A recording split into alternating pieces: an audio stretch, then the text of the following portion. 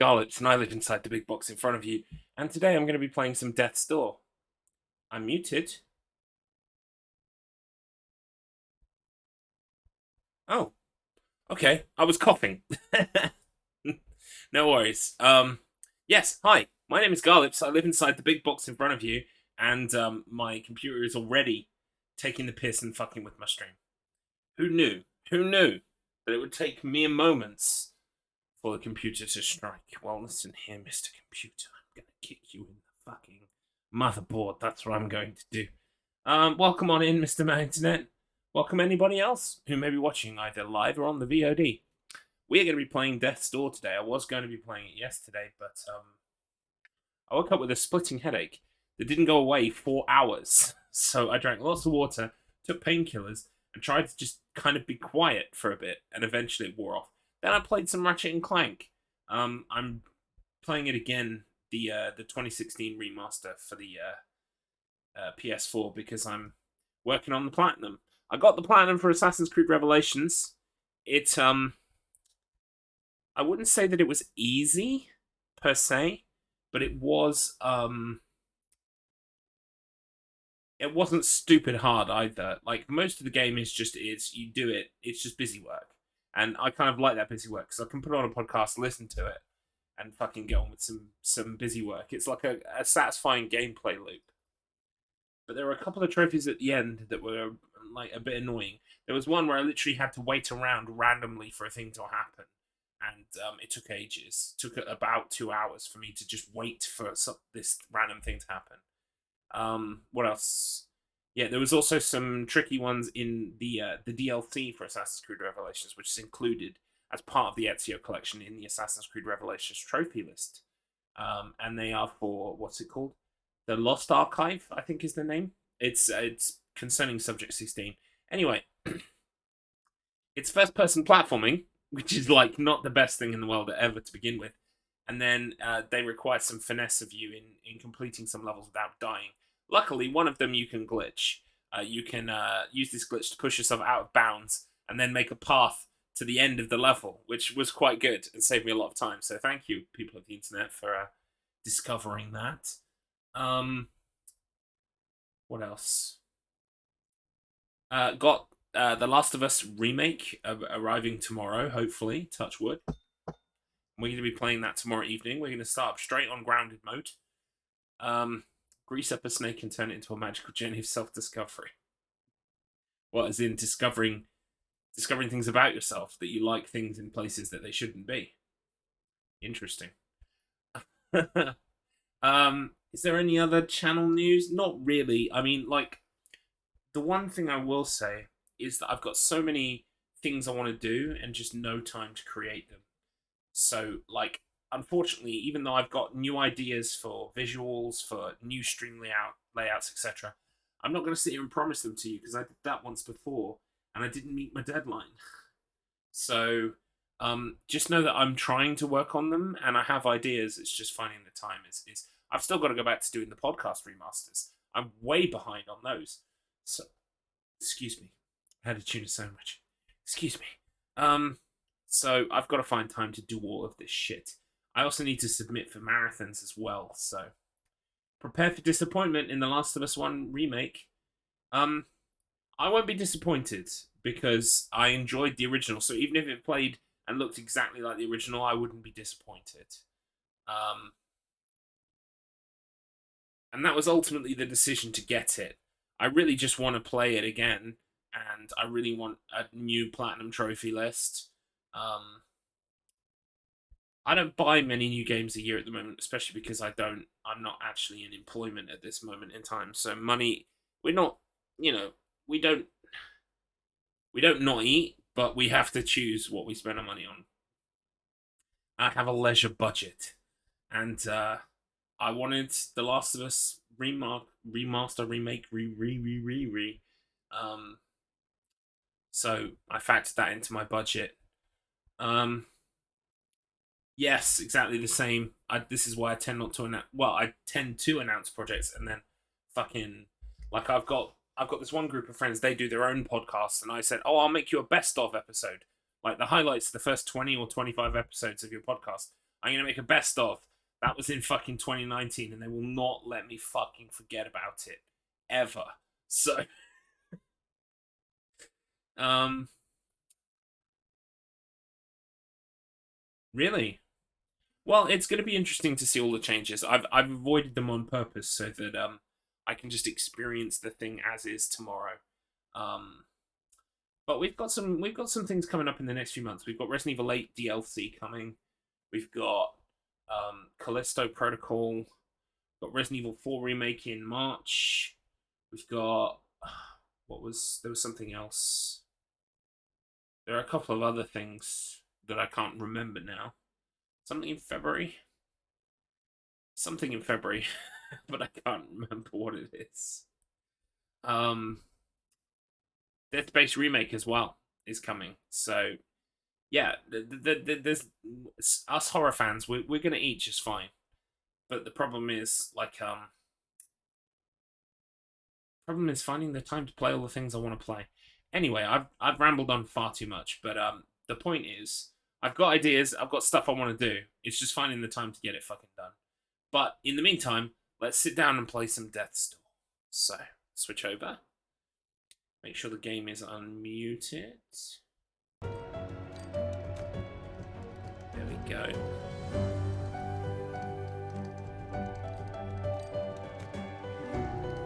Bingo. So I'm quite enjoying this game. The only thing I will say about it is fairly simple. And, you know, for better and for worse. Like, it's actually quite good to have a simple game because you don't want everything to be needlessly complicated. However, like, it's hard to explain. Every time I come to play, I get a little bit less excited about it, and it's more, oh, I've just got more Death's Door to play. Like, that sounds like I'm damning with faint praise, and I guess I am. I like the game. I like it. It's lovely. The presentation is pretty. Gameplay is okay. It's fairly good actually. But I don't know. It's very samey. Samey. That's what I'm looking for. Like once you get the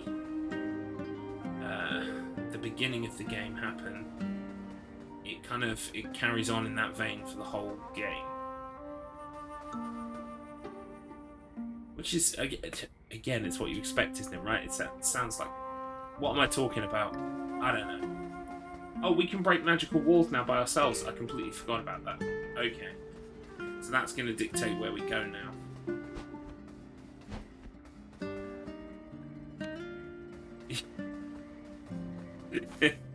Yes. We're definitely not going to, We're definitely not going to sing the Hello Kitty song she did. I can't remember how that goes now, but yeah. Doesn't it say like Super Kawaii or something in the middle? Fuck it, I don't know. It's been a long time. Little bird save Grunt. Grunt be forever thanked, little bird. Okay, cool. I'm glad to help. So this is my problem with games like this, right? Is now I have to remember all of the places that have explosive walls that I couldn't destroy when I was last there. And it's been a week. Fuck knows where those walls are. I've got to explore all over again just to find them. Do you know what I mean?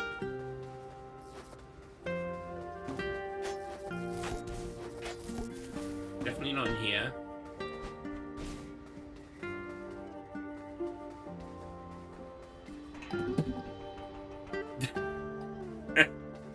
Yeah, see, you've heard it.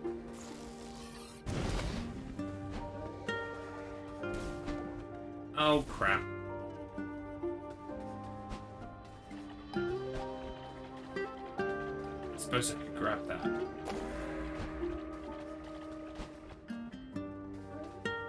No floor there, mate. Yeah. There's this, there's a famous TV show in this country, for anyone who doesn't know.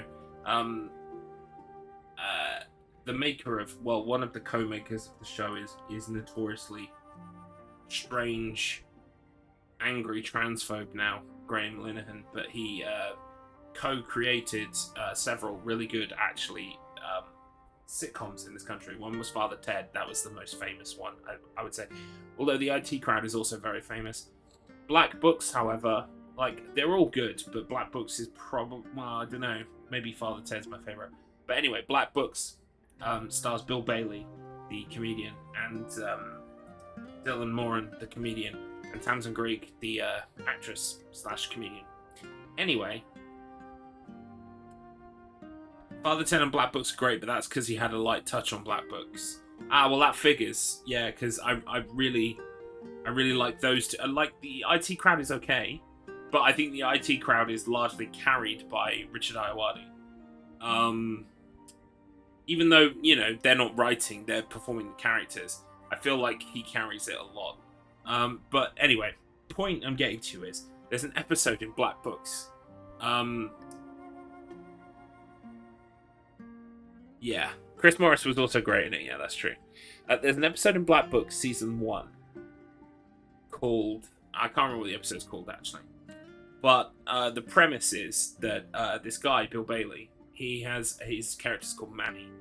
He's been given, for his birthday, a coffee machine and the complete collection on DVD of The Sweeney, which was a 70s British police cop drama, right? Lots of people barging and going, what's all this then? You know, apples and pears, you know, you're nicked, mate. Kind of gangster police crime thing.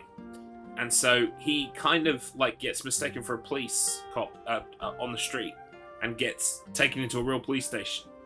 Anyway, like, there's this running joke through the episode. Exactly, yes, the connections are there. But, there's a bit in the episode, a recurring joke where he turns a chair round and, like, sits on it dramatically, but he actually ends up sitting on his bollocks, right? Because you clearly would if you were not careful doing that. So anyway, he sits on the chair and goes, oh! Then he stands up and he goes, sat on myself to some extent there. Sat on myself to some extent there. Like, trying to just cool it out, style it out. That's what you reminded me of. It's like, yeah. Fell off the ledge to some extent there. And now you understand the context for the jokes that Garlips makes in his head that no one will understand.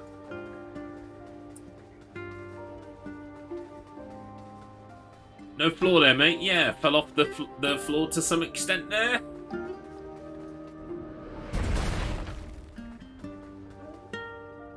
Yoink.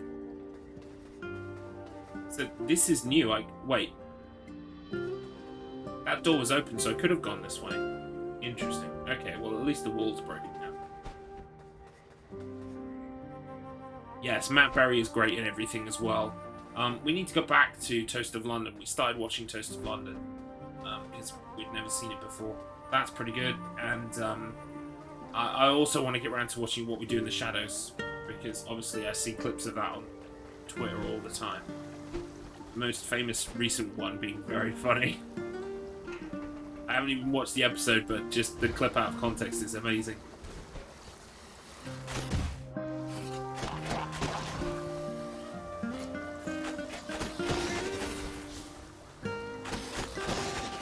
What is it with British comedy in this game? Like, last stream we were talking about British comedy. All the time I was playing the game. Very peculiar.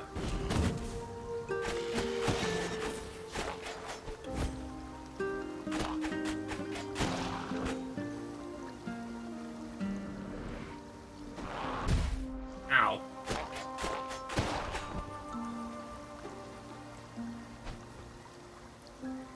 New series of That Soon from the Beep. What? Life on Mars? Because I thought that was kind of done. Or something else I was talking about. Oh, What We Do in the Shadows. Yeah, of course, that makes more sense. Oh, Toast of London. Ah. Cool. Yeah, we're still on season 1. I need to...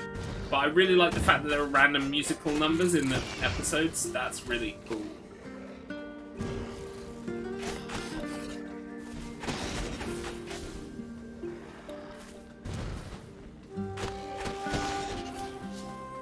The recent clip that's been doing the rounds from What We Do in the Shadows is Matt Berry going, "You really are the most devious bastard in all of New York City," which is great. Oh, thank you for the bits, fella. I wish I could make it up to you by playing this game well, but I've forgotten literally everything about this map, so I have to explore everywhere again now. I suppose I don't have to. Maybe for 100% I don't have to explore everything. But I've also got to find the entrance to the dungeon, right? Like, every dungeon has got a deeper dungeon, and I don't know where the entrance to that is.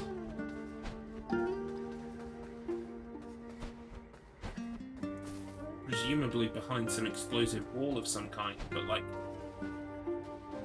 Oh, there's one. Have you played Ori and the Blind Forest or Ori and the Will of the Wisps? No, I have not. I gather they're very pretty, very good arty platformer things. I think I've seen footage before. I might have even seen some people speedrunning it. At an event I was at. Interesting, we got a cool item. Still don't know where the fucking dungeon is though. In it, bruv. Keep looking, I guess. Oh, was there a heal in here? What was that? No, it's just this blue fire that's confusing me.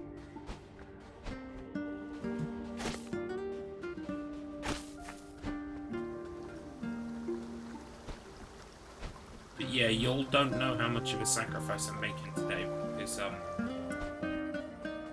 got a YouTube watch later list as long as me arm, and I could have just kicked back with that and done fucking nothing. So I'm here, and I'm glad I'm here. Just, I don't know, I wish I was playing something that excited me more than Death's Door. Ah, the crooked crow doesn't give up easily, huh? You know, out there, I was a tiny frog in a big pond, but here, I'm top of the food chain. And my favourite meal is all those delicious stray souls. You've got your work cut out for you, Reaper. More subjects will see to that. Then it's crow pie for supper. And trifle for dessert. Our chef makes a fantastic trifle. Boom. I'm not sure if we're supposed to hit him every time we see him, but I've been doing it, and it's cathartic. Very pretty, rock-solid gameplay. Metroidvania. The second one has been kicking me in the dick for the past few days with how much harder it is. What's the controls being different to Blind Forest? Interesting. Isn't it fun? Like, we kind of search out and hunt out games that kick us in the dick. Like, they can kind of be frustrating, but they're also like super rewarding at times, because you're like, when you finally beat it, despite the fact it was kicking you in said dick, you feel amazing. This game's got some of that as well. It'd be funny if hitting the frog is making him more angry and more difficult in the boss fight. See, Mr. Internet, that is why we should make a game. We should all make an indie game, because like, that's a brilliant idea. And can you imagine there being an incentive? Like, also by making him angry, like by hurting him so he runs away, you get like an item, like Nemesis in Resident Evil 3. You get an item when you kill him early, but like if you do that, you also get a harder boss later. That would be so cool. What a mechanic that would be. What did that do? Oh, okay, it made the platform happen.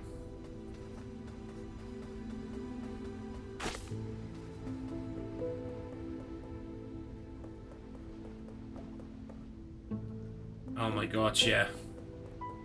Chase sequences are always like super anxiety inducing, which is not when finesse and good motor skills and good reaction times are required of you.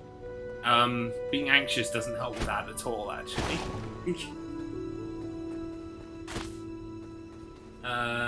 Okay. I think have we reached dead end? Ah.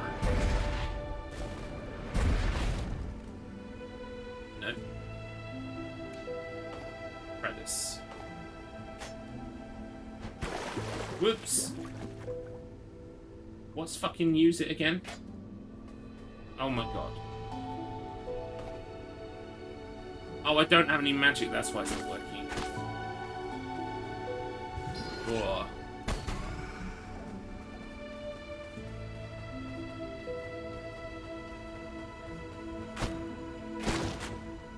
You stupid or something.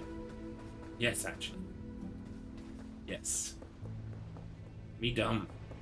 Me hecka dumb.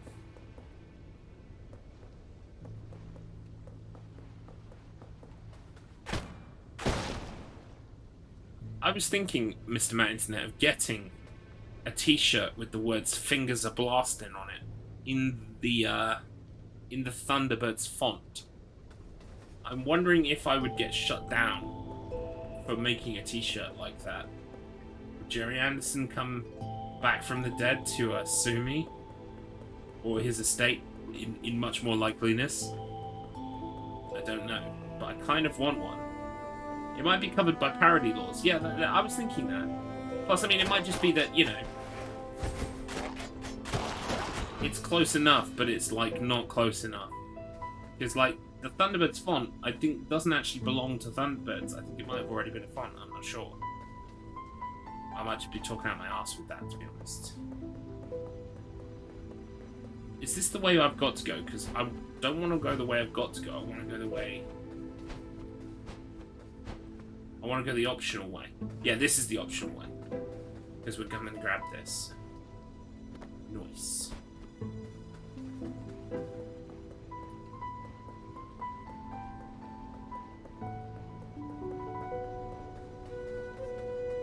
But yeah, I was thinking Fingers are blasting as a t-shirt. That'd be pretty cool. Because I was looking up Thunderbird outfits. And, of course, all of them don't fit me. But all of them also look a bit cheap and tacky. You can get a 1960s felt blue Thunderbird hat, but because it's a antique item, it costs lots of money, and I was like, fuck that for a joke. I think if you made it say Fab, have fingers always blasting under that, following the angled line, then had two fingers crooked over under it, then it'd be fine. Yeah, why not? I was thinking that could be a good t-shirt, like, for an actual merch shirt, because I don't know if people would get it, but, like, some people might just look at Fingers are Blasting as a t-shirt and be like, yeah, that's a funny t-shirt, I'll buy it. I don't know. I would like to branch out into merch next year. I've got more ideas than sense. Just never enough time to execute any of them. Just look up old Steps props or the fast food rockers. Yeah, you want that kind of hat, but you can just make it blue. I was thinking maybe I might task Mrs. Garlips with trying to make me an International Rescue hat. Anyway, in the meantime, I did buy an International Rescue pin. So you know the pin they have like on their uniform, which is like the International Rescue symbol. I bought one of them for £3, right? And at worst, I could get like some yellow material to make like a sash. And I was thinking maybe I might submit Thunderbirds for horrible games. Horrible games, even. In September/November, because it's a bad game, so it fits their quota. And before it was 2 hours, and I was like, I don't know if I can justify a 2-hour run. Now it's an hour 30. And I could maybe even push it down just a little bit more. That seems a bit more reasonable for a marathon, so I might submit it. And I was thinking of dressing like a Thunderbird. Or at the very least having a sash and hat. I doubt I will have a Fingers are Blasted t-shirt together by then. Or a Blast Appreciation Club member shirt. Yes! Oh my god! Oh! Pay that man! Hang on, let's see if you can hear applause today. No, you can't. But I'm playing the applause sound. Yeah, Blast Fan Club t-shirt. That would be really good, because do you know what? I'm planning on making a YouTube essay, a YouTube documentary about all the Blast games. Because I have so many of them. I've got like I think I have like half of them. Let me just grab you some that I've got here, just to show you. I mean, this is not even the full collection at this point. Hang on.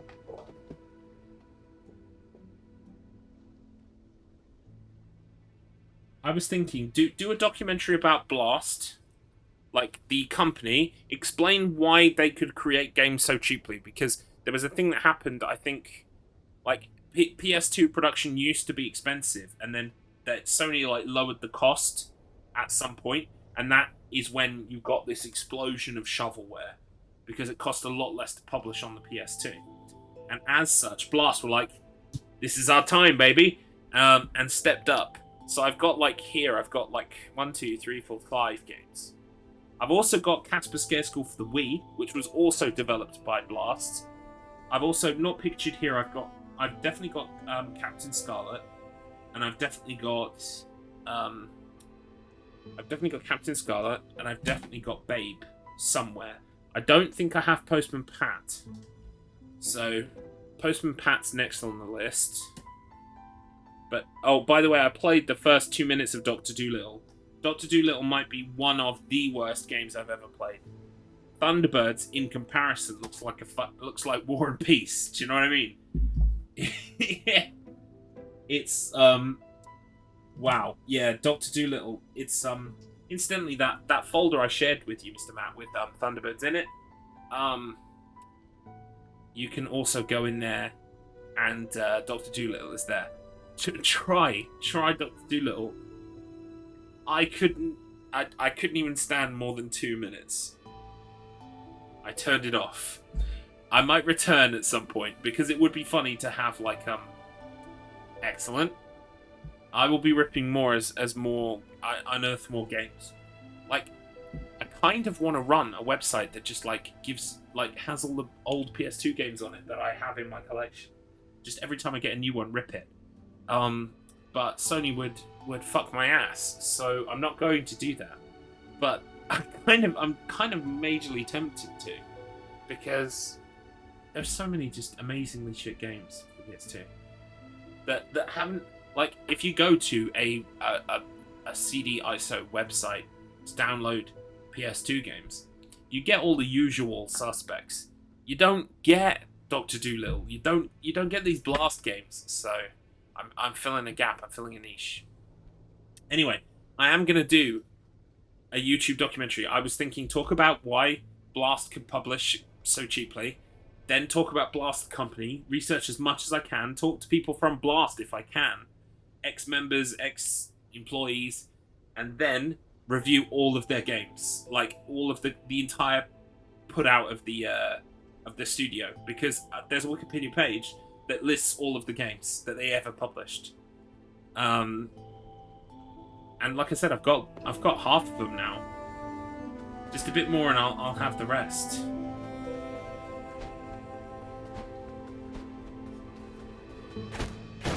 Still can't jump. Oh, hello. That was sneaky.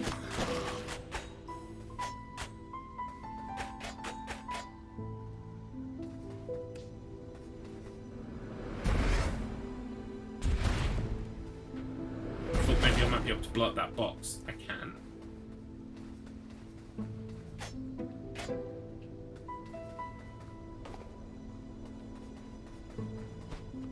But then I've reached a dead end, haven't I?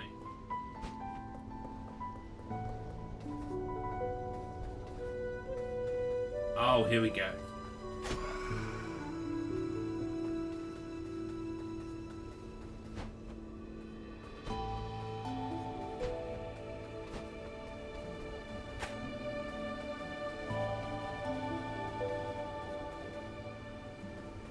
Always check for stuff. Always check for stuff. But yeah, so also I've got some games that I really want to play on stream soon. One is Shenmue. I want to play Shenmue 1 on stream. I've got a load of horror games, like a ton. I want to make Friday Night Horror Show a routine thing.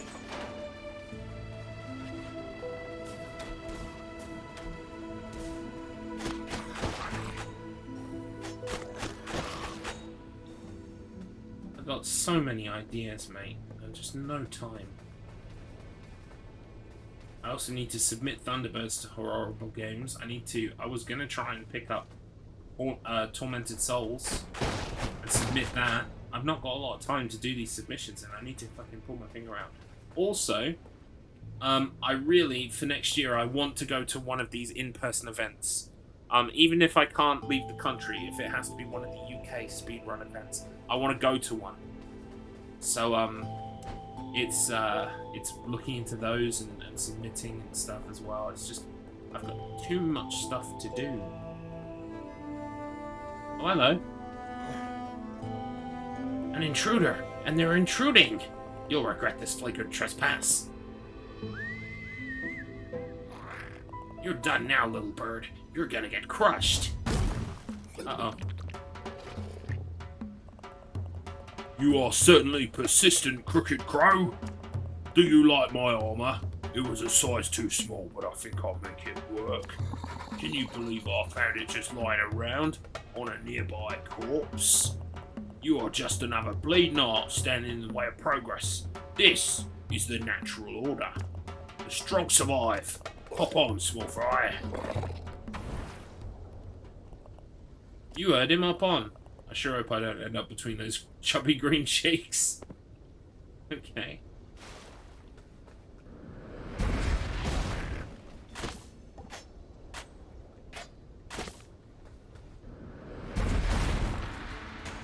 Right, so first things first. We're going to activate our door. We're going to go through the door, because going through the door will restore our health. Give us an autosave as well.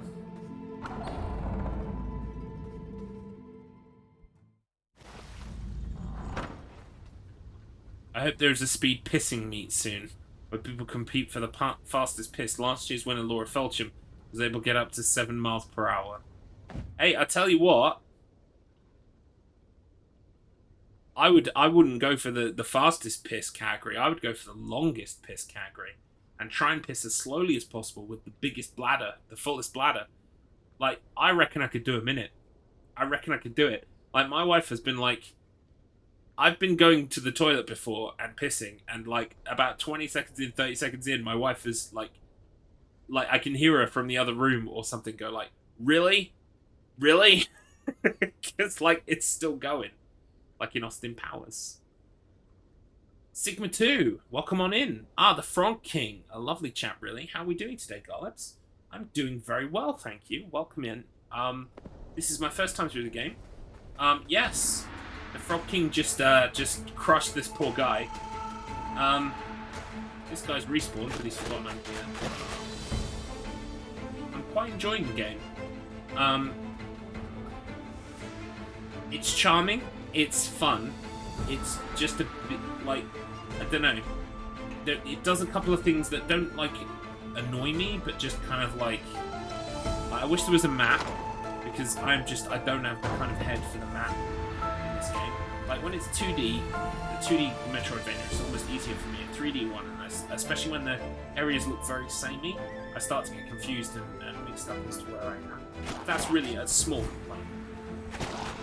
The music is fantastic. There's lots of character in this game, both in the actual characters and in the environments and stuff. It's just, yeah, it just looks all a bit samey at times. That's my main issue, and I get lost. But I don't feel like the challenge of the game is unfair at all.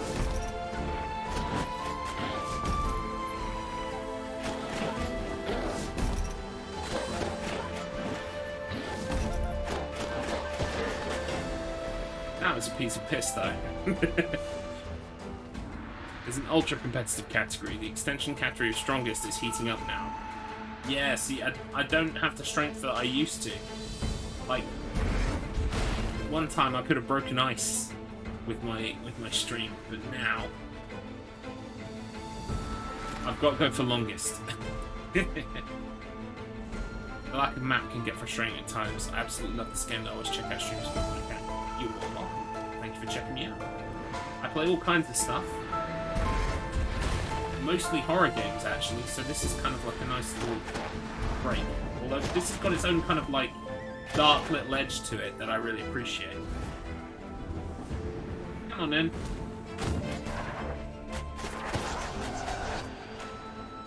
Any more of you? Nope, it's all good.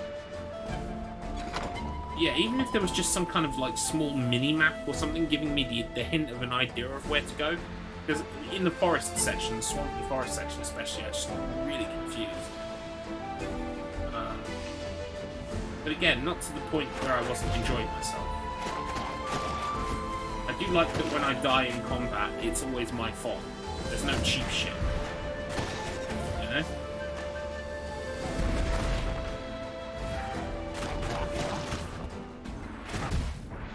Ow. Ooh. Almost went off the platform.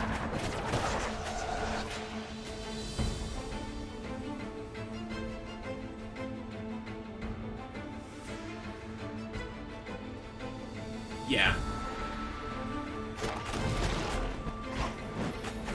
I can't send the boomerang back at him. I thought maybe I could, but no, I can't. Ow. Yeah, deserved there. I was fucking about. Death in big letters as well. Very helpful. Thanks for that, game. You suck, death.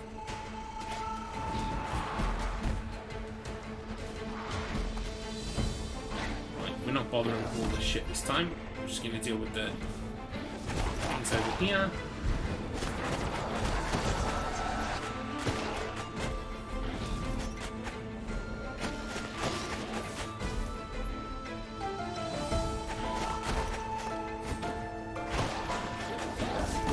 Actually, I could afford another upgrade right now, but I'm probably going to wait until I've got enough for the final strength upgrade. That was bad luck.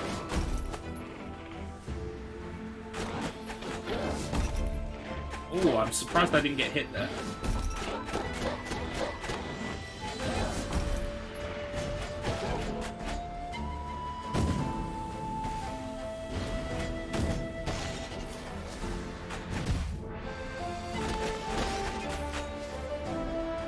You can do this. Thank you for the free count.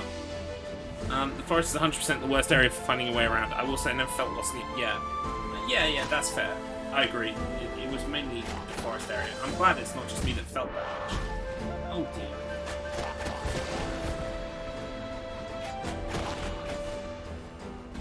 I could do with some health. So of course I'm entering into a big fight. Dead.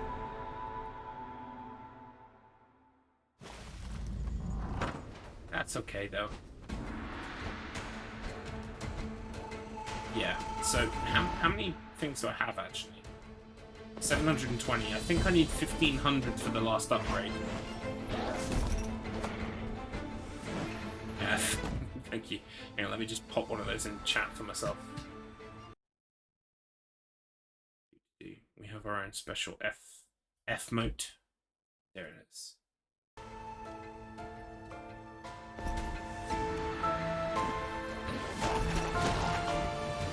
Right, not gonna take a single hit here now. Not gonna take a second hit here now. Just watch me.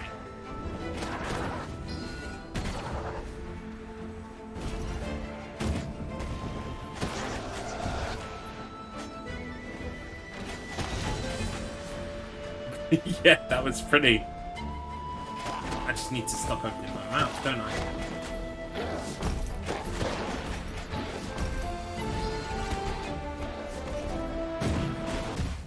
Ooh. Oh my god. Right, we're just gonna go grab this health real quick.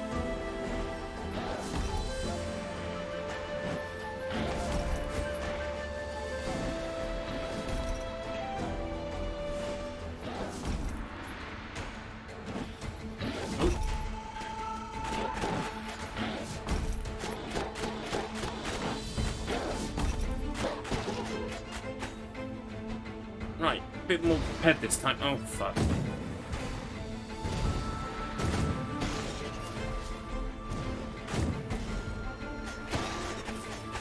bit more prepared this time, I was about to say.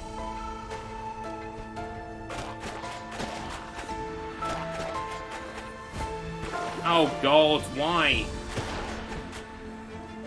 I always gotta fight around water.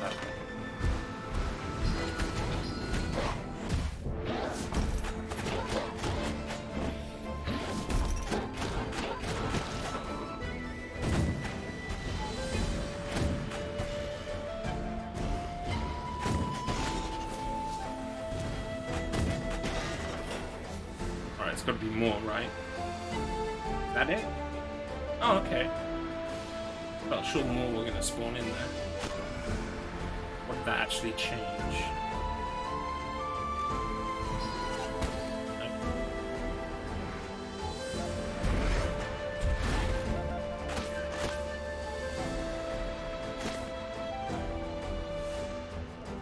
You're hoping to do an umbrella? I see. I have an umbrella. Ah, that's fun.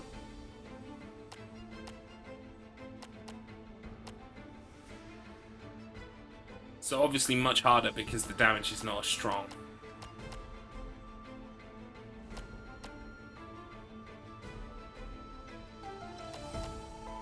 See, I picked this because I can do 6 swings at once. But I might switch back to this for a while. That's cool. I appreciate challenge runs. Yeah, I think challenge runs are awesome when you play game. I'm not used to this range now.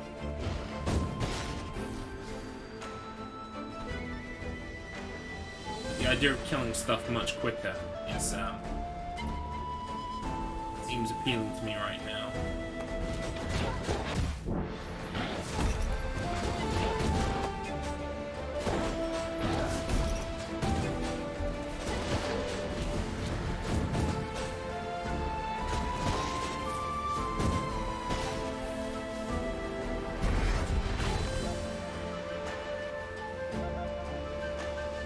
Be amazing if you just stopped. There's an achievement for beating the game only with the umbrella. Ah, interesting. That's cool.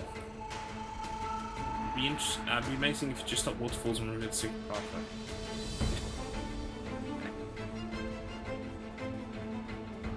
Yeah, see, the idea of doing more swipes at once, even though it was less damage, seemed appealing to me because even though it's less damage, you do more damage because you swipe more at once. But you got to get so close. It's probably kicking my balls unnecessarily through the whole game, like having to get up close to it.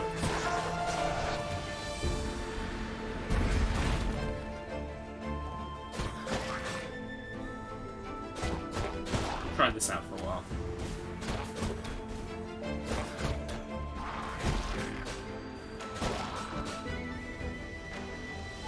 I'm already feeling the benefit.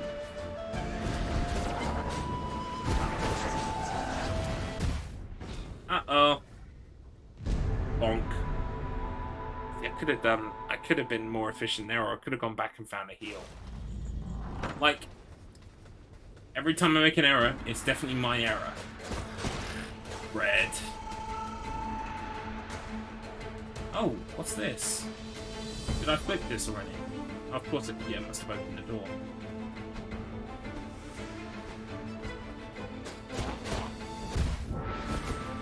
Even there, I shouldn't have just hung around. Do a swipe, get out. Do a swipe, get out. That's the way to do it.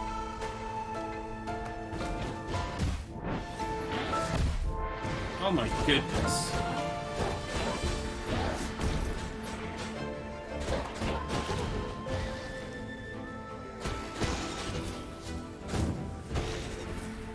Alright, we're gonna go grab that other heal. Where was it? Somewhere over here.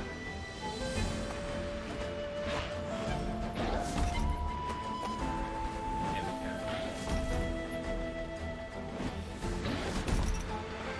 I'll kill you just because I don't like your place.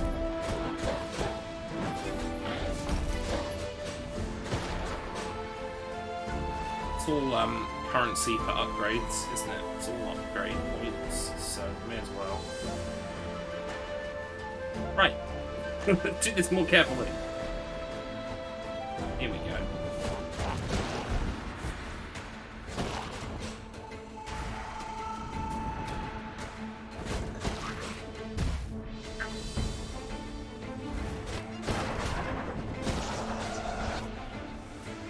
Yeah, I can take a small tip right about now.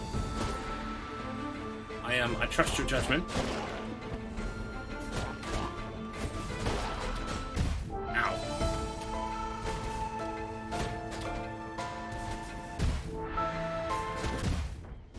Fuck.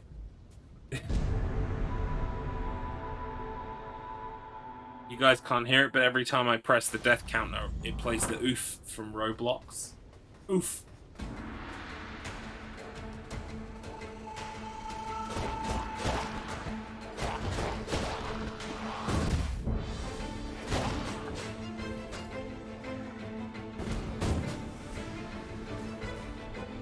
Garlips is dying for a small tip.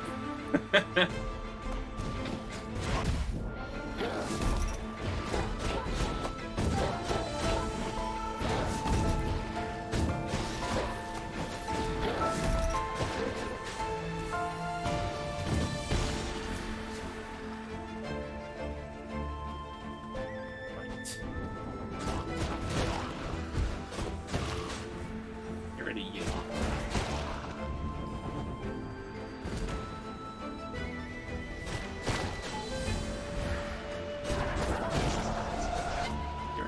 Too.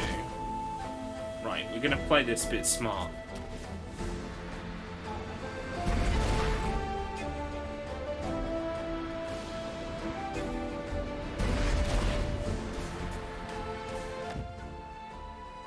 So there's a pot right near here where you died, and you can plant a seed, use it when all enemies are around. So if you're quick, you can run past the enemies, plant a seed, and heal, rather than hoping to fight with 1 HP. That is a very good idea. See, I didn't realise there was a pot in it. That makes total sense.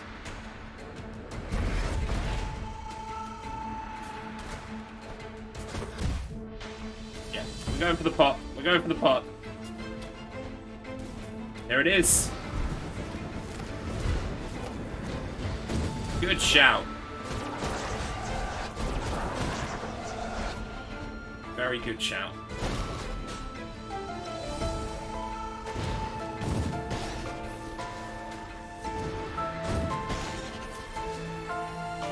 Nice. Nice. Okay. Off we go. Maybe that opens the path. I'll try bombing that in a second. Let's just have a look this way first.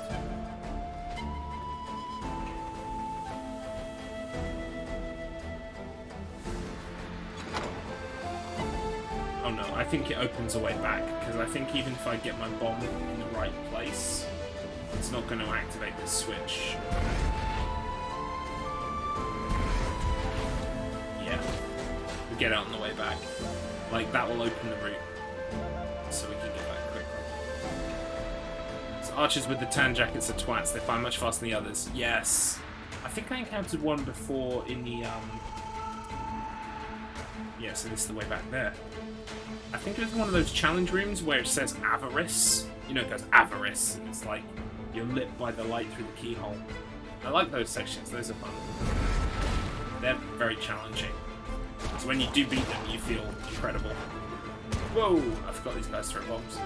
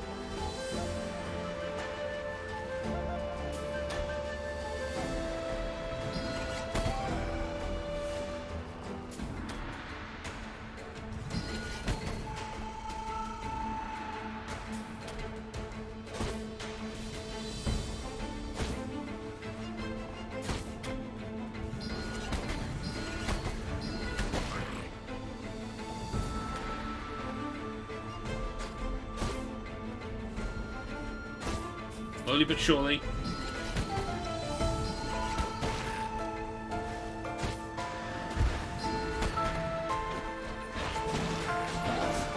Whoa! Oh my god. So see, the problem is, right, my tactic to get away from things is to dash, right? And that becomes fraught with danger and peril when you're on a fucking platform suspended above fucking water. Okay? That's when it becomes a bit of a bad tactic. Yeah, fell in the water to some extent there.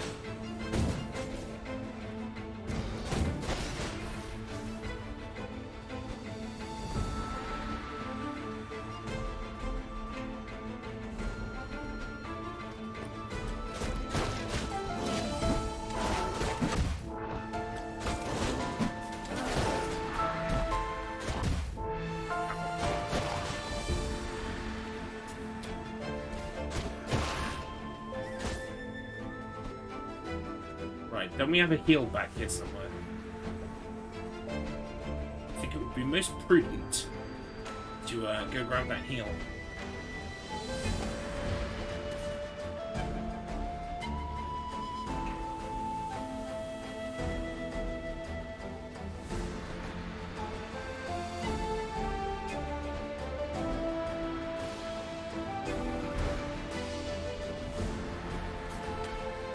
The problem is the bomb blows up the platform. And I don't know if I'm going to need the platform when I get over there, is the problem. But it does look so cool.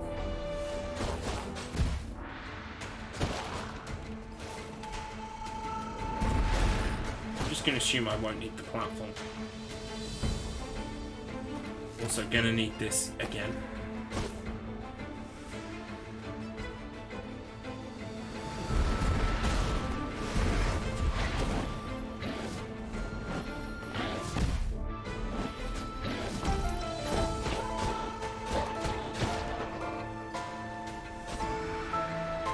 We can put the platforms back. Okay. Then all is right with the world.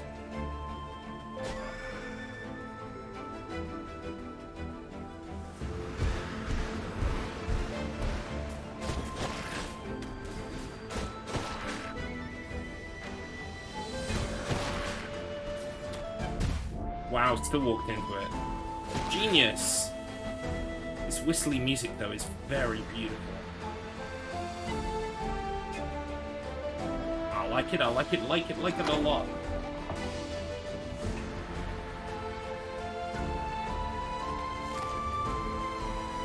To be honest, this is the game. I kind of wish I bought this game on the PlayStation. Seeing as I'm playing it with a gamepad anyway.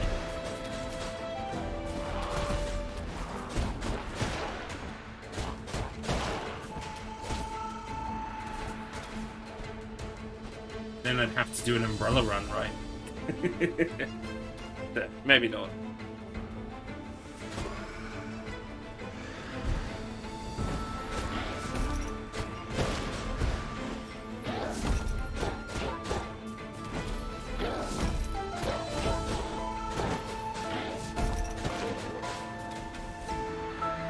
So is that the path forward? I don't want to go too far in one direction if it's the right direction, because I want to check out all of the nooks and crannies first.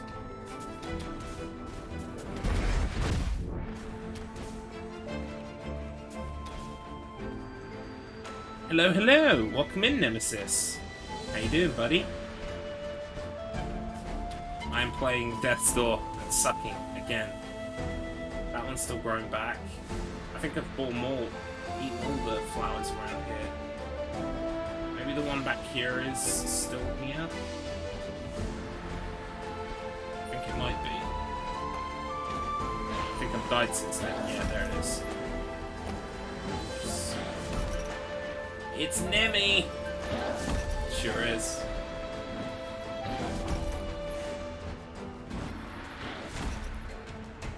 I was not expecting another outdoor area before the next dungeon. Unless this is the dungeon and it's outside is the dungeon. I know what I mean. Don't ask me to make sense. Right, it's actually quicker to go this way back.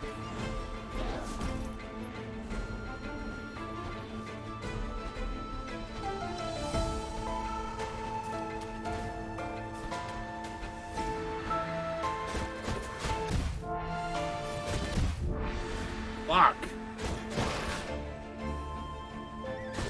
Hate those guys.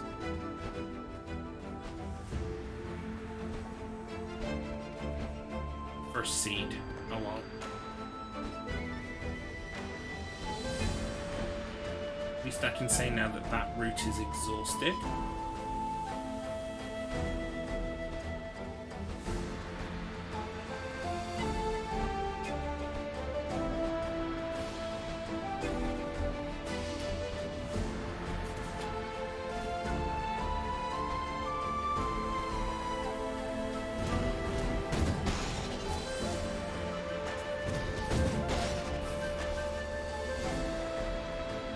Yes, tomorrow is going to be The Last of Us Part 1 Remaster. And it's going to be an evening jobby. It's going to be 6 o'clock in the evening. British summertime.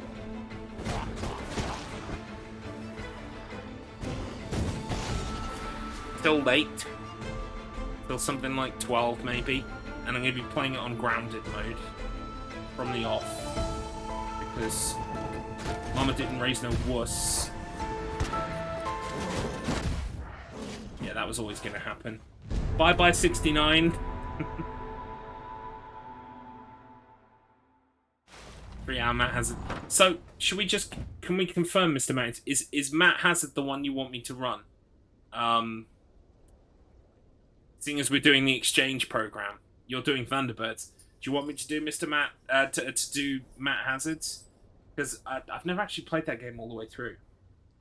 I think I do have a copy around here somewhere.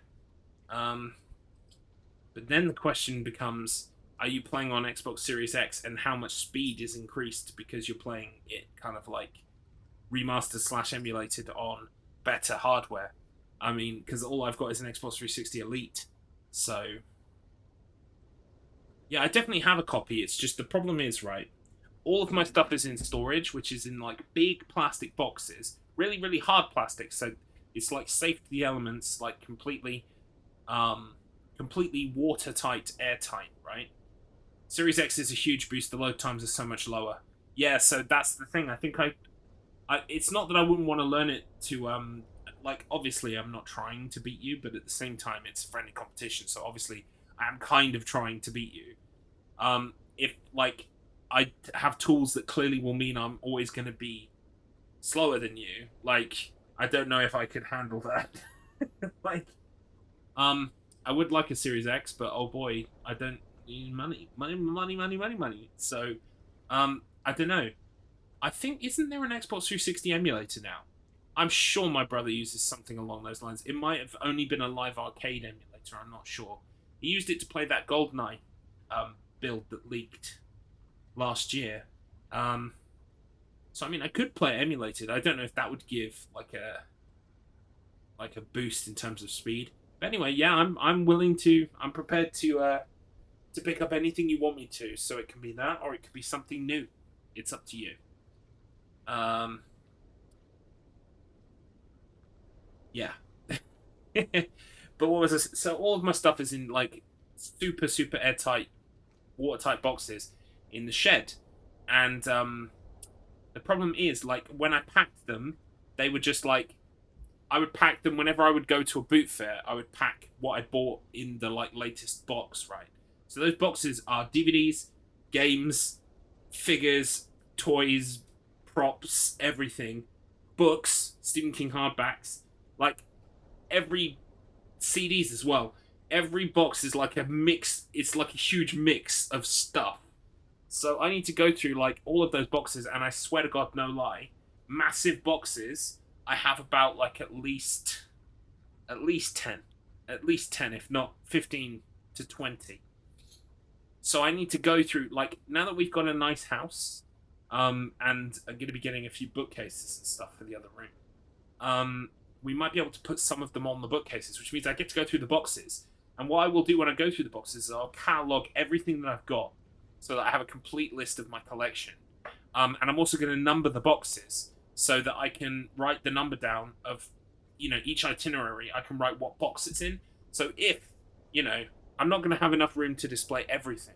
So if something is in a box and I need it, I can go to the list, the itinerary, and pull it out and go, oh yeah, it's in box 7, and go straight to box 7 and get it. So the idea is that I'll find out where Max Eat Lead, the Return of Max Hazard, or whatever his name is, and then I'll go grab it. But yeah, I've got to go through all the boxes to do that. And I've always thought that I would like to record that process and make a video out of it. In fact, me and my brother always wanted to make a channel. We still will try to make this channel. It's called The Brothers Backlog. I think it's on YouTube. I think I made the YouTube account for it, so you might be able to go find it. I don't know, because there's no videos up there. But it's The Brothers Backlog is going to be our channel that we did together, where we kind of like collect games. We go through our collection, maintain it, clean games, clean consoles, put stuff back together, record us going through our backlog and trying stuff out that we've never played before. And I would love to get back to doing that. We had plans to do that before the pandemic. And then the pandemic happened, and it kind of put the stoppers on it. Plus, the house wasn't in a state where we could actually have like some dedicated space for some bookshelves. But now we do. I need to get those bookshelves. I know which ones I'm going to get. I'm going to get some IKEA Nedbys, which is a lot easier to say than it is to spell. So for first off, this is what the channel is going to be called. And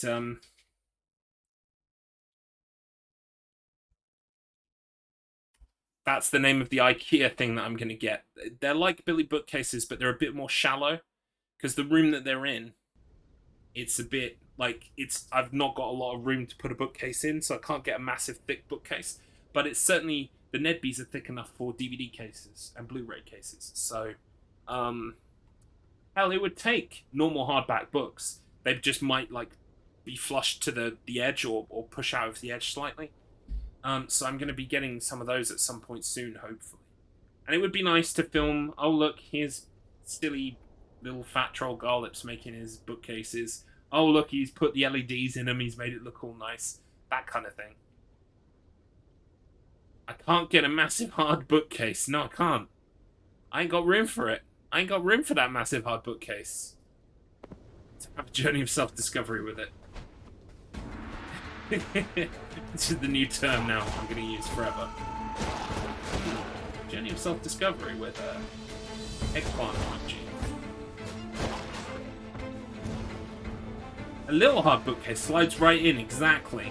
I think I can get 2 or 3 of them in there.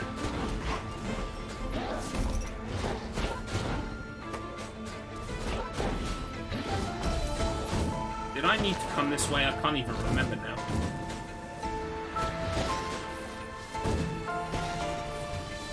Didn't I open up a shortcut? I didn't even need to do that. Yeah, is it down here? Yes. This is the way that we're going now.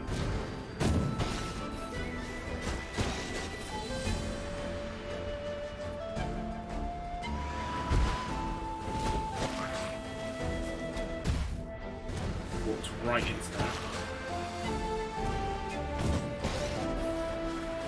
Right. Here's the cunt.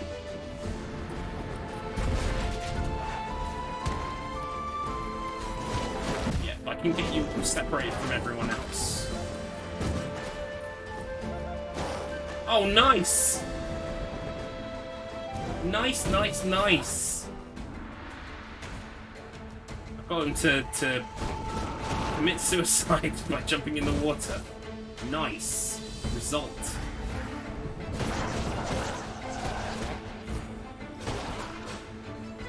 My mind's been blown by 2 Breaking Bad Better Call Saul character facts. I didn't know Hector Salamanca and Don Eladio were in Scarface. Yeah, actually, the guy who plays Hector Salamanca has been in quite a few things. Quite a few movies. What did I spot him in? Like, I ended up watching this fucking TV show called Snowpiercer.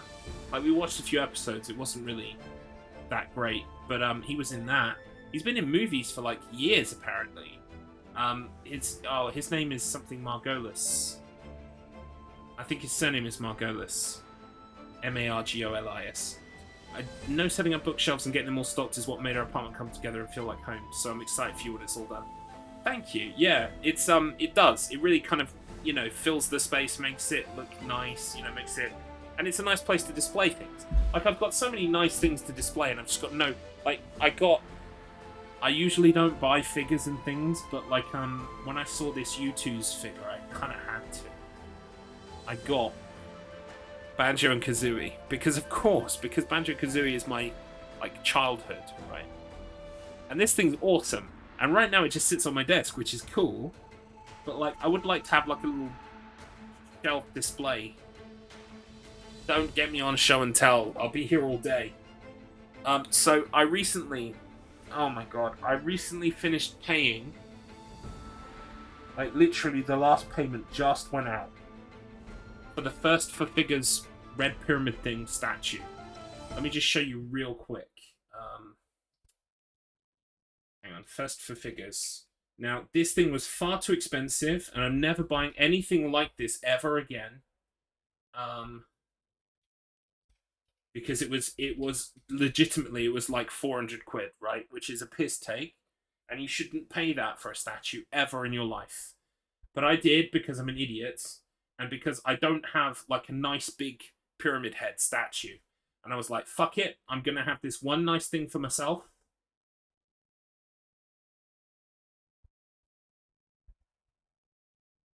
Give me the 400 and I'll dress up like him. Welcome in, Beep. This is it. And he should be arriving soon. Hopefully doing that pose, like an Egyptian, basically. And this thing costs far more money than I have sense to really spend, but I kind of had to, so I did the payment plan. And the payment plan itself was also like a way of getting gouged every month unnecessarily. But it's over, it's done now, it's paid for, and it's coming. He's going to go on my bookcase. He's going to go right on the top of my bookcase, like front and center. I actually have all of the Walking Dead McFarlane 10-inch figures as well. So I was actually thinking I would just have like all of the people from The Walking Dead getting wrecked by Pyramid Head.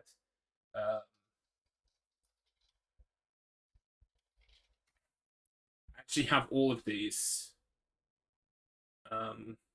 Where's the Daryl with the poncho? Yeah, I've got the Daryl with the poncho. I've got the Rick. They all look a bit dodgy. So like I just might have them all getting wrecked by Red Pyramid thing. Do I have any Resident Evil ones? I don't. Oh, hello everybody, by the way. Welcome in Beat. Welcome in Mistrich. There's one Pokemon one that's $700, but God, do I want it? Oh yeah, see, like if it was a Charmander or a Charizard thing, I might.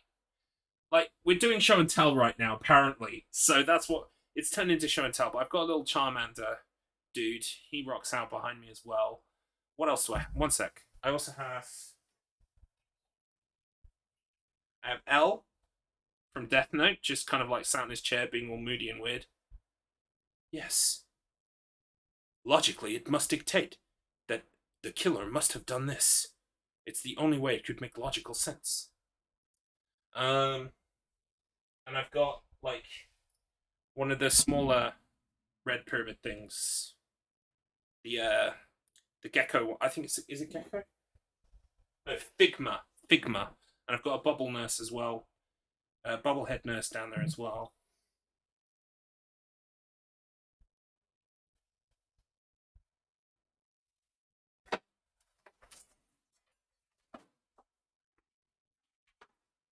Also got a Moomin light as well that's not plugged in right now. Love Moomins.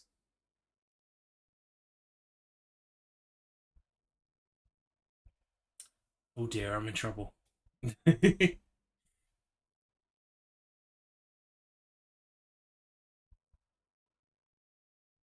I loved presenting his balls. I really don't like statues, Funko Pops, etc. I hate Funko Pops. Actually, I don't like them at all. Aesthetically, like not for like actual proper reasons that I should not dislike them. I just don't like the look of them. I find them to be a waste of space, and mentally, I think about how bad they are for the environment. Yeah, that's absolutely true. Follow the lines of my legs. They lead to my balls, Kira. Paul was like strangely messianic in that last episode. I think Light washed his feet or something, which is like what they did in the Bible. It's very religious imagery in my anime. No way. Anyway, oh, one more thing. I also have this guy because like I had to. It's the This Is Fine guy, but he's on a dumpster fire. And now that really is the end of show and tell.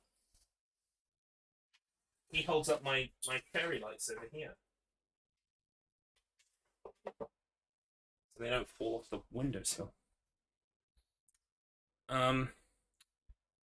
Oh, Funko Pops are ugly. The statues should show me at least nice. Yes, I have good taste. No, it's I agree with you, and I already have way too much shit already.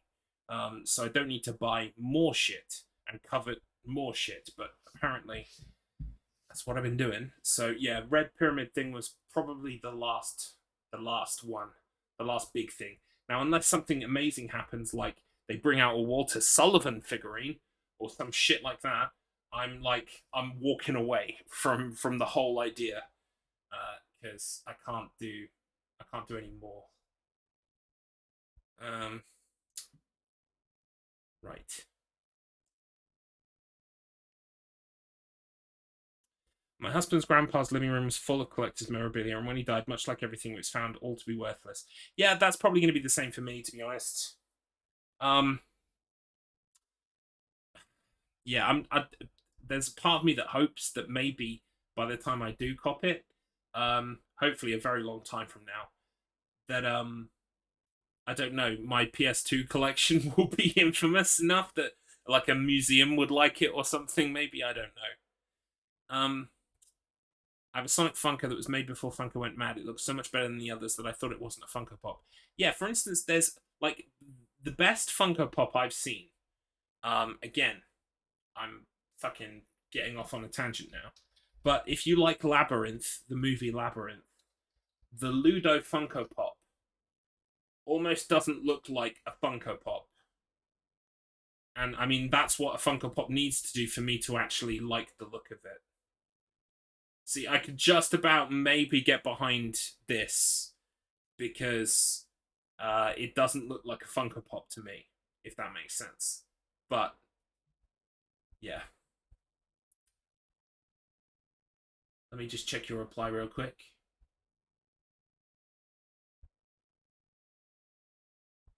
Oh right, okay. But what is the actual mechanic like that you're supposed? Is it explained? Clearly, it's not explained because otherwise you would have known about it. I don't want to miss anything.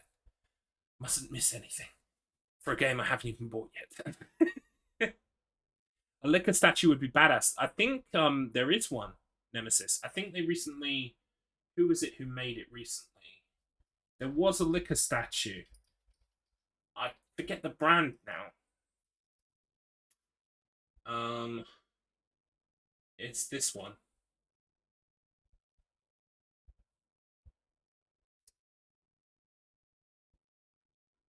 I forget the name of the brand, but it is a brand that do figures and stuff. Um, is there any information? Numbskull, that's it. It's Numbskull. This is the liquor, and I thought long and hard about the liquor, but then I was like, it's 80 quid I don't have for a thing that I don't have space for. And I was like, I need to be good. I'm already paying a payment plan off for a fucking Red Pyramid thing. So I was like, nah. Same with their Tyrant as well.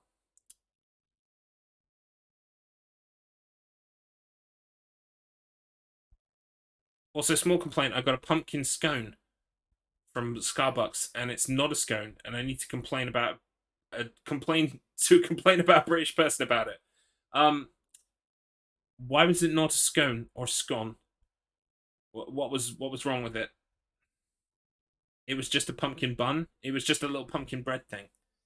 Yeah, no, scone is like dense. What kind of pastry is it? What kind of? It's like a cross between pastry and bread. It's hard to explain. But yeah, scones are a very specific thing here. I think I've been told that they're closest to American biscuits, but it's like a crumbly, dense one. Oh, this is light and fluffy and bready. Yeah, right. So yeah, that's totally not a scone, and I agree with you completely, 110%. That's just bread. It's bread. It's bread.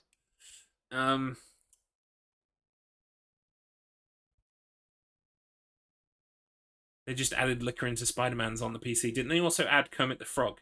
Kermit the Frog. Nice.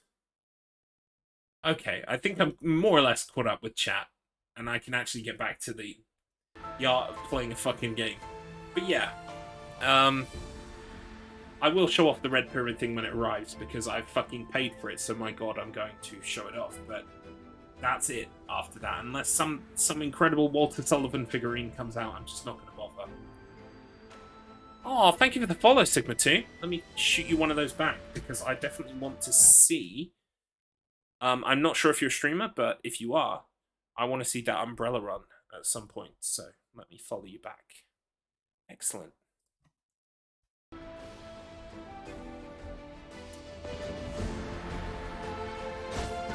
Yeah, Kermit's in there. I also saw someone hacked, like, I saw a clip today, and it said Kingdom Hearts 4 boss fights are going to be amazing. And they had modded, what's his name? Sora, as Spider-Man into Spider-Man on PC. And it looked kind of funny. It did look like Kingdom Hearts, as far as as much as I know about Kingdom Hearts from the outside. Hey, Phoenix Drive, welcome in. I love a stream that goes off on tangents about nerdy shit and scones. Welcome to the streamer. That's all I do, unfortunately. Some people probably would be much happier if I stayed on topic, but it's gotta be me. Oh my god, I'm dead. Like in 3 different ways. You're most welcome. Okay. Oh, we're getting towards our 1500 for that power upgrade. Operation Glass Cannon is going very well. I have barely any of the other upgrades. And I've put all of my money into power and speed. More speed, more power.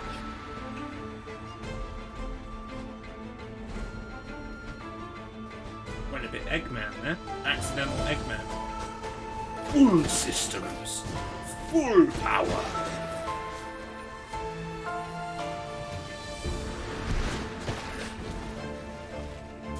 Right, we can run past a lot of this stuff now.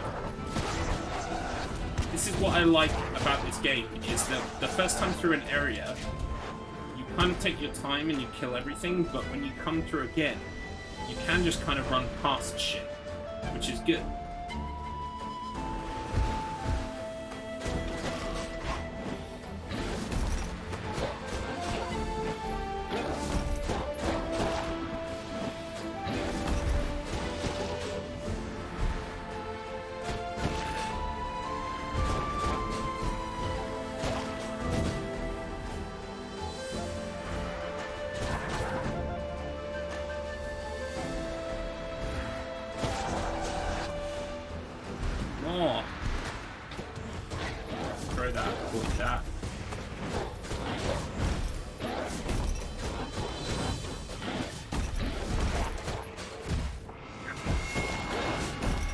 I know I've got a health pick up over there. It's also really annoying you can't bat the boomerang. I would love to be able to, like, shoot the boomerang back at them.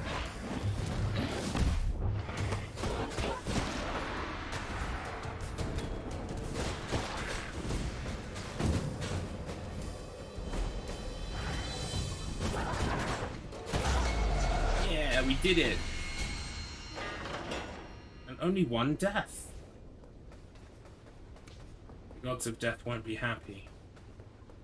Right. Nice. I think we've made it. Yeah, we've made it to the dungeon.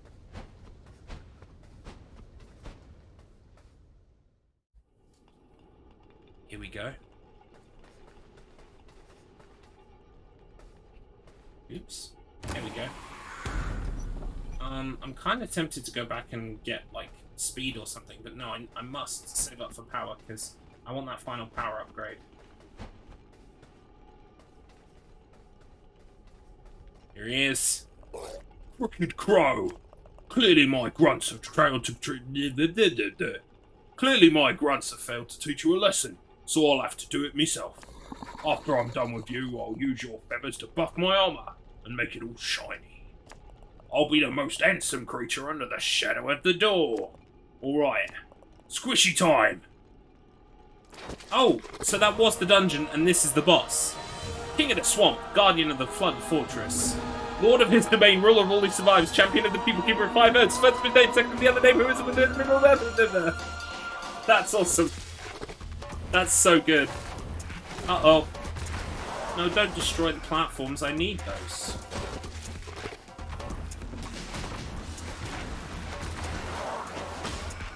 That's what I mean about this game. The humor is just, like, spot on right. I love it.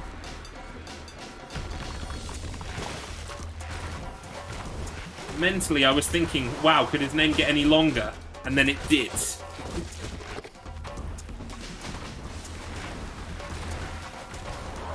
It's Ripperoo. It is.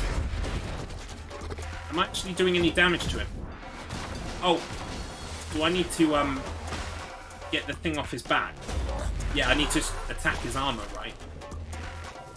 Like, his armor's weak point is on the back. It's, like, tied on with straps. Ow.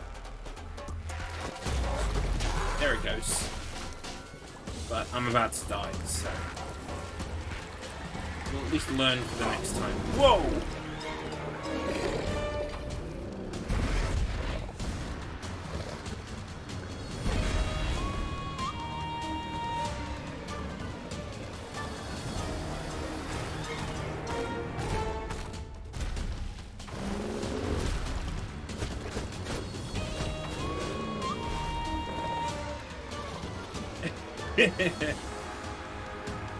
Fuck.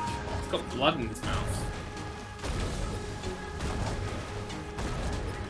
Nah. Could you make the platforms reappear, please?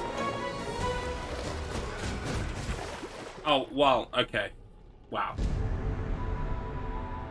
I made the platforms reappear, but, at great cost.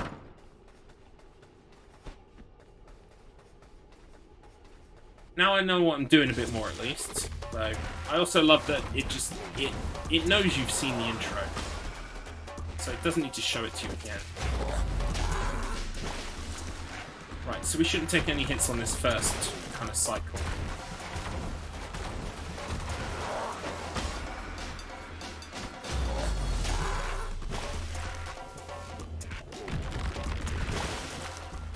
One, two, three, 4, 5, 6. 7.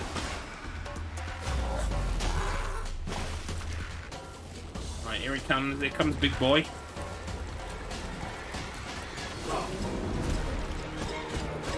Get as many hits as I can. Right, here comes the... this bit's fun.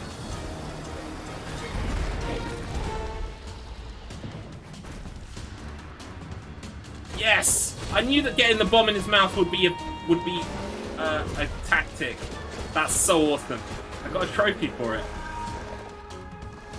What happened with the bonus reward sounds? So, Nemesis, unfortunately, for some reason, the way that my audio cables... I have these things called digital audio cables installed, and basically means that I can separate out every single audio source.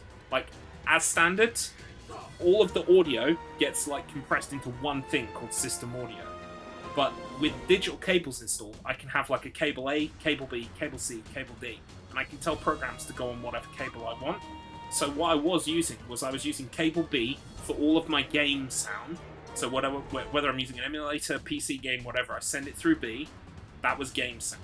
A I use for Discord. Discord is always set to go through A. Chrome goes through C. So does Spotify go through C. And D is for OBS sounds, right? Which is the things that play in OBS when people get alerts and stuff. The problem that I'm having is that every time I turn on my computer, those digital cables are messed up somehow. Like Windows has fucked up with them, or something has changed, and every time I have to like go in and select the app and go, I need it to come through this cable. And even then, sometimes the cables just don't work, and for the last 2 weeks, the audio prompts literally just don't work, no matter what I try. So I've got them switched off just so that people don't waste their points on them and not hear them, you know? I hear them, which is really annoying, because I hear them, and I assume that you can hear them, but you don't. Same with my sound effects, actually. I've got applause and laughter. Here's the canned laughter. And you guys can't hear it, because for some reason, it's not showing up on the audio anymore, when it did before. So, good news is, the new OBS version that's coming out soon, I'm not sure if it's actually out yet, or if it's coming soon, has all of those separate audio things. So like it will come in and it will say, here's program 1, program 2, and you can adjust all of the things separately so that I can control exactly what you hear and at what level volume you hear it, which means I can get rid of all of those digital audio cables that I've been struggling with for ages, because everything will be baked into OBS, which, to be honest, is the only place that I need it. I don't use the audio cables in any other aspect of my productions at all. It's purely just in OBS. So, when the new OBS is ready and I can upgrade to it, I'm going to upgrade to it, and I'm going to remove the digital audio cables. Hopefully that should fix everything audio-wise. So look forward to that. But at the moment, it means, unfortunately, no audio prompts for anybody. And I apologise. But when I bring them back, I'm probably going to reduce them, come up with some new ones. It's going to be fun. But we've just got to hold on a little bit. I might actually check and see if that upgrade is available today, because I saw yesterday that Enigma posted about it. And I replied to his tweet about it. So hopefully, if it's available, I'll try and do it at the weekend. But if it's not, and he's probably got like an early version because he's a big time streamer, it'll come out to the rest of us soon, is the idea. If he's some kind of beta tester. No worries. I'm glad I could explain, because finally I know what the source of the problem is, and I've got a fix coming eventually. So that makes me feel better about it. Before, it was just kind of struggling in the dark and going, why the fuck doesn't this work? This game expects you'll die. Oh, it does. It definitely does. And yeah, achievement unlocked. Putting a bomb in his mouth. Like, that occurred to me on the last time, but I didn't have any magic left, so I didn't have any mana. So I couldn't fire one into his mouth, but I knew that would be a thing. Spoilers, it didn't fix everything. Something else broke. Yeah, well, we've got that to look forward to. New OBS usually always brings with it some other kind of problem that breaks some other kind of functionality. But you know what? I'm going to bite the bullet on this one, upgrade, and work it out later. Anyway, back to the boss. I'm going to need to replace the platform soon.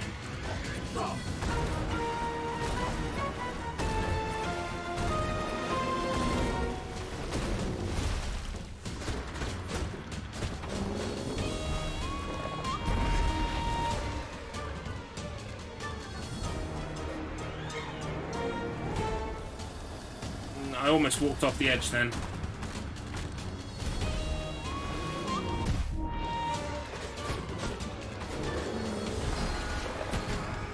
Right, there we go.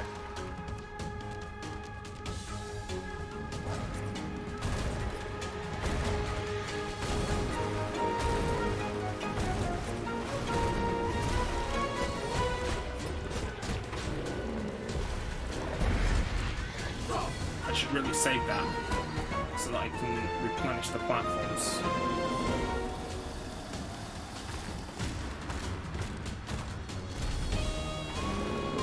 Oh god.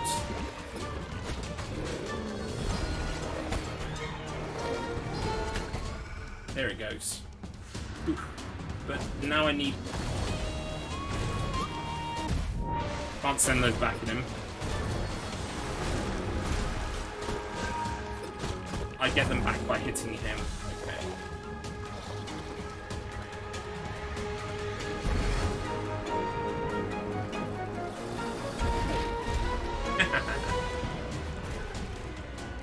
Yes. Very good. Oh shit, I forgot I can do some damage when that happens.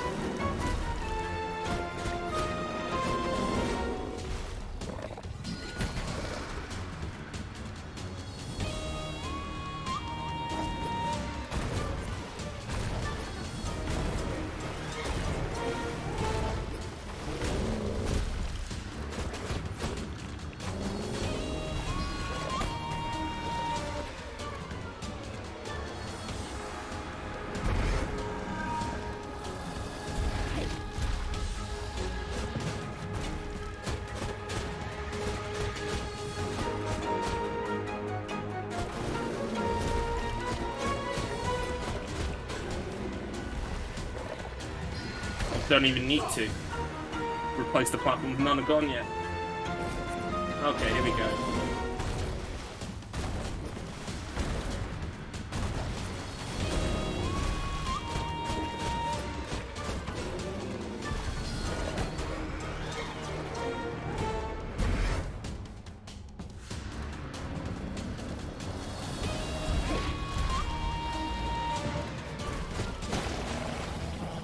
Can't be the boss though. For real. Okay, I will say that boss felt a lot easier than the last two. I only died like once. Did I die once or twice? You did a great job realizing you could hit that mace and have the floor come back. This fight took me some frustration because I didn't realize that. Yeah, I guess because it has the same flashing red. But I mean, sometimes I just miss those obvious cues, like completely myself as well. So I understand. Like I spent ages doing a thing like, why doesn't it work? And then it's because there was a thing there. Literally yesterday, while I had a headache and I was waiting for the headache to ease off, I was playing Ratchet and Clank 2016 because I need to get it platinumed on my account so I can get rid of it. And there's this level I was stuck for literally 5 minutes before I realized there was a thing I could press circle to hover over a gap. I literally missed that thing 100 times. I looked across the chasm, was like, how the fuck do I do this? Literally, there's a fucking platform thing I just had to press circle on. And I can't believe that I missed it as many times as I did, so... It was not easier. You just figured out the mechanic. That's fair. Yay, thank you. Yeah, totally. Yeah, totally. I would imagine if you couldn't replace the platforms, you'd be just like, how the fuck do I... Like, how can I work with one platform? It doesn't work. We gather here today to mourn the passing of the Frog King. A bold and fearless leader, he was persecuted for a simple desire to place all in the forest under his rule. And occasionally, his bottom. His reign is ended, and his absence will be felt across the swamp. Bow your head in remembrance. Pay your last respects. His time in this world is over. Rip. Rip Frogman. Okay. Some will be pleased the king is dead, but a life is a life, and in death we are all unified. Yeah, okay, it's pretty deep. I was congratulating myself on beating the frog dude. Sorry. Didn't realize we were going to get all poignant up in here.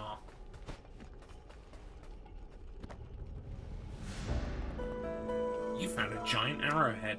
I wouldn't want to be on the receiving end of one of these.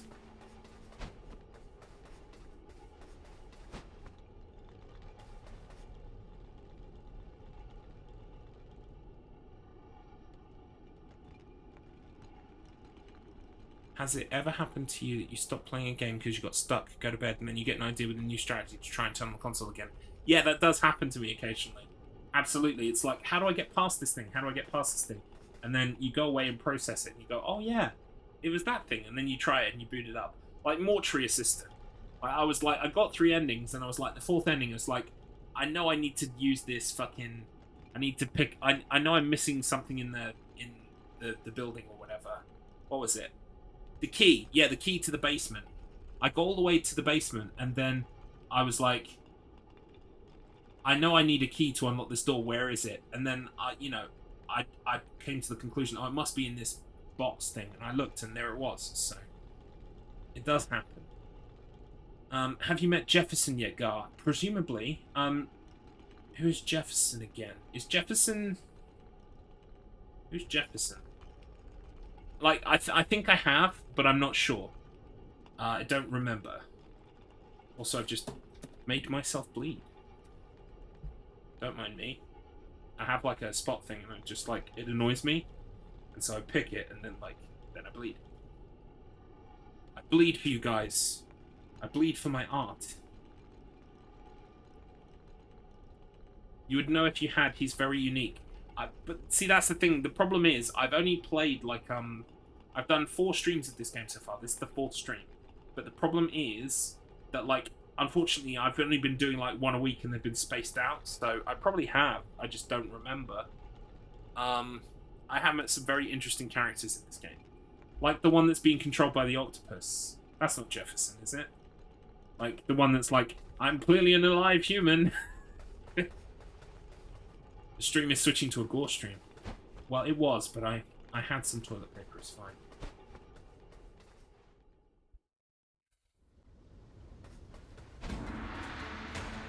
We don't need to go through all this again, do we? We can just take a shortcut. That is Jefferson, the sailor controlled by a squid. Yes. I've definitely met Jefferson. He gave me some hints, and they helped, and I got some upgrades accordingly. So how am I... Oh, I've got enough for an upgrade. We're going to get the final power upgrade. Here it comes. Also, I love that all the stuff I find is just, like, on my desk. Right. Yes. So we're going to get the final power upgrade. Because I'm a glass cannon. I love being able to hit stuff really hard. Specialist. I'm guessing, yeah, because I maxed out one. So that means now I should really bring the rest of these up accordingly. But I'm probably going to go for the rest of the speed ones first, because I really like being able to move quickly. When I put gore shit on, I have to say to my daughter, it's gore's hit. Nice. Oh dang, max strength. Yeah.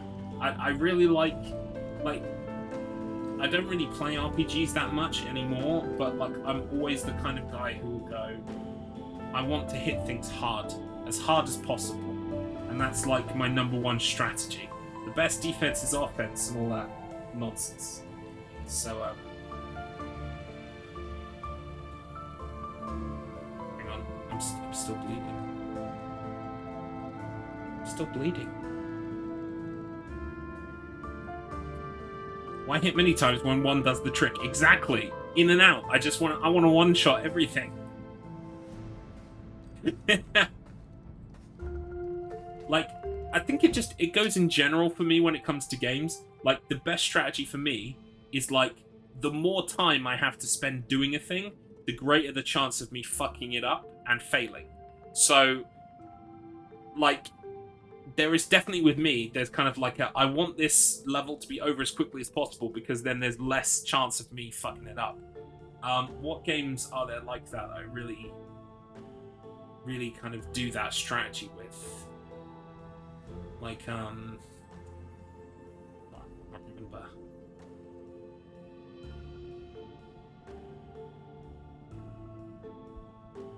Yeah, I want to kill a boss as quickly as possible because the longer I have to stay alive against that boss, the more factors, the more variables can go wrong.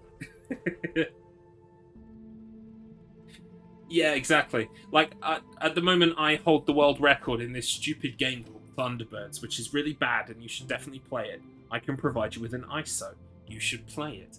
But Thunderbirds, there are these levels, like I call them asteroids because they are essentially asteroids, like levels. You know, the classic game asteroids where you rotate a ship and kind of destroy things by shooting at them.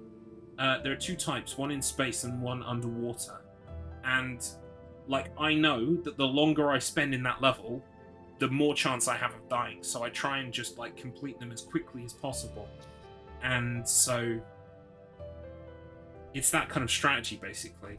Like, if I'd had to last 6 minutes against that frog instead of 3 minutes, there's more chance of it fucking up, basically. Right. So now that we can destroy walls, we should really go back to that place. This one.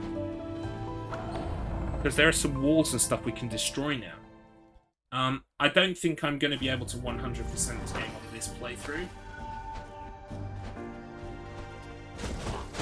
Because I'm just not kind of like keeping an eye on where I've been and where I need to go. But if we can pick up some of the stuff, some of the hidden stuff, and make ourselves a bit more overcharged, that would be good. I still really need that ability to be able to like grab the iron cross things with the ribbons attached.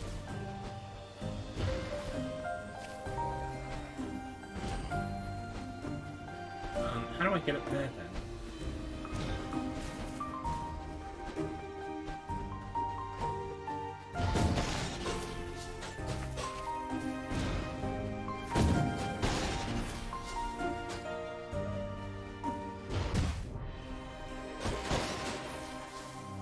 Yeah, I don't know if this is the same with you, Beep, but I find actually that it's kind of a sweet spot. Like, and it's not always the same with every game, but like,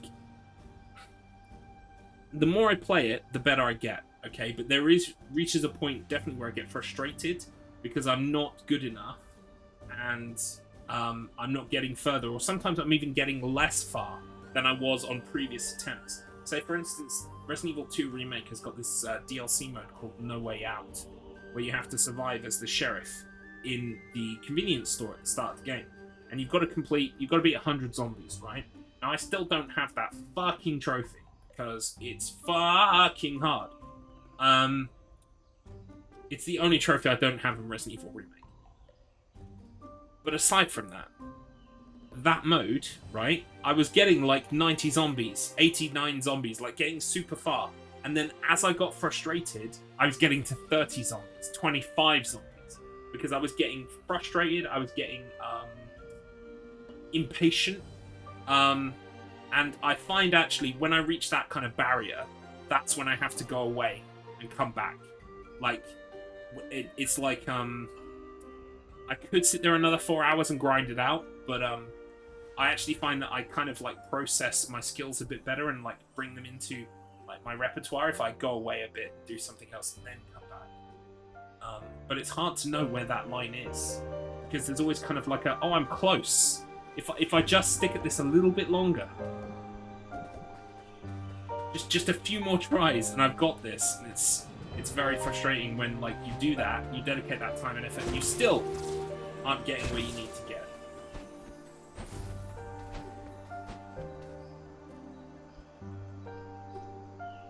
Yeah, now see, I'm the same, especially when it comes to those old games where you can use save states. Because it's like, I've proven that I can jump up this fucking huge chamber with loads of platforms and bombs and whatever, right? I've proven I can do that.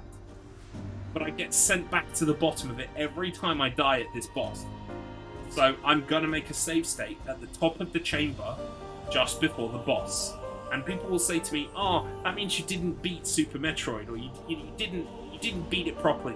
Yeah, I guess not. But guess what? I proved I can climb the fucking chamber, okay? I don't need to do it every time I fail on this boss that's clearly designed to make me fail multiple times. So, like, Because that just adds to the frustration. It's not just, oh, I've got to go back, but oh, I've got to go back and I've got to do that room beforehand. That could be even worse. Pro tip, plant that seed. Even if it's a place I'm never going to come back to. I guess I could use the health right now, so that is useful. But yeah, I guess because at the start of the game I didn't have as many seeds, I was holding off on planting them because it was like, well, maybe I'll need the seed in a place where it's more useful, where there's more combat, for instance. But I guess now it would, like, maybe I get a bonus for planting all the seeds, I don't know. So I should probably just plant, plus I'm rolling in seeds more or less. Yeah, so I should be alright.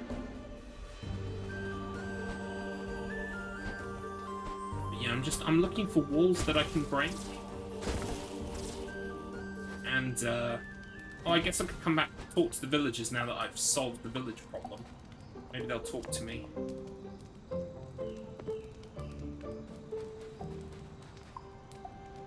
Exactly, yeah, exactly. It's just like, at the end of the day, you can say to me, well, you didn't beat Super Metroid properly, Garlips, and I'll be like, okay, fine, I didn't beat Super Metroid properly, whatever.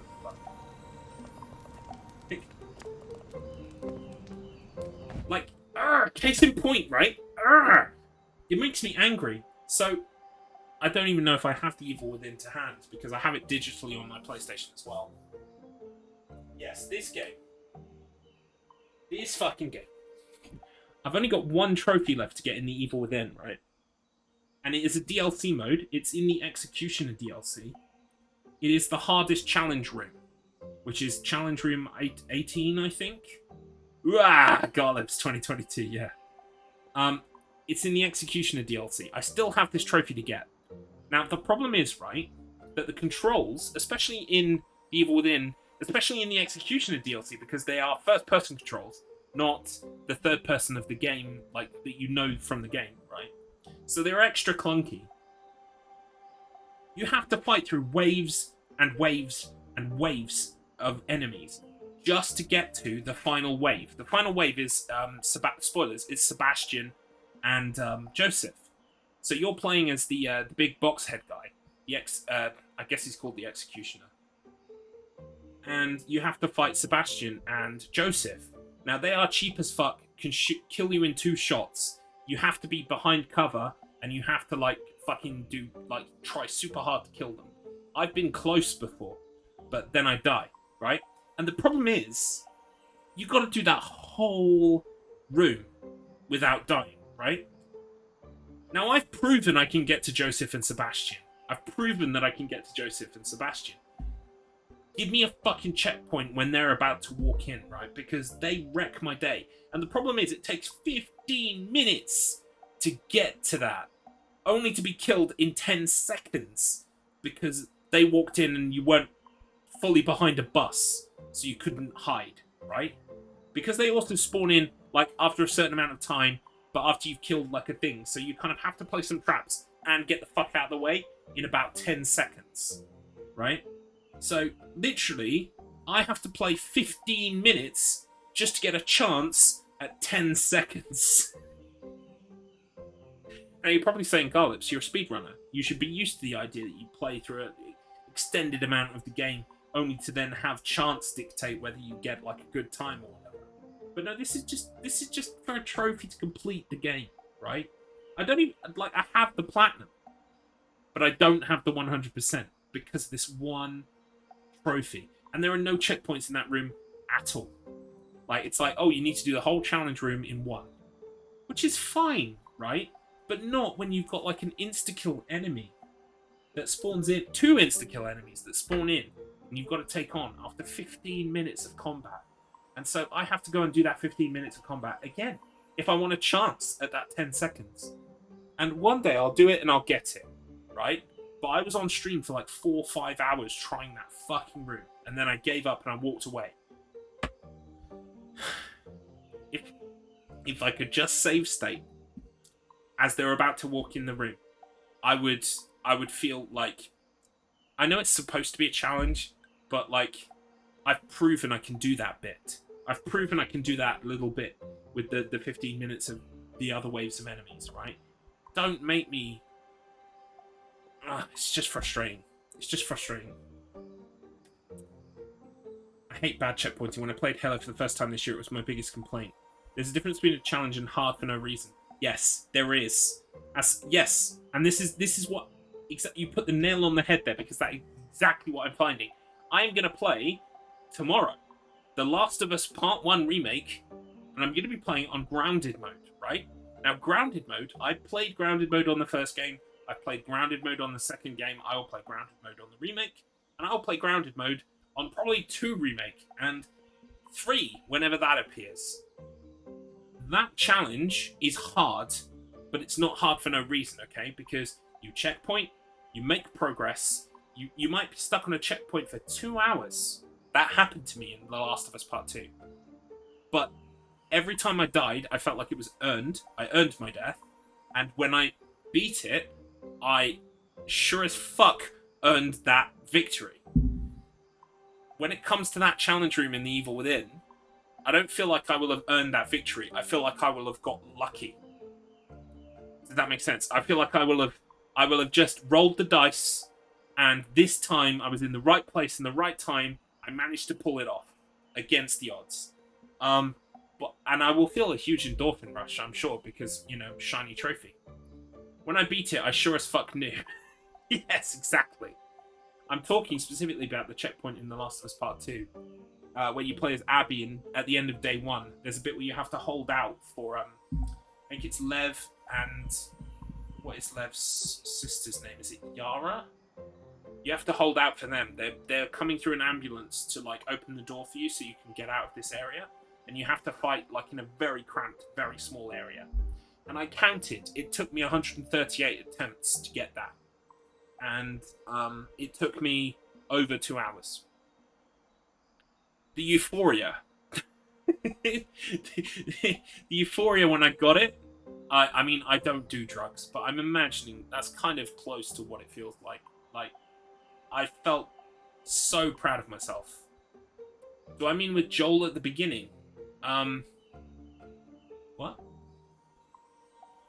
No. So not that. No, not that day 1. Like, the game follows the where does the game follow the logic of? So, like, you have a kind of like an intro with Ellie, then you switch to Abby, then you switch back to Ellie, then you have the scene that happens, then you are Ellie again, and then you go on a trip, and then you have Ellie day 1, Ellie Seattle day 1, day 2, day 3, then you have Abby Seattle day 1, day 2, day 3, then you switch back to Ellie. Wait, no. Then you switch back. Then you have Thingy in the future, Abby in the future. Then you have Ellie. So I'm talking about Abby day 1. Abby has just escaped from the scars with the help of Lev and Yara. Yep. So I'm not going to spoil, and that's why, like, sorry, it might have been a spoiler to tell you how many days and stuff there are, but I didn't mention any major spoiler, like plot spoiler stuff. So you're all good. But the point is, there's this bit where you have to fight. You have nothing, by the way, because you're on grounded mode. And everything is... It's almost a one-hit kill, not quite a one-hit kill. And you have to fight, like, 5 or 6 infected. Then you have to fight 1 or 2, like, strong infected, with some more infected around them. And then those big guys spawn in, the ones with, like, pustules and gas, so they can make gas clouds. And, oh my god. It was, that was bad. Like, I thought when I played The Last of Us Part 2, the Rat King, which is a boss, was going to be really hard. I beat the Rat King 4th attempt. 4th attempt. That checkpoint with Abby at the end of day 1, that took me 138 attempts. But I did it. I stuck in there and I did it. And I will stick in there and I will do it for all of these challenge modes that I want to complete, because I want them and I will get the shiny trophy. But the problem is, man, I wish some of them weren't, like, RNG based.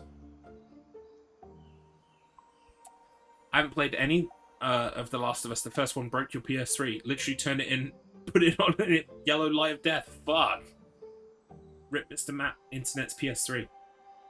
I would recommend The Last of Us. I would recommend also playing it on Grounded. It's one of the few times that a difficulty mode, I feel, is intrinsically linked to the narrative themes of the game. So the game is about a harsh post-apocalyptic future where things are difficult and take effort.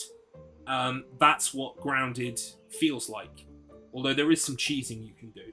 And I'm sure I'm going to try and do some of the cheesing on the new remake I'm going to be playing tomorrow.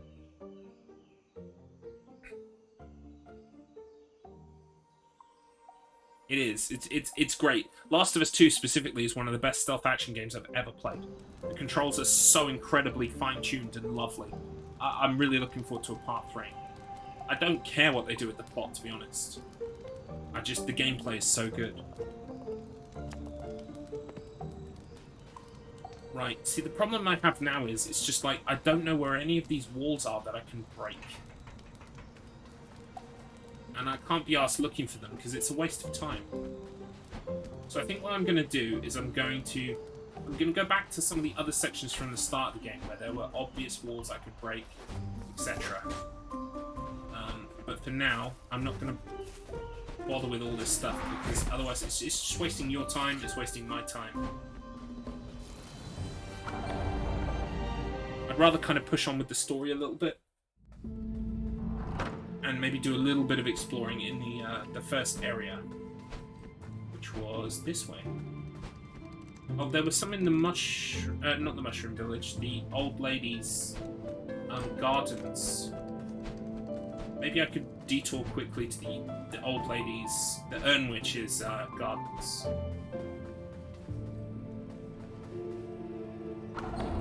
Because there were some obvious places here to use walls I couldn't break down before.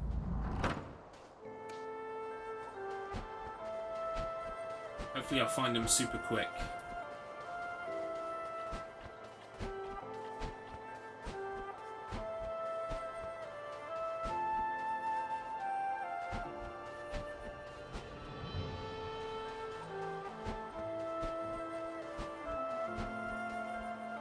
And you watch now, I won't find any of them.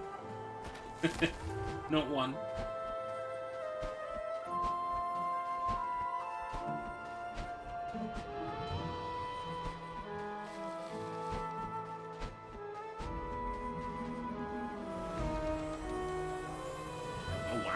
Got a story. Garlips, one of the tenants in my apartment doesn't pay his rent and got kicked out, and he had to give me the keys of his apartment so that I can give it to the landlord. I asked him what about the stuff remaining. He said throw it away. So I looted his fridge. He had sausages. Today I ate 2 of them. 2 of 8. Man, it was so delicious eating the sausage, especially when you paid nothing for them. Nice. Yeah.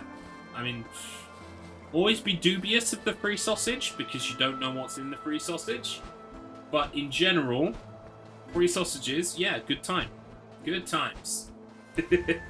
I'm very happy for you and your sausages. That's awesome. You savor each one. Exactly. I mean, yeah, you're talking the king of free food. Paying for it now. At university, like, I found at university there were lots of times, at least 5 times, where there were societies who wanted to, like, have people come in and listen to them talk, or their talks.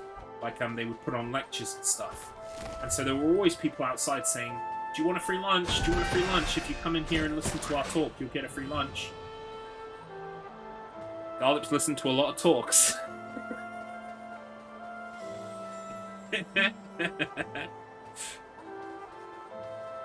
Some of them were religious, some of them were a bit weird and off kilter, but like there was free food, so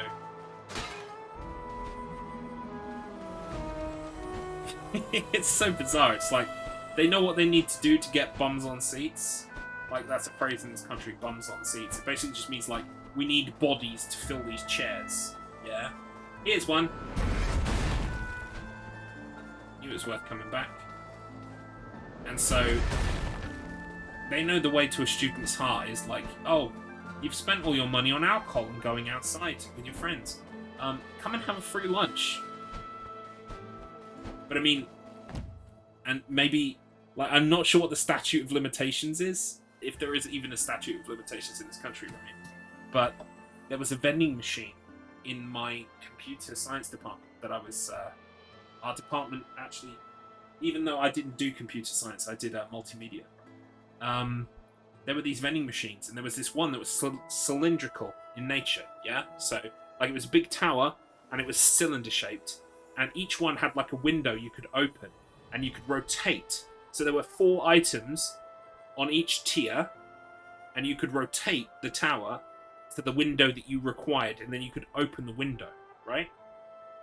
But us enterprising students found out that if you bought something, and say if you wanted 2 things that were next to each other, like in the next portion, there was like a thing you wanted as well. You could pay for one to open one. You would open it. You put your hand between like the partition of the open window and like the next cylinder section, the next like piece of the pie chart, if you will. And you would take the one thing, and then you could yank the thing round and like move the cylinder round and get the second thing. And so, a lot of free flapjacks in university. Now, university is 10 years in the rearview mirror, so I think, well, more like 12 years in the rearview mirror. So, wait, 22, 11 years in the rearview mirror. So, they can't do me for free flapjacks, can they? They can't do me for stealing flapjacks now. It's too late. Like, you've run out of time to prosecute. I'm pretty sure they must have removed that vending machine because it could be abused, and it was often. I got invited to a weird positivity cult a few years back. They wanted regular money to improve yourself, was like Scientology. Yeah, excuse me, but no. You want me to pay you to, like, give me some weird abstract, like, feeling of, like, I don't even know what to say. The answer's no. But I will listen to you talk and I will eat your free lunch. Absolutely. Oh, did I light these? Did I come back here and do this? I think I came back here and did this, didn't I? I must have, but they're not lit. I would have thought they would have been lit if I'd come back and done it.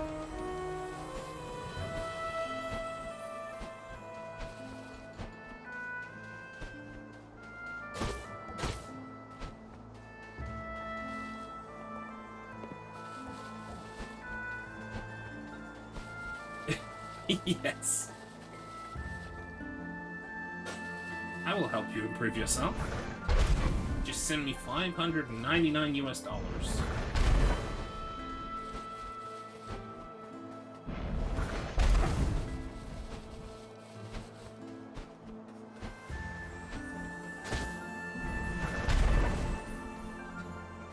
Yeah, I must have done it before.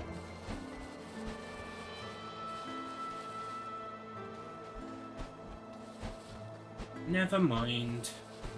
See, this is the problem with coming back to areas. I just can't remember what I've done and what I haven't.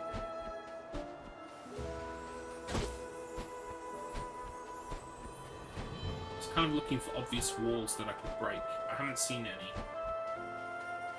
Well, I've seen one, and we got it already.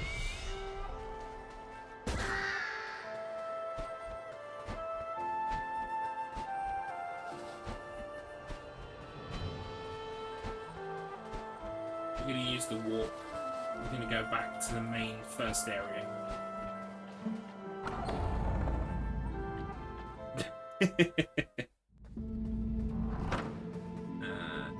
You're right this way.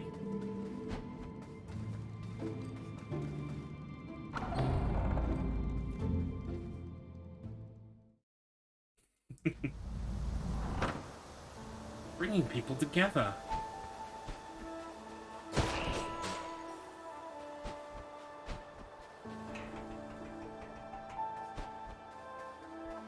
So we're looking for destructible walls.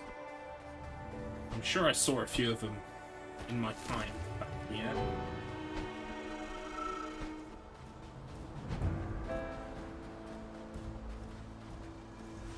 speaker.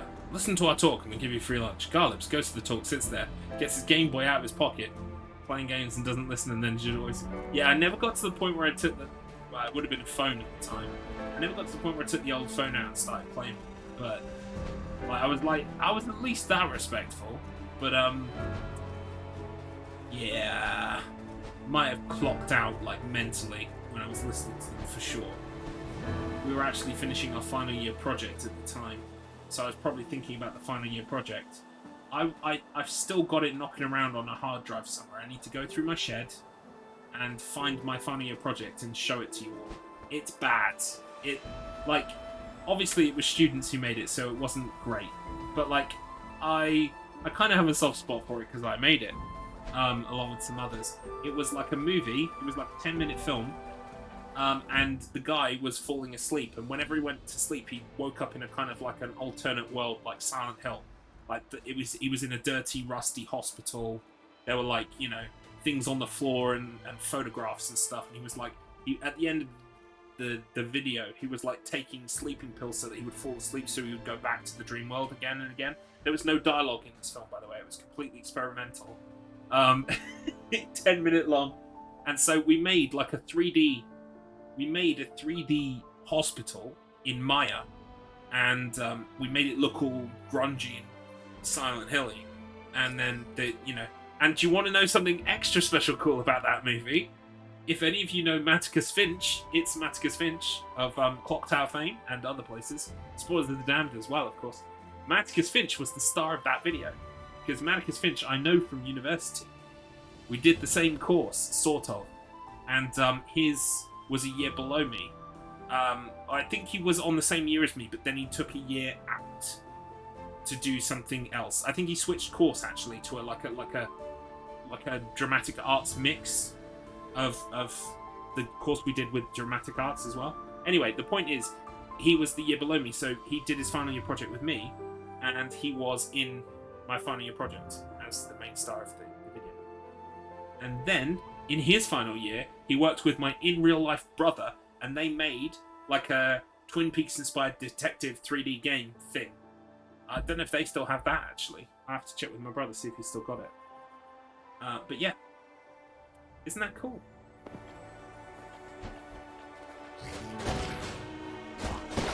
And he was nothing but a professional. He read the scripts, took them very seriously, even though there was no dialogue. Did a great job. The film was called Shatter, by the way. Shatter. S-H-A-T-T-E-R. Except, of course, now all I think about is... Oh, fuck. I've not gone back to gameplay. Thank you. Now all I think about is the fact that it sounds like the past tense of shitting.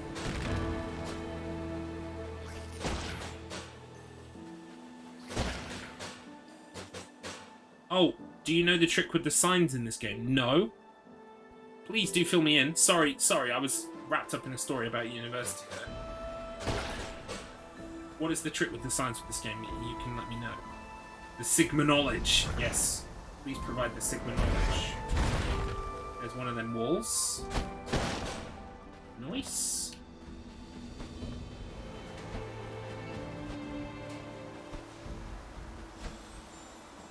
Yeah, I think I've been down there. It's a shrine, and I've already done it.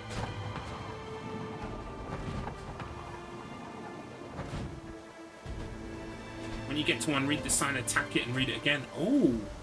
How has it not occurred to me to attack a sign? Literally, this game is very... like, I think it's inspired by Link's Awakening. And you can attack the signs in that, I think.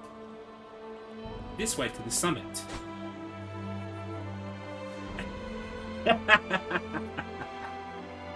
I love it. Perfect. Absolutely perfect. That's so cool.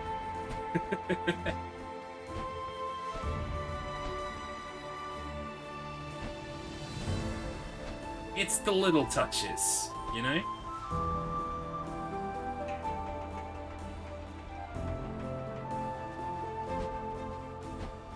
So the question now is, which way am I supposed to go? I think I should go talk to the octopus as well. At some point.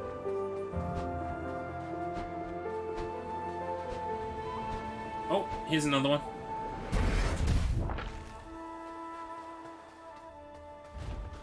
Oh, hello.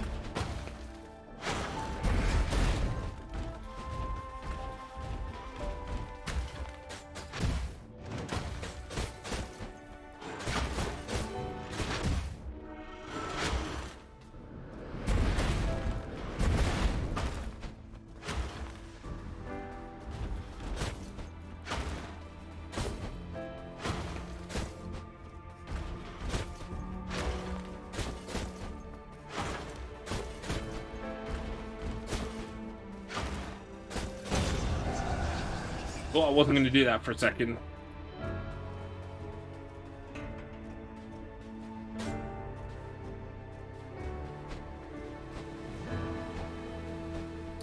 There were two things I never found out in my playthrough, and that was one of them.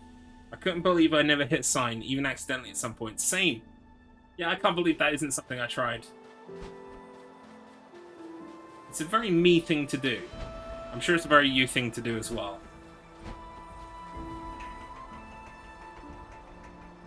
Cool. Alright, let's head this way then.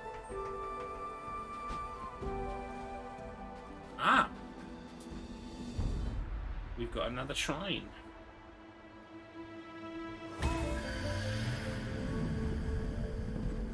Is that 4 yet? No. Oh, yes it is. I get another crystal. Nice! Thank you very much. That will come in very useful, actually.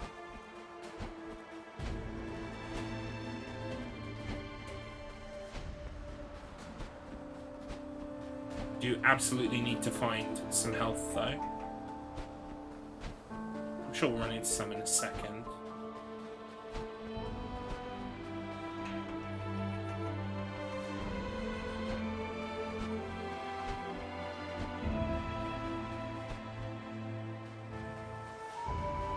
What's in here? The simple structure has a twin. A hidden secret lies within. Okay.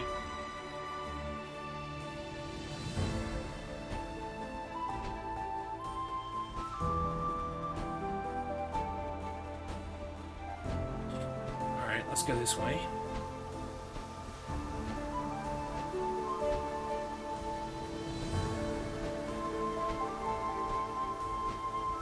That's the way I came. Let's at least try and make our way around the place.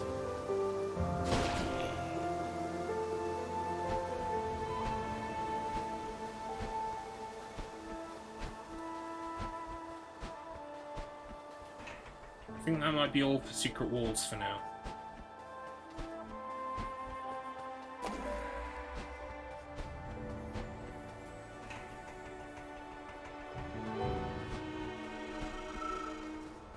Is that the gravekeeper guy up there?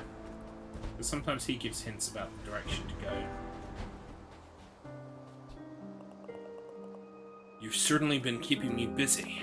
However, it's nice to have something to focus on.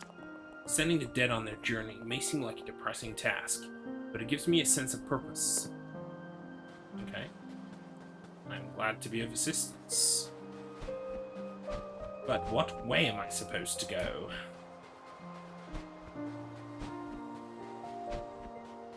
I like how the music changes here.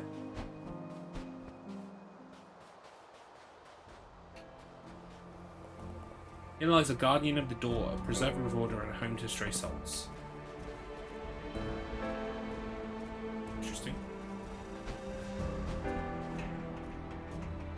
I tell you, the second I get that ability to, like, move between those things, it's going to save so much time. Old crow. Yeah, oh, that's right. Yes, the old crow tells you which direction.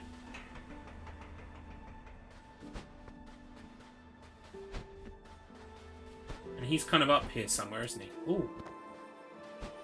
Nice.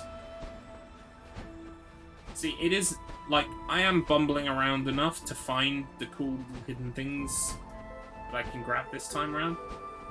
So it is beneficial, but like some of it is just a bit aimless. It's like, I'll just fucking roam around a bit and see if I bump into something useful. That's the way to the witch, right? I'm pretty sure there wasn't any kind of like walls or stuff in here. Were there walls I couldn't break last time? Guess I'm gonna check.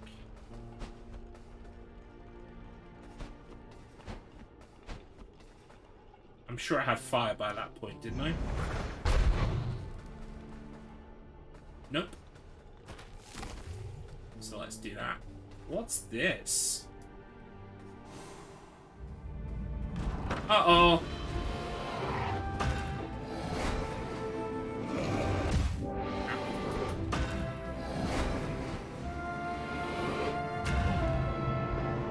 What the fuck? Oh, right, okay. I need to stop doing this.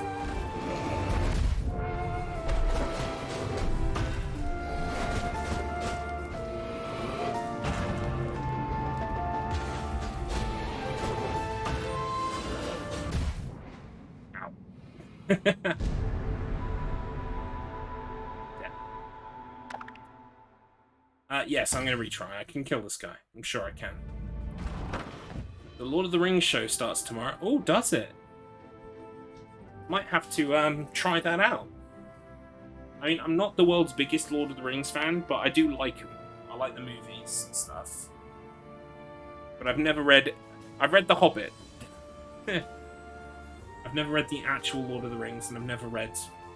What is it? The Silmarillion? Yeah, I've never done deep lore when it comes to Lord of the Rings. I'm not actually that much of a fantasy person. I like D&D, but I like D&D for the social interaction and for the fucking around and coming up with quirky things. I'm not really into like swords and shields and magic and shit. Like I can enjoy it, but it's not my super thing. I only read the subtitles for the movies. Yeah, same. That's the extent of my Lord of the Rings reading. He always does that jump. Motherfucker.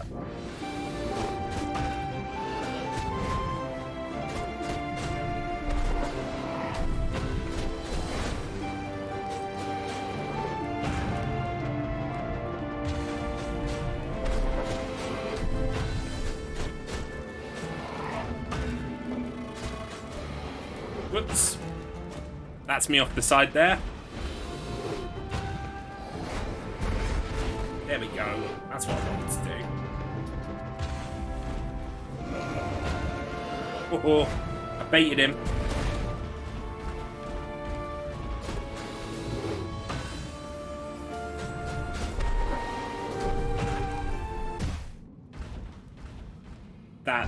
That's really my fault. That's on me.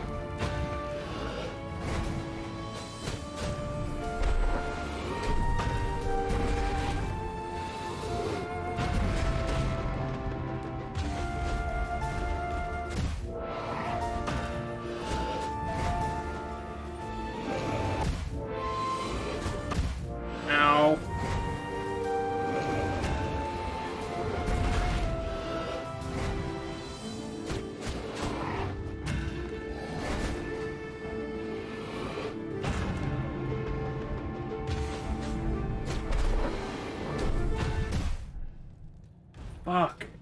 When he gets up to 3 balls around him, that's when I start to have issues. It's like the window for attacking is slim.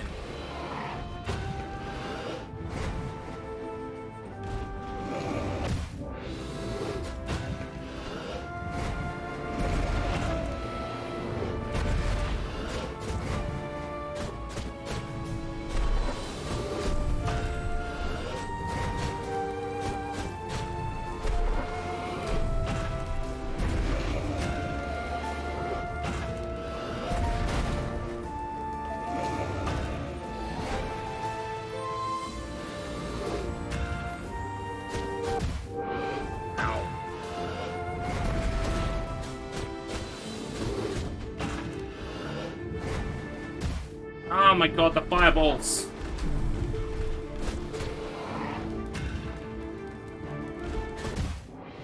Oh my god, the fireballs are the worst! I can't attack you when there's a fireball in the way. So the best time to do the most damage is like before he gets too many fireballs out.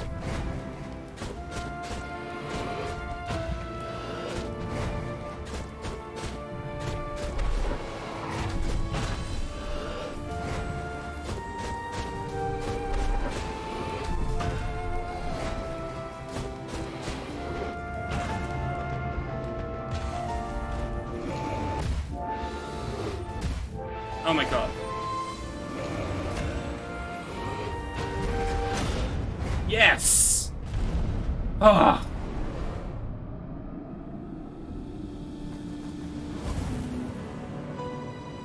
Silent Servant has been vanquished, and their soul power added to yours.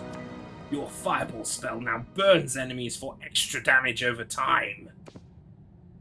Nice. I'll take it.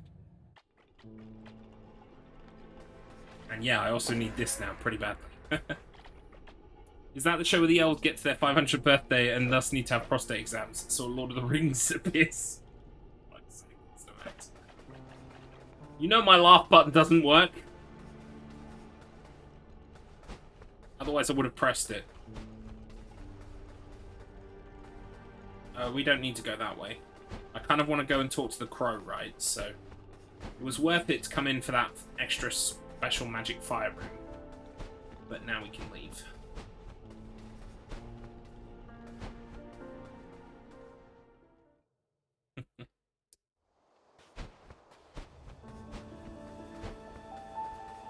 Which way was the crow? This way?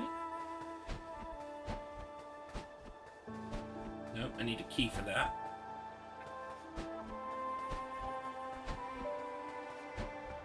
So this way then.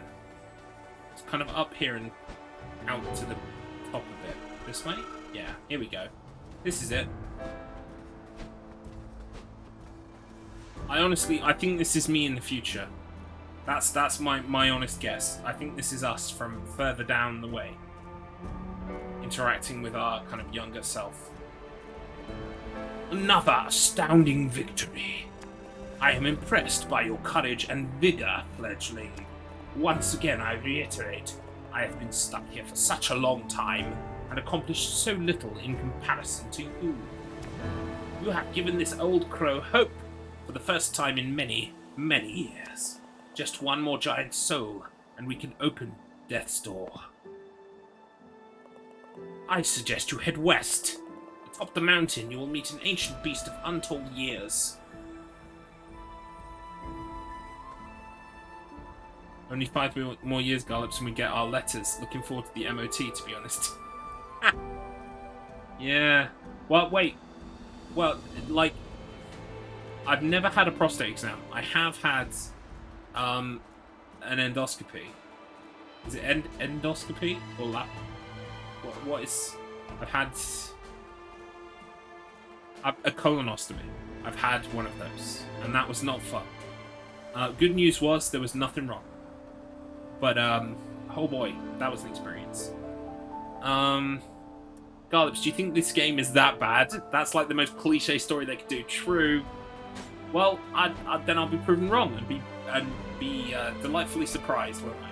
But like the problem was, indie game. You hear indie game and you think, oh, I'm the bad man. I was the bad man all along. That's the classic indie play, right? Oh, but did you ever consider, gamer? Gamer, did you ever consider that maybe you are the bad man?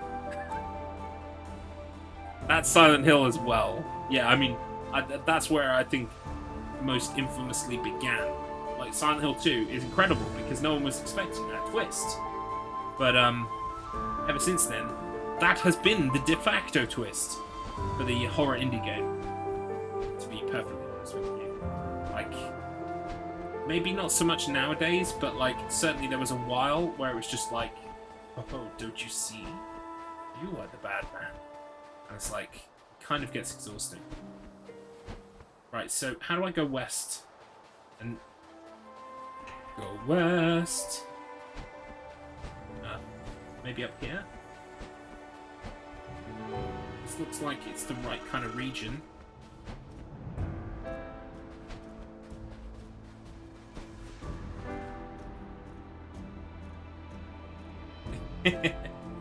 Death snore. It's not that I don't like the game. I do like the game. I think it's just I kind of had fatigue from like some of the areas being very samey and having to try and remember where I'd been and what I'd done. Part of that's on me because of having these big gaps between play sessions. I would imagine if you bought this game, you would probably play it over the course of a weekend or a couple of days, and all of it would be fairly fresh in your head.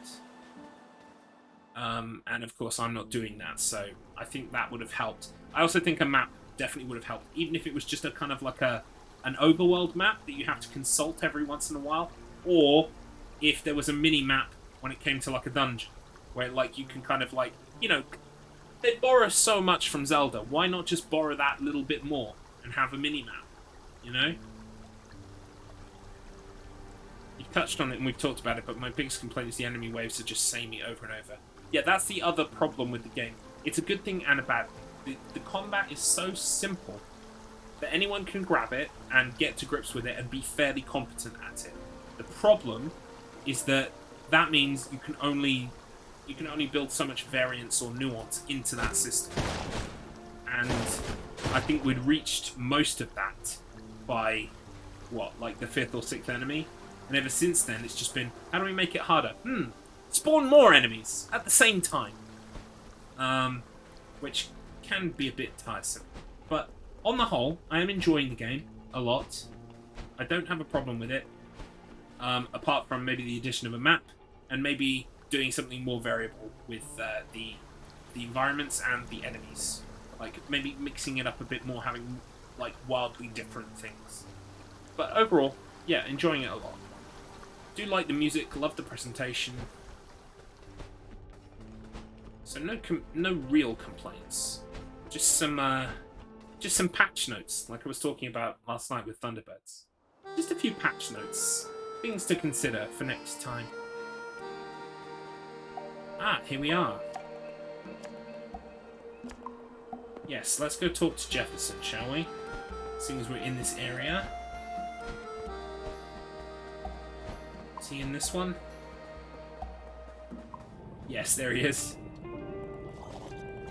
I get some strange customers, you wouldn't believe it. One guy has a pot for a head. Have you ever seen something so unusual? Nice guy, though. Loves my fish head soup.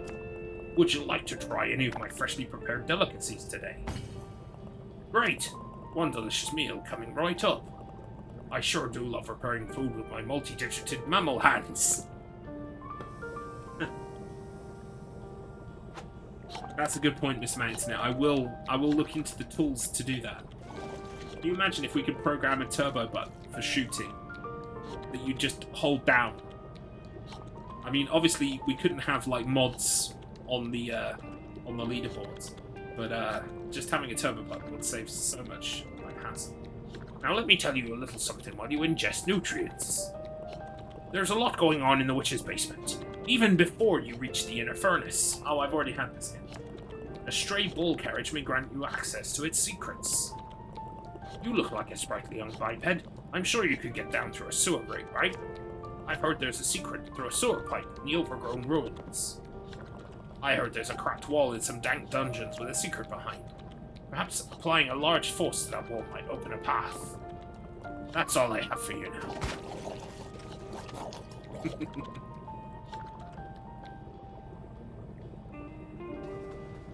He is fun.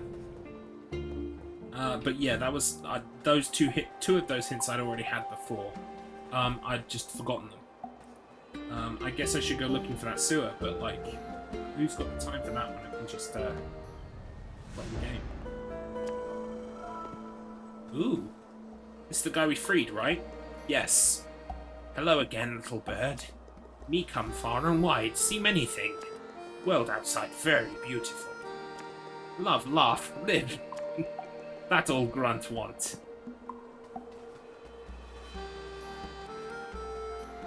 So we should be able to access this new area now, right? This way to the mountaintops, which is where I need to go.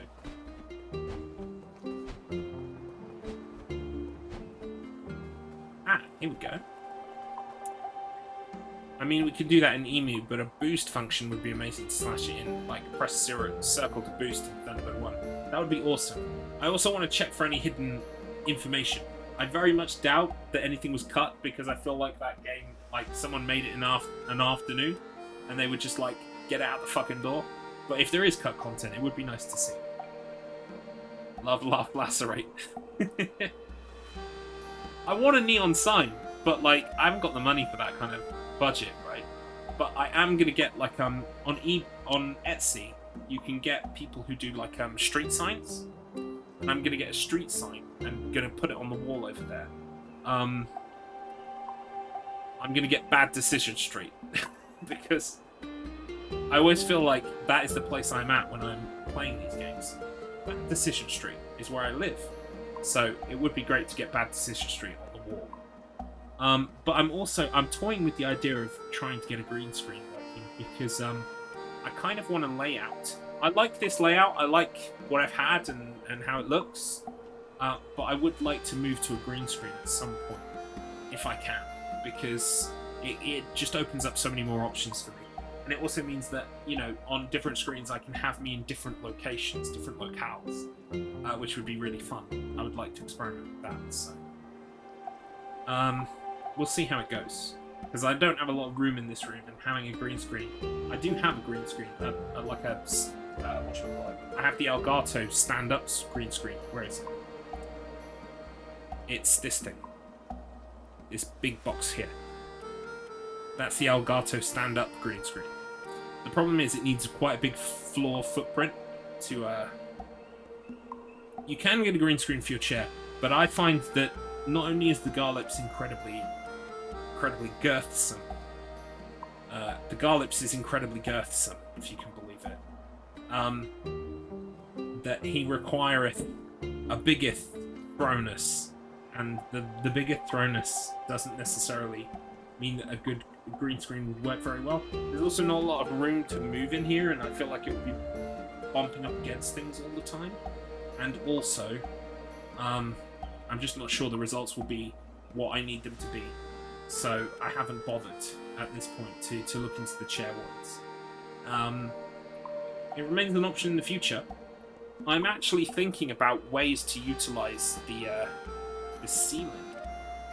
The ceiling has got like a light strip in it in the middle, but apart from that, it's got nothing.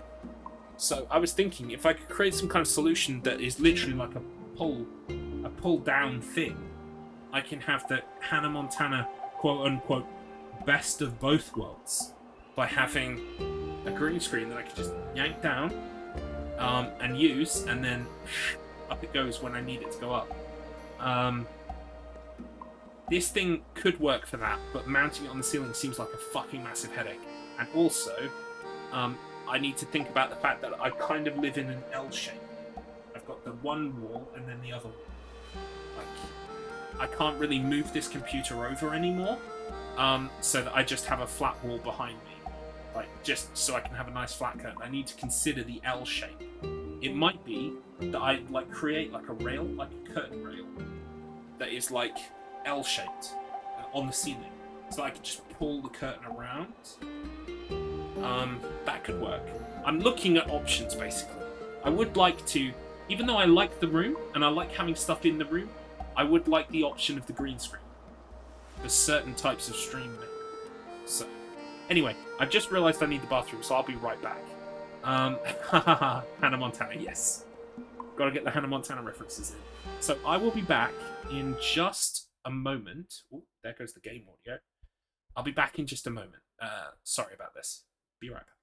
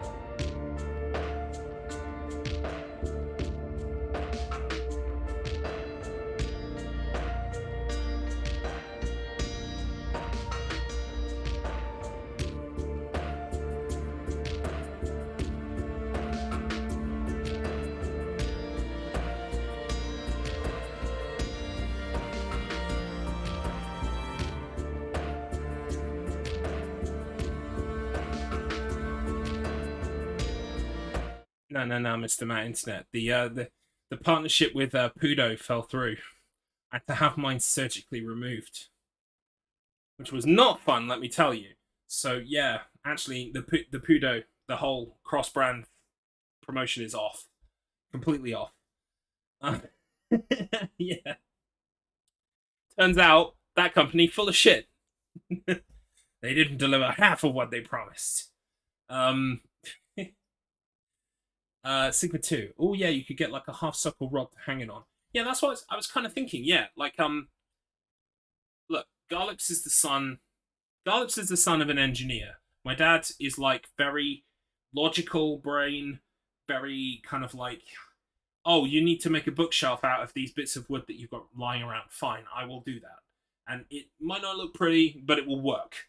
It will be functional. That's my dad to a T. So I kind of have that kind of brain, but I also like doing creative stuff. So Garlips has always had the problem of having like trying to be a left brain person and a right brain person at the same time. So I'm sure I could knock together some kind of green screen solution. I'm sure I could make it work. It's just doing a bit of research and looking into it because this thing is absolutely great if you were shooting outside or if you were shooting in a room that you had more space in. This thing is fantastic, and I'm not getting rid of it as a result because it could be useful at some point in the future. But I need some kind of bespoke solution for this particular room. And I'll get to the bottom of it at some point. A shower curtain. Yeah, it's essentially. I mean, obviously, with green screen, you kind of want it to be as taut as possible, as tight as possible, so that you don't get like folds in the fabric that then become harder to key out, etc., etc. I've done a fair bit of green screening in my past. That Final Year project I was talking about earlier, I had a lot of green screening in it. So I've been green screening for a while. The problem is just getting it just right. Getting it not just right, but functional. It needs to like I need to be able to pull it down and it just work. Um, and the less setup, the better. Because some days it's just you're tired. You gotta go for it. No worries. It was nice to meet you, Sigma 2. I look forward to catching some of your streams at some point and seeing you here again at some point as well. Have a wonderful day. And thank you for all the assistance as well. Very welcome assistance. Yeah, don't be a stranger. Mr. Matt Internet, if you get a shirt and shower curtain rail, attach the loops along the green screen top, then get it to slide around you and bunch up when done. Yeah, something along those lines is what I'm thinking, yeah. I'm also going to get a blackout curtain for this window, because otherwise the light will shine through and fuck with the green screen. Like, I'm going to give it some real good thought. Clean up this room, empty it, and then kind of work on a solution. But I would like to be able to have a green screen behind me, because then that way, say if I want to cut to a screen, like, say for instance, you remember on my birthday,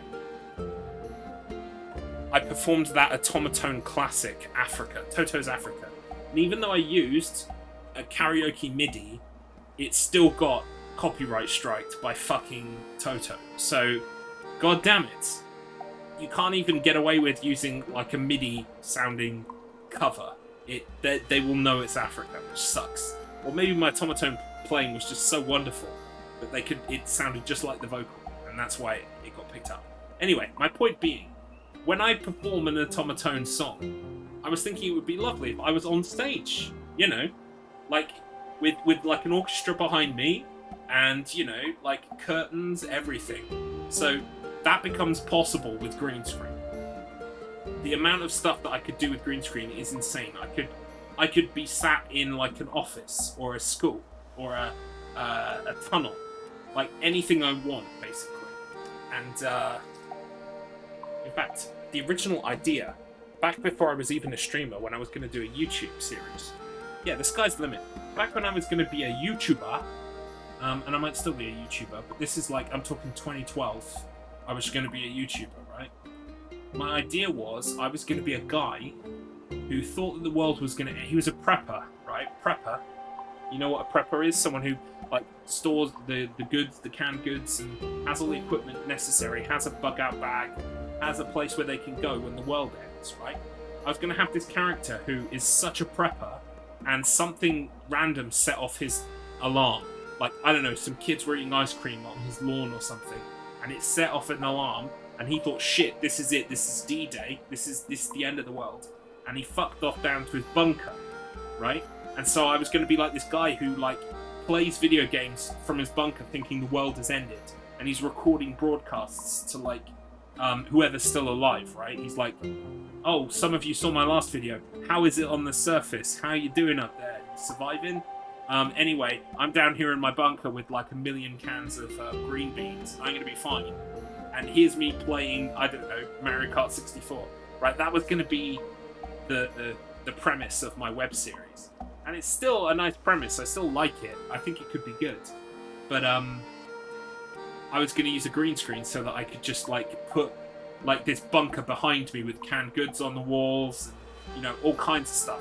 Like, I could do skits in different sections of the bunker. It was going to be fun. Maybe I'll revisit the idea someday. But yeah, my YouTube identity at that time was going to be called Dead for Real. Dead for Real. And the whole thing was like, oh, look, society is dead for real. So, anyway. Here's a little Garlips history lesson. Hello, fellow traveller. Go on, tell all. How's your adventure going? Got any exciting tales I can knock out a song about? Reason being, I'm up in these mountains seeking inspiration for my next masterpiece. I heard a monster lives up in the mountaintops. Can you believe it? That drunk fellow outside the Stranded Sailor says he lost his love to that beast. Fancy that. The way I see it, there's got to be one heck of an epic ballad waiting me up ahead. If only I could smash up these blasted rocks. Yeah, about that. I can help you out with that.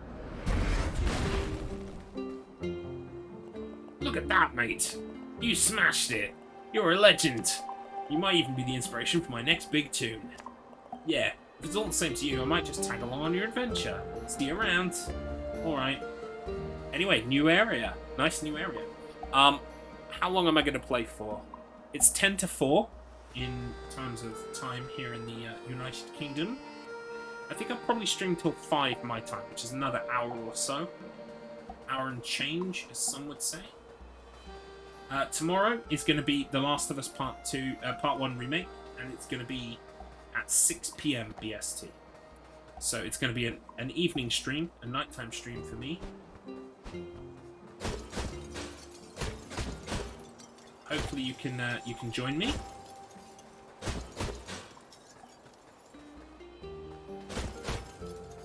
Ooh.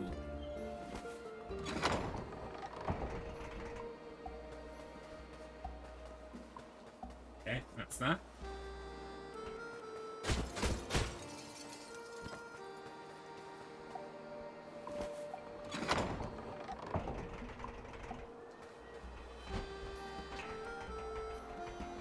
It would be around 2 hours from now.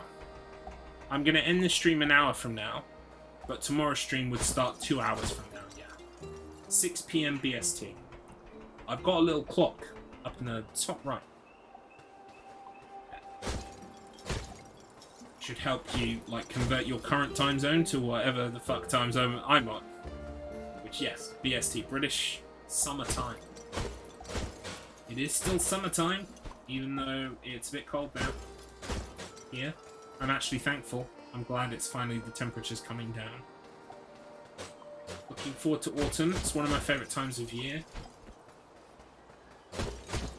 Or the fall, as some of you would say.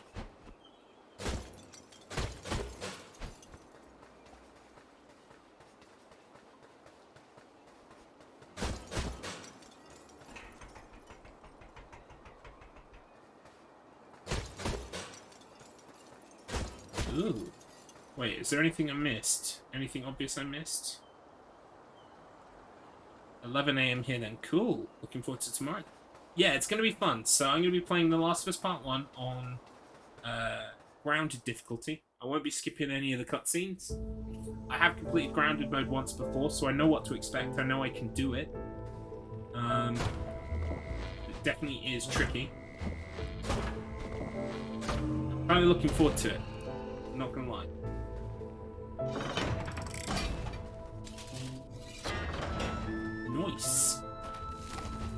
Alright, let's see if we can get a good ways into this dungeon before we are finished today. I doubt we'll get to the boss, but if we can get most of the way, that would be great. How is my points going? I'll save a bit more and then I'll upgrade speed. Hey again, pal. I hope you don't mind me tagging along. Seems like we'll need to find a way through this old fortress if we want to get up that mountain. Well, I say we. I mean you. I'll just hang around here and work on the lyrics for my next banging tune. Let me know if you find a way up. Dang. I like that he's very much definitely written as English. He says mate, he says legend. Yeah, he's definitely British. Let's have a poke around. Ooh, I think I might be getting this ability soon. That's pretty exciting. The one that lets us move between those red flags.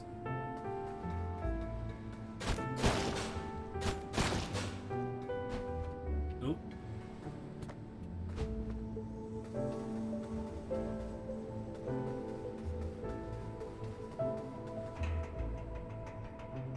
And then next week's schedule I will get back to you about. Monday, I'm going to be on Rezelvision's stream. Rezelvision, of course, good streamer. You should check out Rezel, REZAL _ Vision, VISION.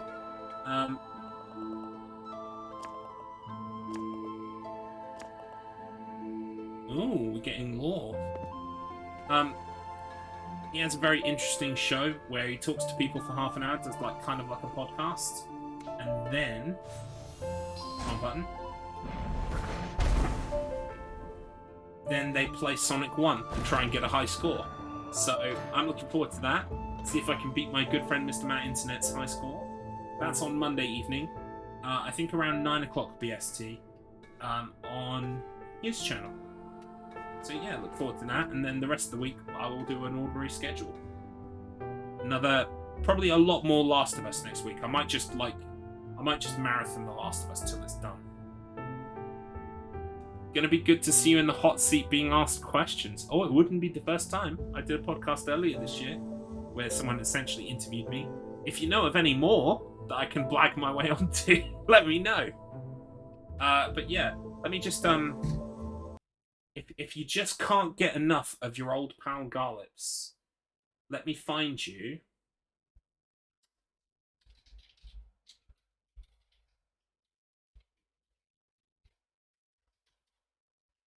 Let me see if I can find you the episode I was on.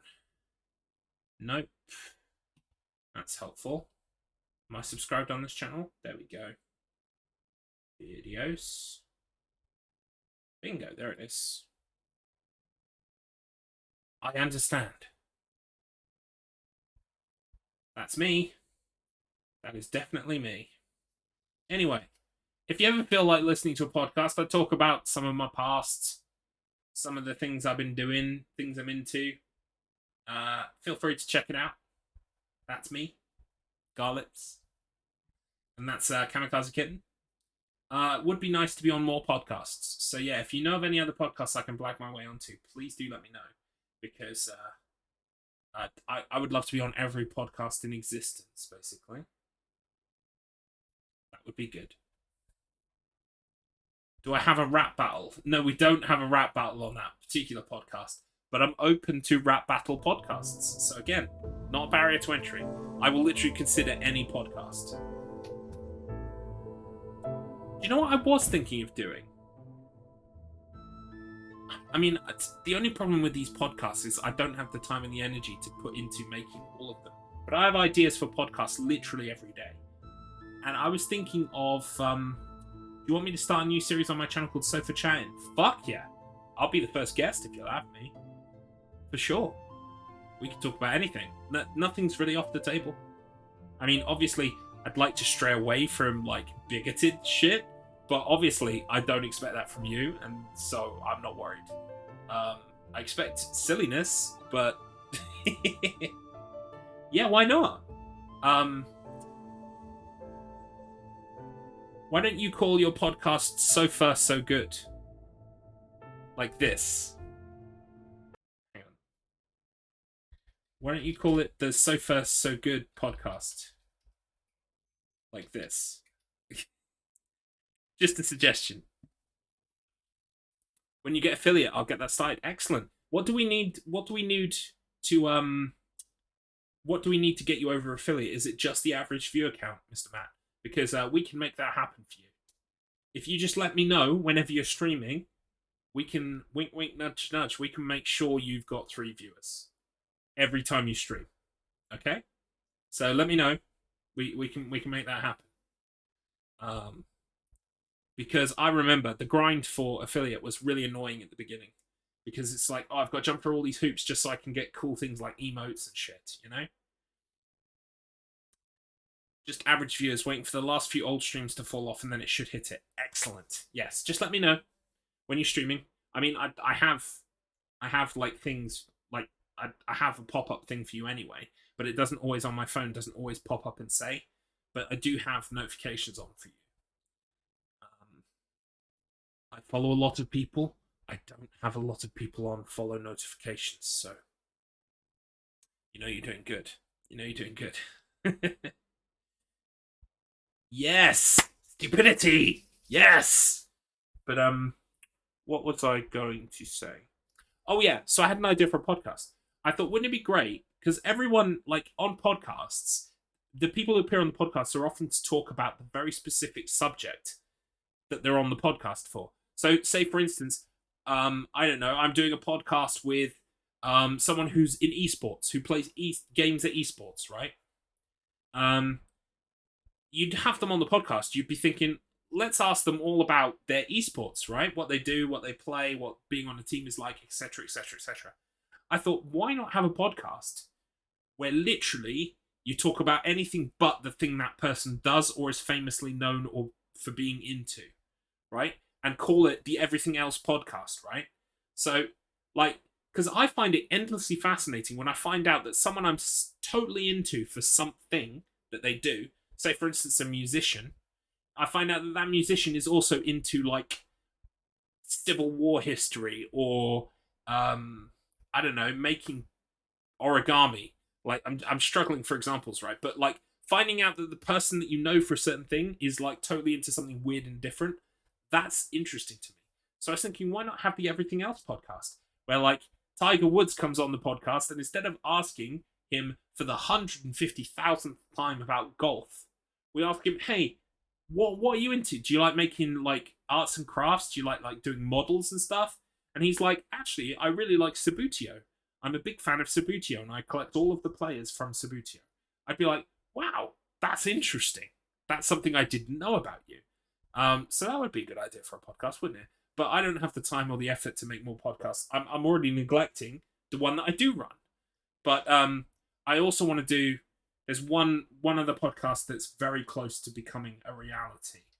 And that's going to be a love letter too. So it's going to be something like this. And a love letter 2 is basically just like people talking about things they love rather than things they hate. So I really want to I want to have a positive podcast where people are like, oh, I'm totally into this thing. I just want to talk about it. I just want to gush about my favourite hobby or whatever. Oh, hello.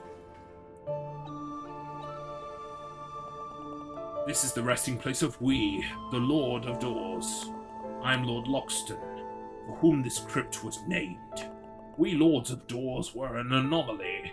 A mistake of the universe, some might say. But is that not an apt description of all life? A mistake of the universe, one which grows and thrives. Existence born into consciousness, and to preserve that consciousness is the most important and noble goal. Yes, those are some words. I checked in here, right? Yeah, I can't go here. Interesting. We're getting some lore, I guess. Alright, let's try a different direction. We're out of seeds, so I do actually need to keep an eye out for seeds.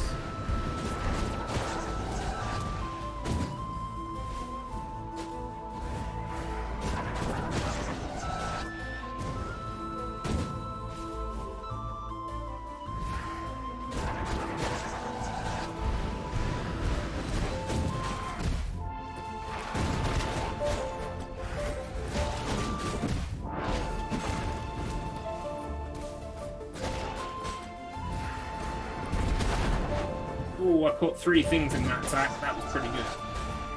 Pretty sweet. Oh god, these guys. No.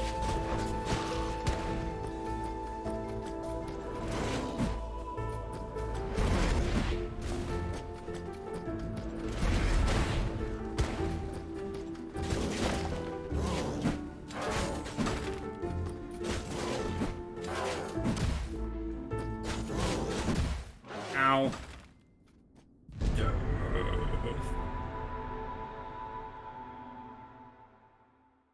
I do need to get back to the podcast. Mr. Matt Internet, would you be up for being on the Spoilers Examined podcast at some point? Discuss a horror film or a horror game? I think that could be quite good.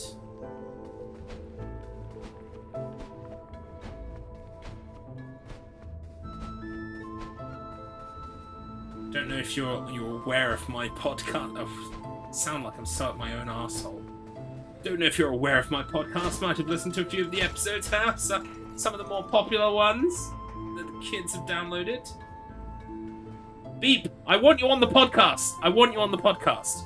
I would love to, by the way. I know you're not asking me, but yeah, no. By all means, it's a glorified Clock Tower podcast at this point, anyway.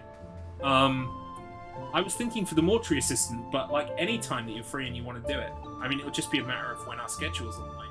But yeah, what we need to do is I need to talk to the guys and get our return organised, which was going to be in September anyway, because we went on hiatus over the summer because it's Marcus Finch. He had some upheaval in his life. He was moving house, etc. I don't want to go into detail about it, but he had some upheaval, so he had to go deal with that, which was totally understandable. And Jay suggested just taking some time out for summer, so I did that, and then I caught COVID, so I took even more time out and stopped posting the fucking remastered episodes. But yeah, I would love to have you on about the mortuary assistant. Yeah, I saw that you're on a real horror movie kick as well. That would be great. Absolutely. You're more than welcome. As many casts as you want to be on, seriously. I like it when there are 4 people. We did 3 people for the longest time. Then there was a golden time where we had 4. And then Axton took a hiatus from the podcast. He had some issues in terms of like time scheduling because he lives in the US, and so do you. And I would just like to make sure that, there's it's going to work for you time-wise. But yeah, as many as you'd like to be on. Absolutely more than welcome. And yeah. I mean, our format is basically that we go away and watch a thing and then come back and talk about it. And we kind of just having it so that like members of the podcast pick something. But, we could, we can move things around. It doesn't have to be beholden to that schedule. We can have a guest come on and we just talk about a movie that they've selected and then they go away. Or you could be a permanent fixture. Whatever works. But I will get the guys. I will talk to the guys. I will get things ironed out in terms of our return, and then we will start planning the mortuary assistant episode. Because I don't know if it's Mattis Finch is going to play the mortuary assistant, and whether if he does, whether he's going to want to be on that episode. So it might be the case that we can get 2 other people on the episode, you and another person who will pop down.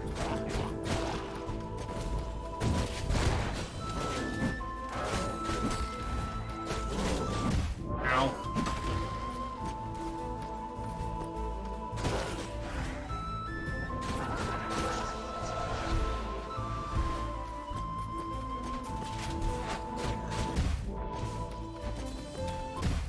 Oh my god, I just rolled straight into that arrow. Wow.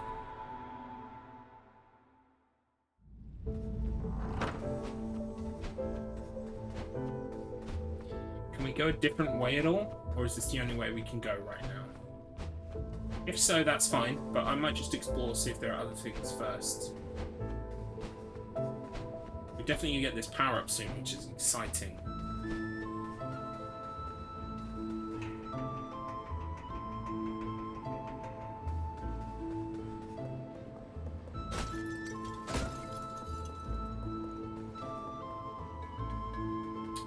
Oh.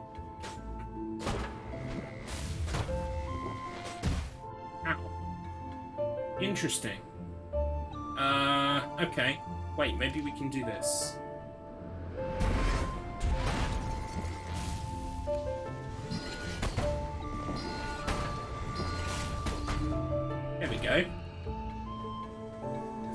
always a way to think around the problem.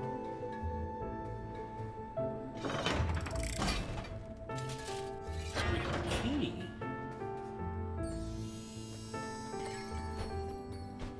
Very nice.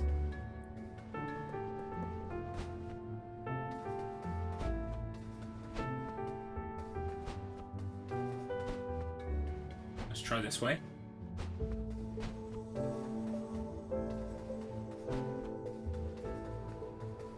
Oh, the door is frozen. Living Reaper, bring me energy.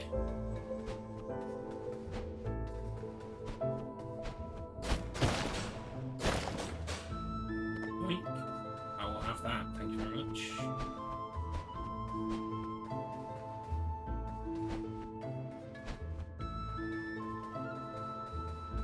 Yeah, I need to get me onto other podcasts. I need to be on as many podcasts as I can find and infiltrate. Because it's a very good way of exposing yourself to other people who might not know you. And 2023, I want to make a big push into places that, you know, I haven't been before. Yes, penetration podcast. That's what it's going to be. I need to penetrate as many podcasts as possible. Consensually.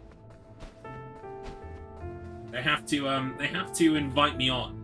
Okay, but the clever thing I need to do is I need to like appear in the corner and like wave and say, "Hi, I'm available to be on podcasts."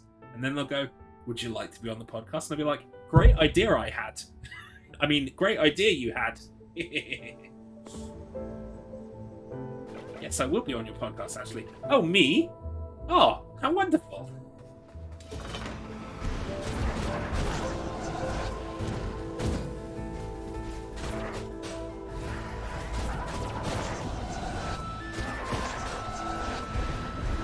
I'm so glad there's a little raven here.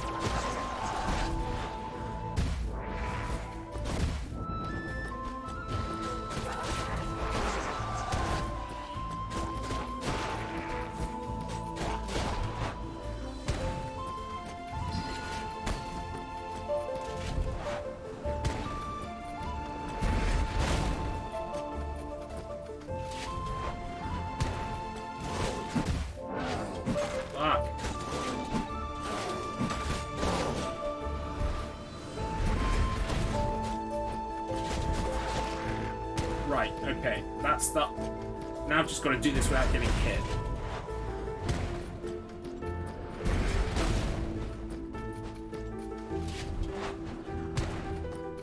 It's not the easiest thing in the world to do.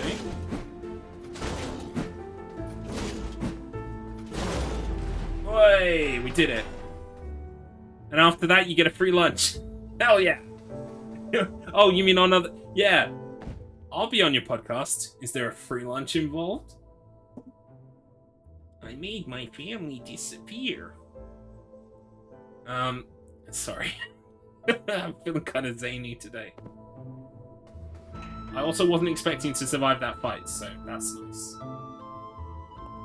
Entombed alongside the old lords. I suppose some would call it an honor. I would call it a tragedy. Rest in peace, little birdie soul. Make a little birdhouse in your soul. Not to put a fine point on it. Stay on the only bee in your bonnet. Make a little birdhouse in your soul. I should listen to more They Might Be Giants. I know the odd song here or there, but I've never like listened to their actual back catalogue. Garlips is a man who makes the impossible possible. Yes, but in over a prolonged period of time that's much longer than anyone with like skill would have managed. But yeah, thank you. I get there eventually. Right, so which way am I supposed to go now then? I thought I'd exhausted all the ways I could go. Oh no, I can come back in here on this level, can't I? I haven't done that yet. Here we are.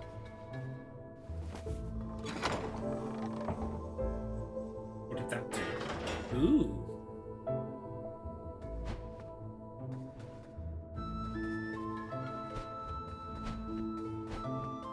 I recently had They Might Be Giants going around in my head anyway, because they did that song called Istanbul, Not Constantinople, which itself was a cover. I didn't realise that was a cover, but that song is... Their version is a cover. Istanbul, not Constantinople. No, it's Istanbul, not Constantinople. Because I was playing Assassin's Creed Revelations, which is set in Constantinople. Right, I kind of had to go for it because my platform was about to crash, but okay.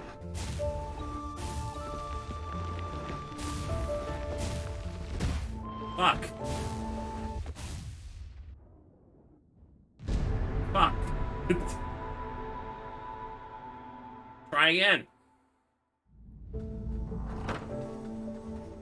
It's just a matter of taking the platforms very slowly. You want to move quickly because they're falling, but you actually need to take your maximum amount of time on every platform.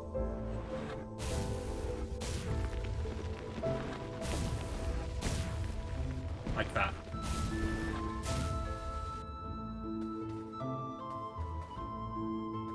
Okay. Are these all gonna fall down? Oh, fuck. Oh god, no.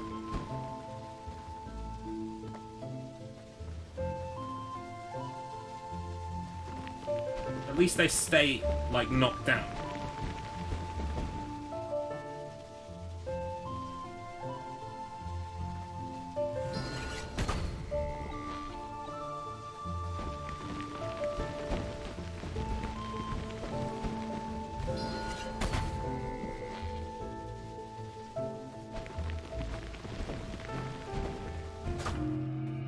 Yeah, we did it.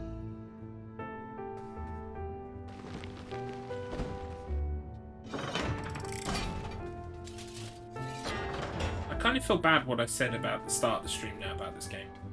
I think it was just the particular area that I was in. I think so long as things are changing and you're moving to new areas every so often, this game is really quite, like, good in that respect.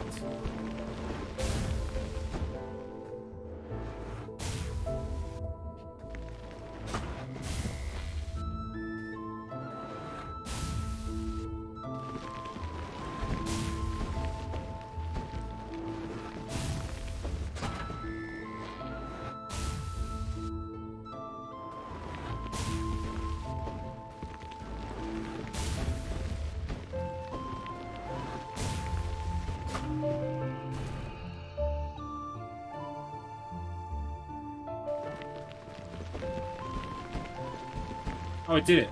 I thought I still had stuff to hit. Sorry. Now we can go this way.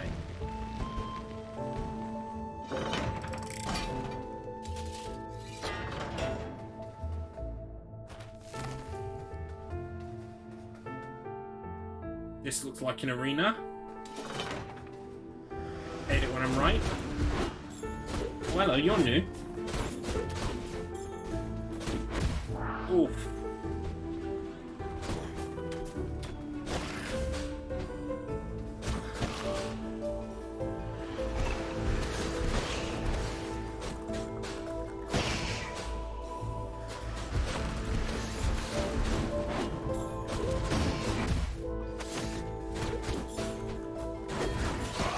Thank God they die quickly, because they've got very fast maneuverability.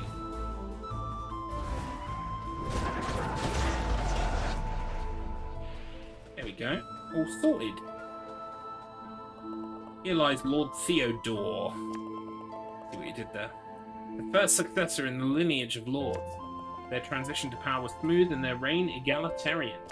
Remembered for their fair nature, enforcing better working conditions for reapers. See. Here's a burp soul. My life is ending, but this lord plans to live forever. It doesn't feel fair to me. I agree.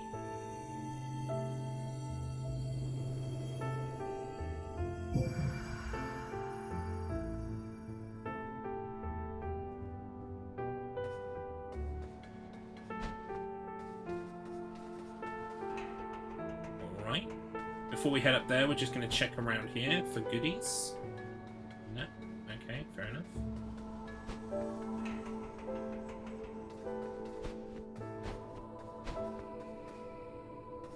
this way. They're teasing me with this power-up. They're still not giving it to me yet.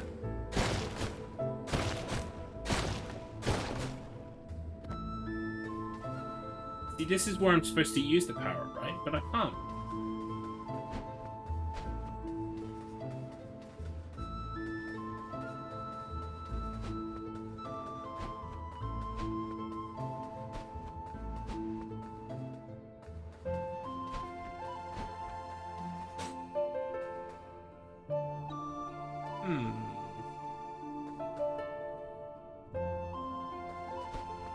This is peculiar. Where am I supposed to go next then?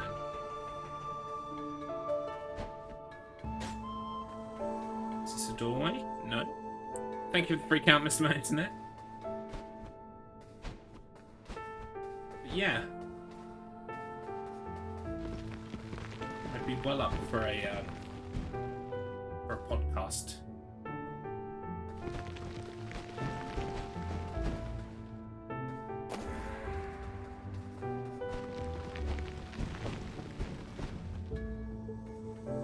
As if you hadn't worked it out by now, Garlips loves to talk.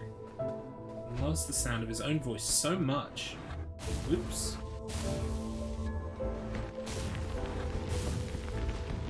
It's not actually that, by the way, dear viewer.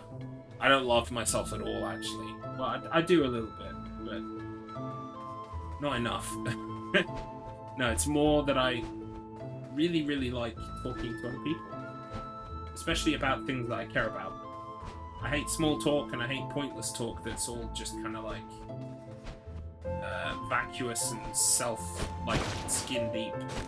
I prefer like actual conversations with people. I feel like podcasts are very much that. Well, some podcasts. So where am I supposed to go now? That's the question. I've even got a key. Oh, I've got a key! Right, for fuck's sake. So I can open this door. Here we go.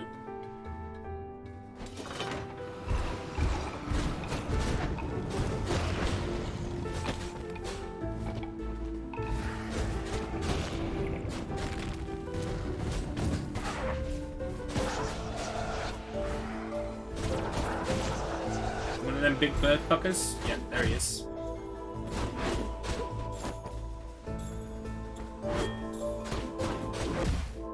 Oof.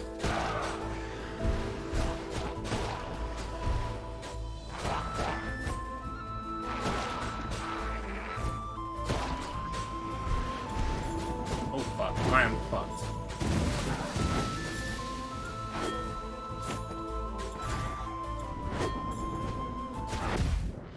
Yeah. Knew that was coming. Oh, I haven't really thought about what the plan is if Amazon don't deliver my Last of Us tomorrow. If they don't deliver my Last of Us, then we'll have to do something incredibly stupid. Maybe maybe some speedrun. Yeah, actually, yeah. If they don't deliver the Last of Us, then we'll do either some speedrun science for Thunderbirds, or we'll do a horror show. We'll play a horror game. I've got a few in the old tank that I haven't played yet, that I've been saving up.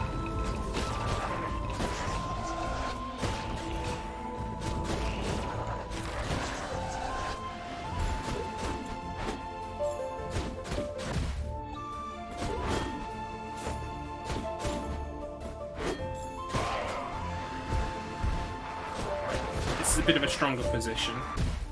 Ow. Oh fuck, I had to say something, didn't I? Balls! Boom. Oh! How do I take one off? There we go. Dang it. But I don't ever feel like this is my, you know, this is like bad luck. I feel like every time I fail this fight, it's because I'm just not paying attention.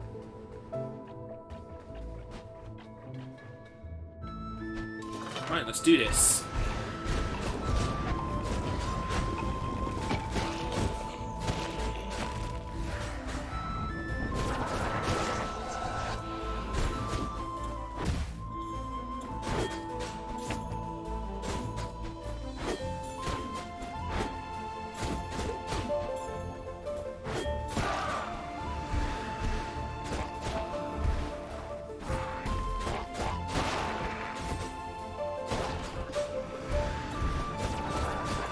kill him immediately.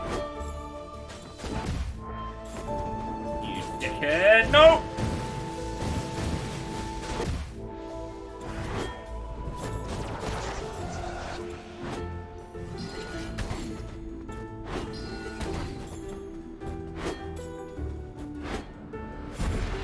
You cock.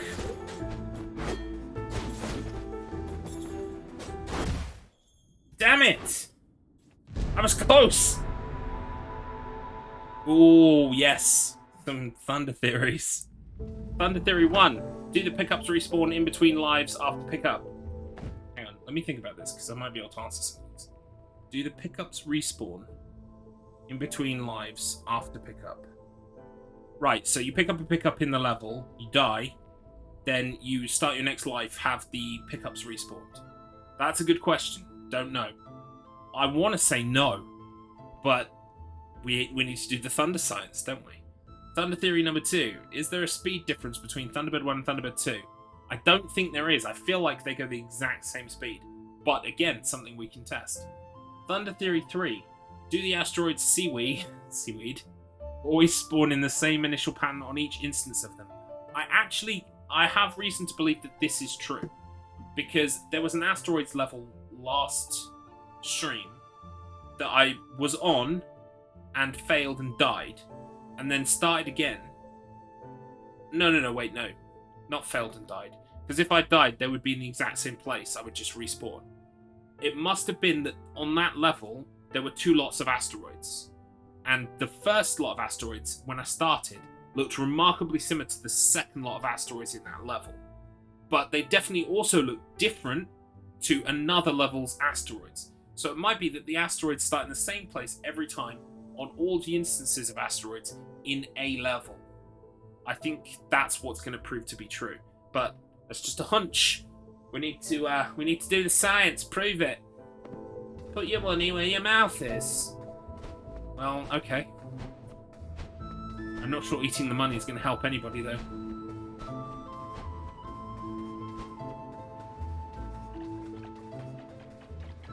Okie dokie. Right, let's stop fucking this up, yeah?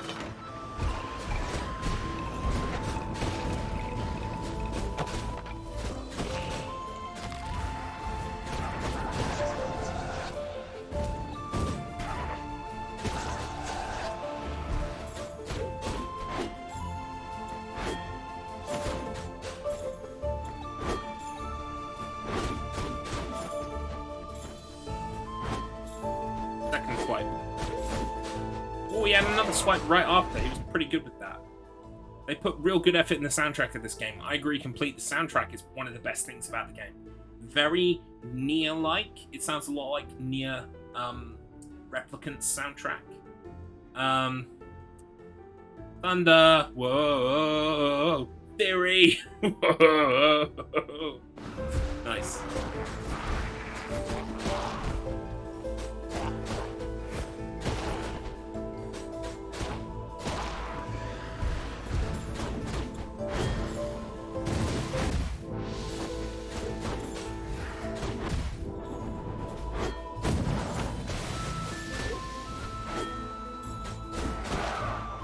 Right, now we can see what we're doing.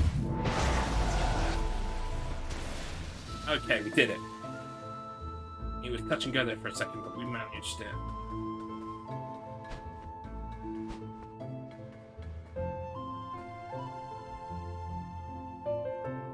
Posted in this fortress, I have learned a great deal about the old lords of doors. Still don't much care for them. This theory has been hooded. This theory has brought the thunder as its certified fab. Nice. Yes.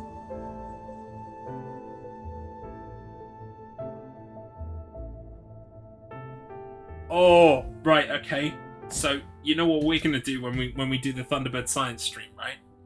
Is it fab or falsehood? Fab or falsehood? Yes! I'd be applauding myself right now if my sound effects worked. Fab or falsehood? Dagnabbit. Yeah.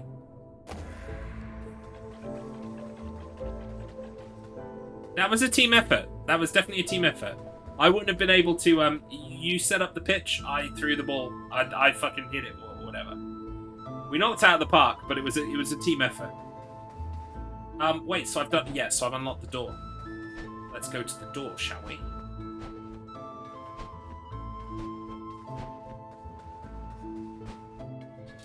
Open sesame. I did. Isn't that 4 birds? What? I could have sworn I've talked to 4 birds.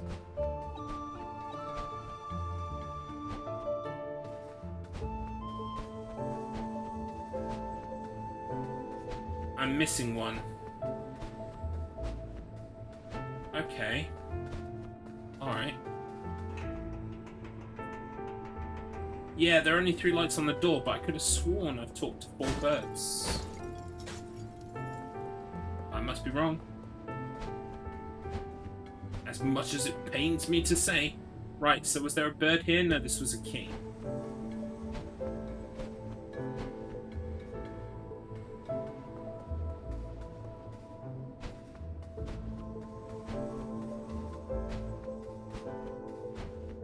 We unlocked this door here.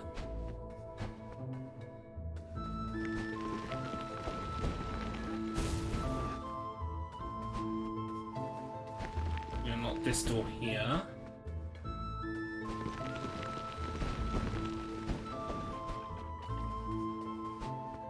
This was a bird for sure.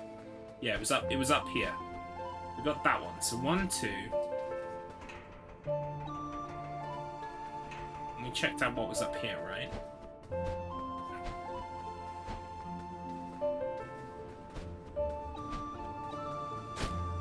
Yeah, I don't have that power up here. I can't do it.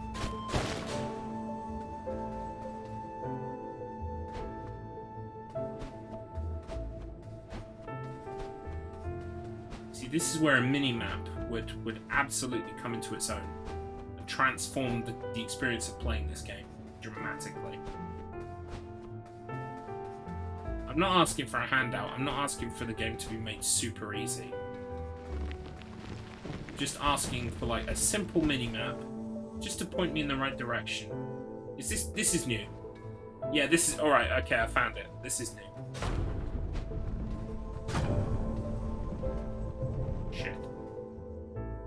I missed it. You gotta do it while you're on the platform. Also, oh, I see. There's something, right, okay, hang on. There's some funny business going on here. Fuck.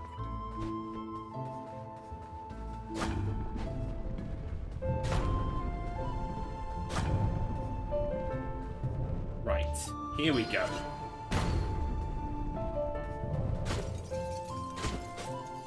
Right, I thought for sure there'd be something on here.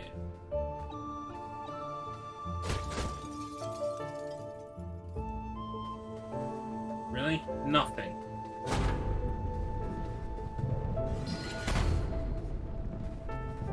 No, it's just so that you can hit this if you haven't got enough fire with you.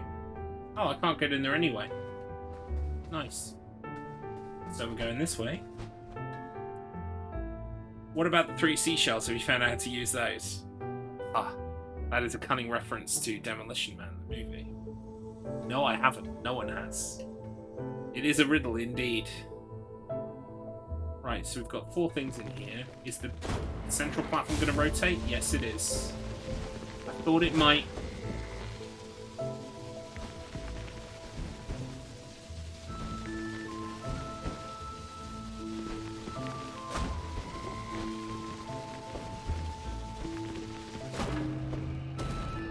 Bingo.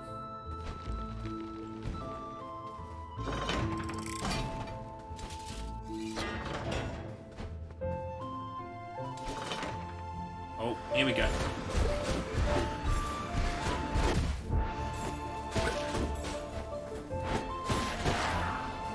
Nice. Okay, 1 bird down. Oh, fuck. Why is it always a green one?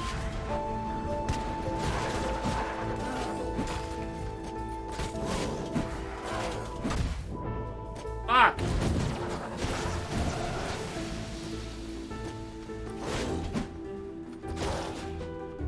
Okay. Fuck.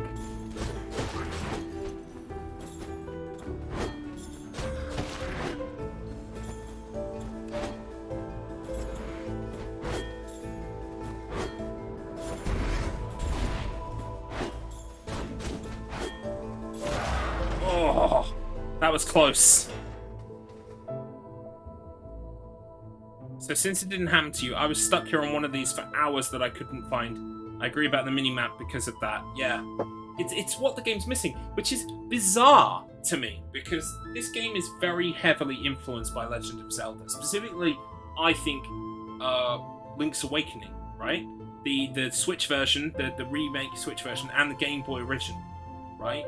Even down to the way the mountain section is done, like in tiers with ladders down and stuff, is very Link's Awakening, very Zelda.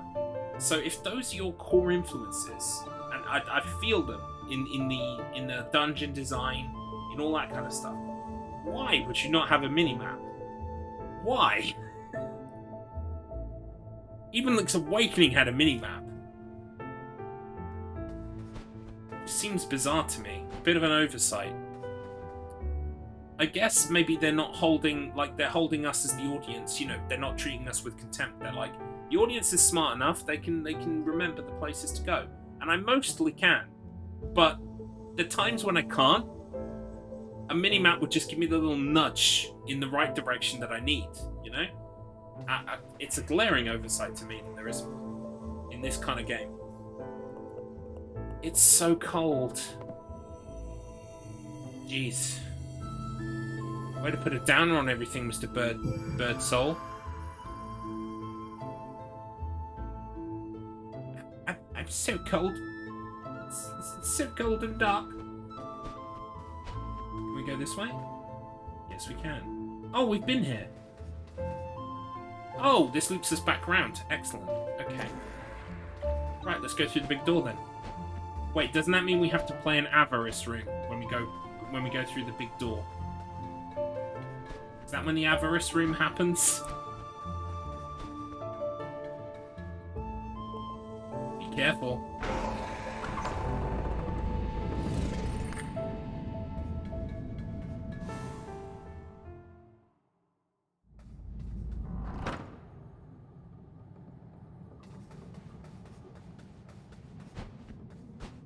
Yep, here we go.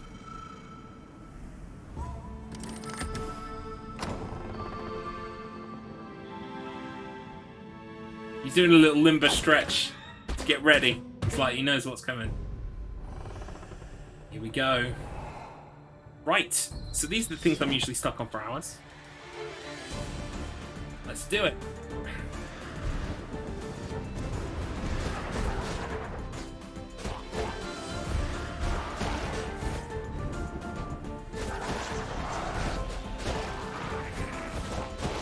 I like that the room is actually not incredibly well lit. Oh, the fires! Wow, how has it taken me this long to realise that the fires light up when you kill waves, and once they're all lit, you're done? That's a very easy way to tell what waves are what.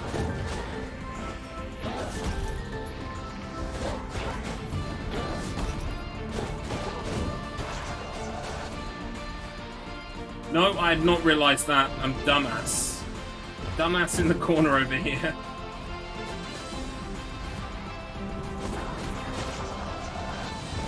Second light.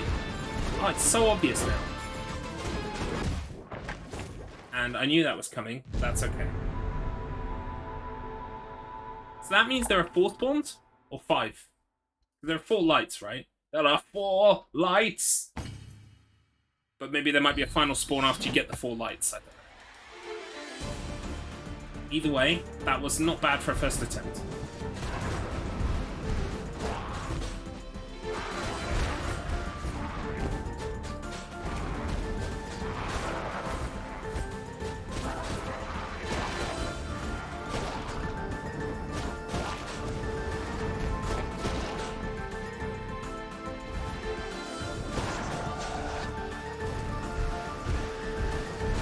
Right, it gets a bit of a clusterfuck in here.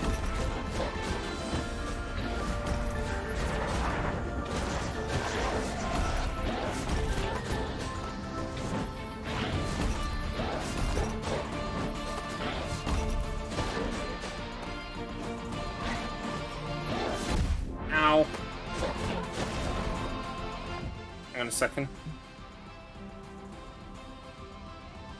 Oh, okay. That attacks, but that's all fine.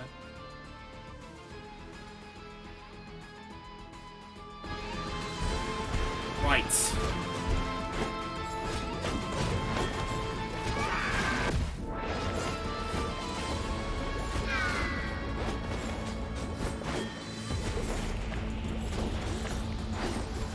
Get out of the fucking corner, shall we?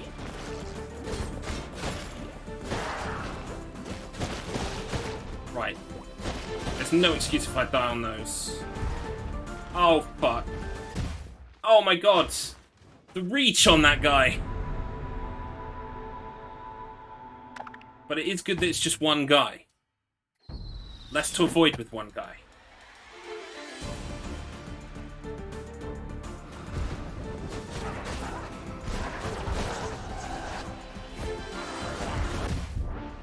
Wow.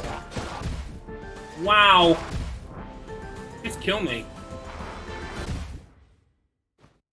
Oof. It's time for some Ribena, I think. Give me a moment. Need to refuel, innit?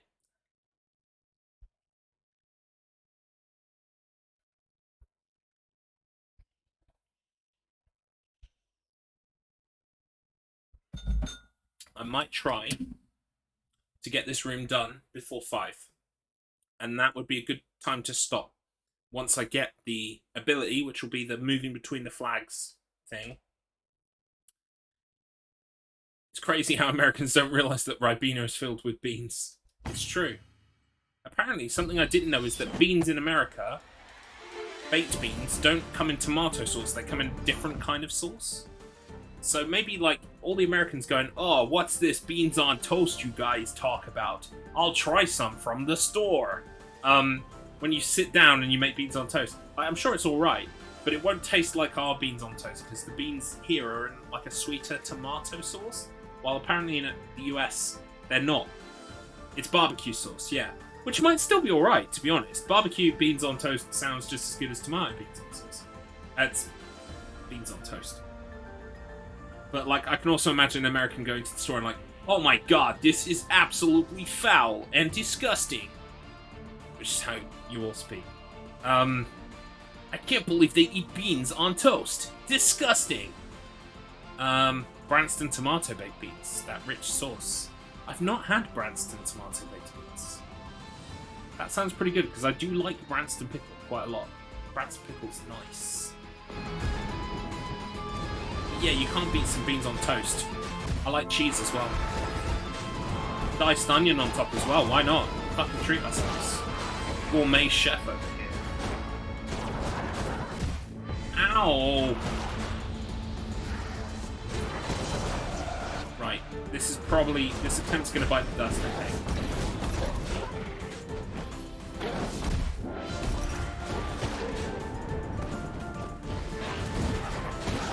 What cheese do you put on top? So that's to personal preference. I mean, I don't know what is available in the US, but over here you can get cheese in levels of strength. So you can get from mozzarella, which is like a 1, all the way up through to extra mature cheddar, which would be a 4 or a 5. Now, I personally like the extra mature cheddar, but it's not for everyone because it's very strong. So, you know, when you can't go wrong with a 3. So something like a red Leicester or a just a cheddar that is like 3 strength is fine. I find that the when you're melting cheese, you don't want as strong a flavour. So sometimes, if the desire is very much gooey melty cheese, you want to stick to the 1s and the 2s in terms of strength. Okay, we can do that here. So it sounds like I want a white bread plus tomato sauce beans plus cheddar. Yes, I would also butter the toast because I can't get enough calories. I'm wasting away. So I would fucking butter the bread with extra salty butter. I would add garlic puree to the beans because, clues in the name, I like garlic. Bit of parsley on top as well. Why the fuck not? Yeah. Yeah, no, beans on toast is great. I actually quite like as well, more than beans on toast, I like baked potato. Sweet or ordinary potato. With beans, cheese, and grated onion in the middle. Oh, mwah, beautiful. You butter the potato as well, because you're a fat fuck, and you enjoy yourself. Oh my goodness, I would love... See, fall, autumn, it's all about the baked potatoes, right? Oh, it's finally cold enough to eat baked potatoes. Not that I'm allowed. Garlips is on a diet right now. He's trying his best. He's got a lot of water to drink today. And I'm going to be having chicken and salad for dinner. But I kind of like chicken salad. It's going to be breaded chicken, because I can't stand, like, just... I can eat lean chicken, but it's a bit boring. So it is going to be slightly naughty chicken.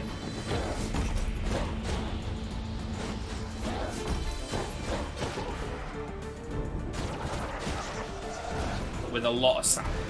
I mean a lot of salad. That was always going to happen, by the way. When I fucked up the intro. But if I get to the big guy again, I'm confident I can do the big guy on its own. Avarice. Right. So don't fucking get the fire guy immediately.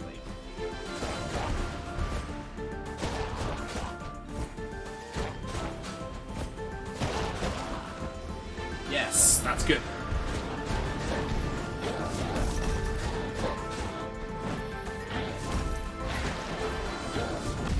Oh.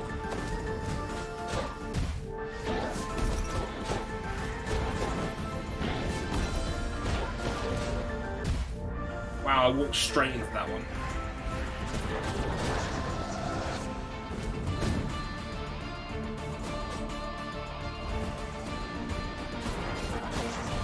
Right, here we go.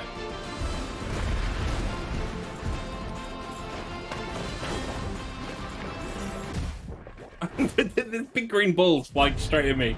I'm like completely ignoring them. Yes. Those are just green balls. It's fine. Avarice. Right. Let's not fuck up this time yet. Wow.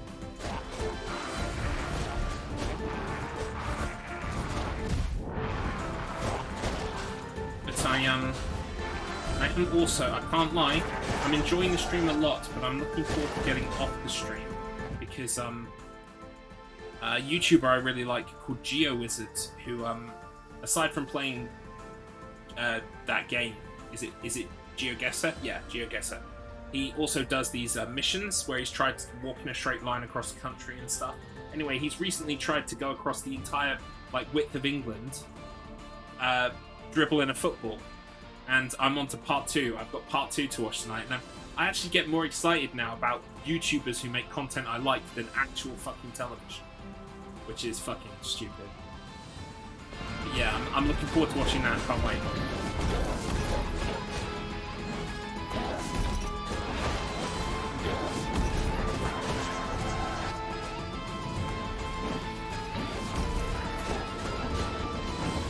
No, I have not watched Utopia.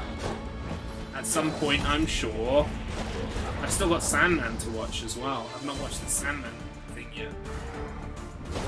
I'm not familiar with the source material either.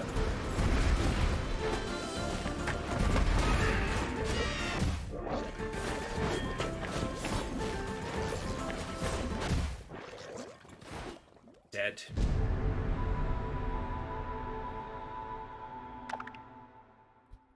Retry. It's alright, I'm gonna do it.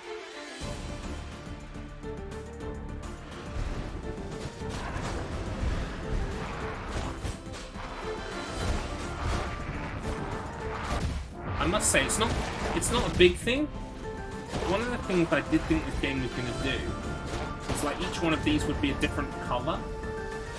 And maybe have a different word, not always be avarice. Like they would have different names, like the 7 deadly sins or something. Do you know what I mean?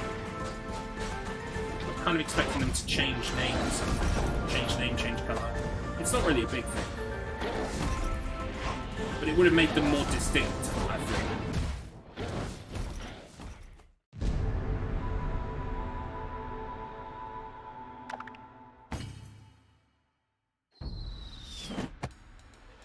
I'm earning experience while I do this, by the way, so at the very least I've got that going for me.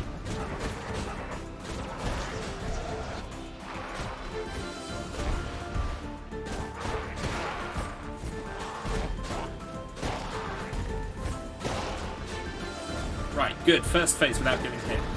Let's do second phase without getting hit.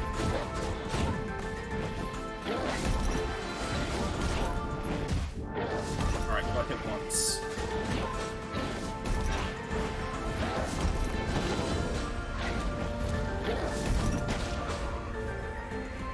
Okay. These blue guys are really not much to worry about. Excellent.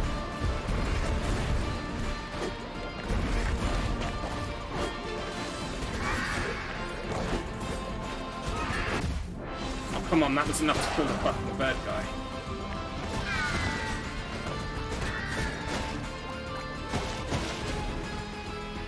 Right. He's got such a fucking reach on him. And he does that little run. Oh, it's a piss take. Fuck!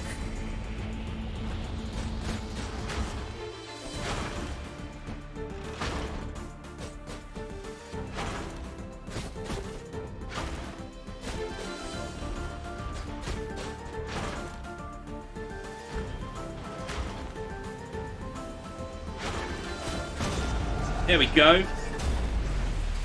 Bish bash bosh. That's how it's done. Sort 'em out, mate, bruv. Innit? Bottle of water. Yes! It is the great and almighty crow, Queen King. A gift to a fellow crow to aid you on your quest. Thank you all. This is my 4th type of magic, innit?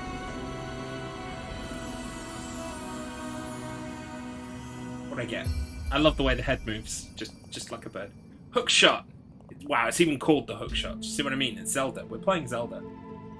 Press down to switch to the hook shot. I can do that.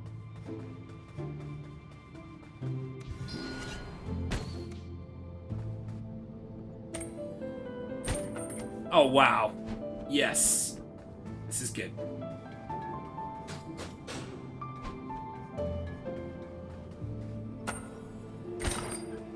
Oh, it's so good. I would imagine that would be kind of cool in combat as well. Like, if you can shoot it through things. This appears to be a Reaper's abandoned logbook. The removal of the legacy doors has seriously impeded my investigation into the disappearance of the Reapers in the redacted region. This whole process of transferring to the new system has been a nightmare. I have found evidence that many workers were active in the region when the orders were given to cut them off. More worrying still is that the active reaping mission in the area was also purged from the system. Somewhere out there is a soul that has not been reaped on time. It's a recipe for disaster, that's for sure. We all know what happens to souls if they remain alive past their death date. Ooh.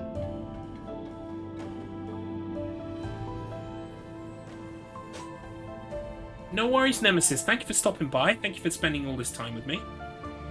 You have a good one too. I will see you tomorrow. 11 AM sharp. You're most welcome. It always blows my mind when people actually do spend their time here. It's you yell into the void, and you really don't expect anyone to stick around and listen. So it's appreciated. So how many degrees of movement have I got? About like 8. No, more like 12 or 16.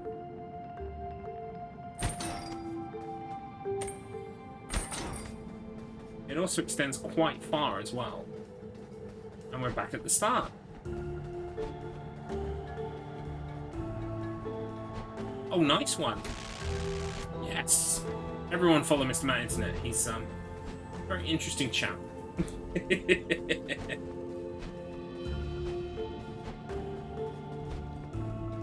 Oh, we've easily got enough for an upgrade as well, so let's do that. Right, okay. We'll do that one. Next one's 1,000. I could get one of these instead. Magic. Raising this will increase the damage done with magic. That could be good. Raising this will allow the Reaper to charge their melee and ranged attacks faster, and increase the speed at which melee attacks can be chained together. So I don't really use the melee charge, but I do like to chain my attacks and do like a lot of them at once. So that could be beneficial. Alright, sure. We'll do one of them. Seeing as we've got the cash and we're flush with it right now. Also, I've got a few minutes before I finish, so what we're going to do is we're going to head up to the witch's house and maybe get some of these extra bits and pieces that are floating around. Now that we have the ability to hook our way.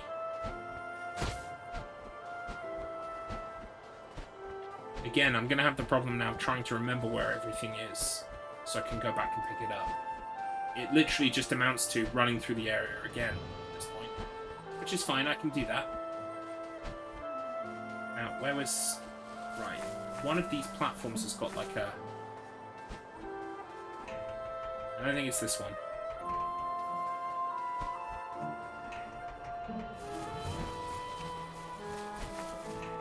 Maybe up here? Yes. Right, but what does that actually do?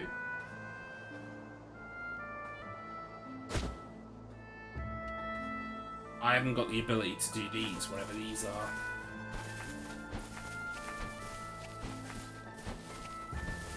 Right, okay.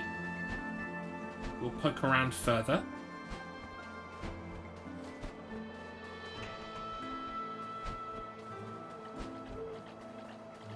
Down here. Nope, haven't got the ability for that either yet. I might have come to the wrong place to try and get some of this stuff, but we'll see. I'm sure there are some things I can grab while I'm here. Yeah, don't have that ability. Let's go the other way.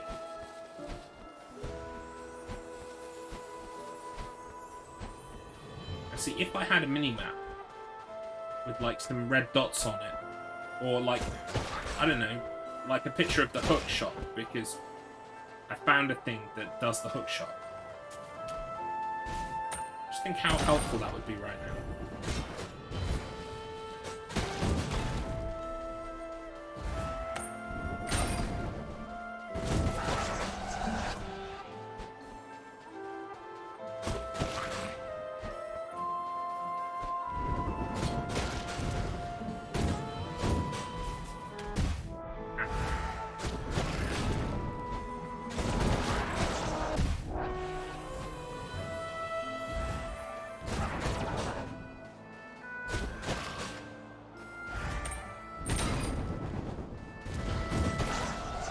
One thing to remember about using the hookshot to break stuff, it also transports you to that thing, where that thing is. So it's not as simple as just like using it for traversal, using it to get rid of stuff, because it will also drag you to where that thing is, so you might not want that. Something to bear in mind.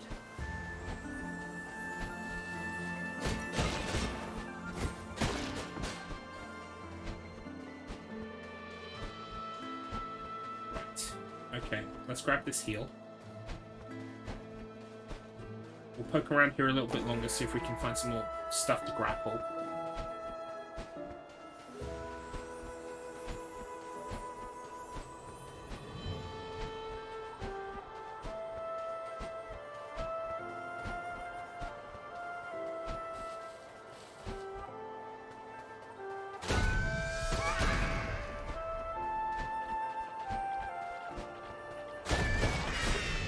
I mean, worst comes to the worst, it's just some more experience.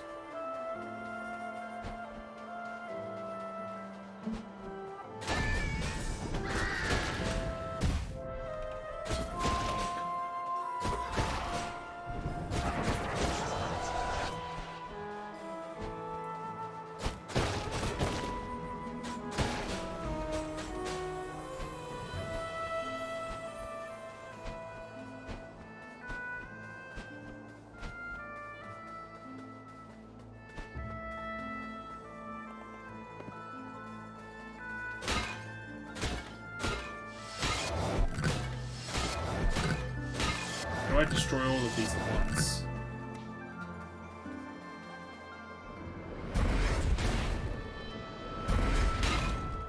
Really? Not like that.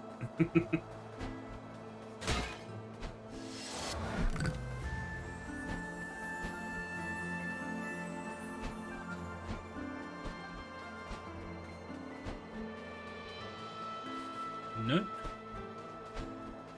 Wow. Really coming up empty on the old hookshot front here.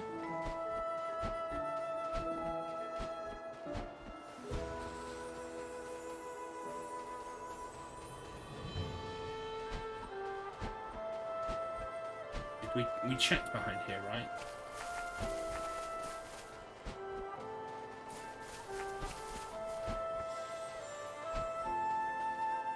Already done it.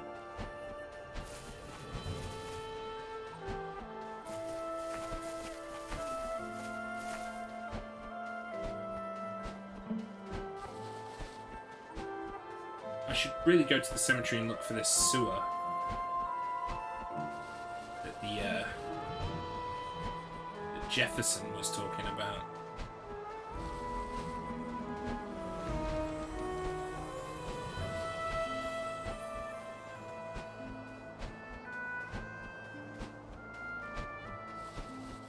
But I'm pretty sure there was something around here because I came back earlier this stream, if you remember. Yeah, it was this direction. Yeah, aha, here we go.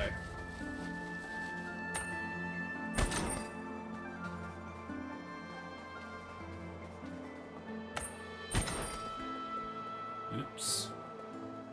Careful there.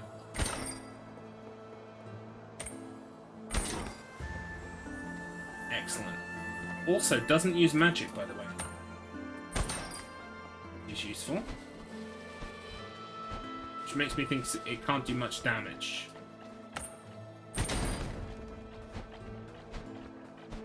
Because otherwise, you could abuse that. Oops.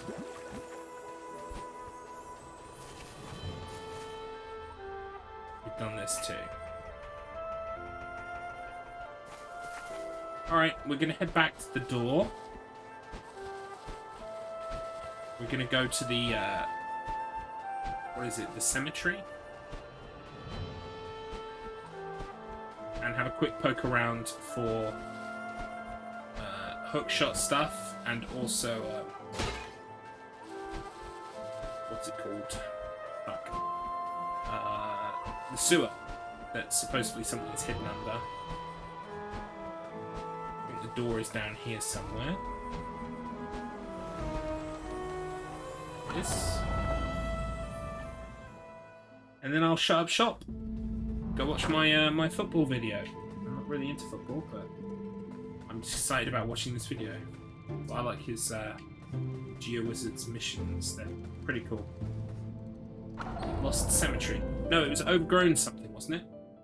That's where the sewer is. Still, there's lots of grapple stuff I can do here.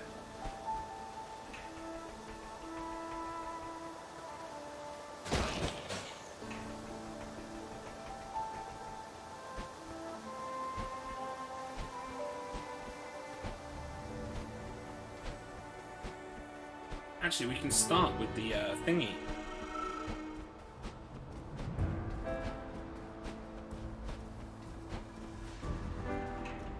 With the location to the west, where where Jefferson's place is. There's some grapple stuff there as well. Let's do that. Probably would have been quicker to just go that way, but oh well.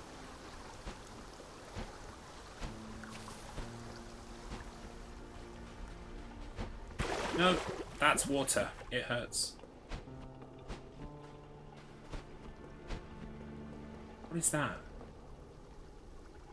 There's a collectible up there. How does one get to the, Oh, there's a gap here, of course.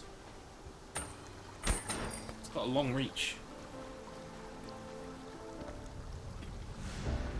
You found a token of death. Ancient cultures used to place these over the eyes of the deceased as a payment to the god of death, burying them to the afterlife. People from ancient cultures must have had big eyes. How do I get back? Oh, I dropped down. Okay. Right, onward, onward, onward. Can't go that way.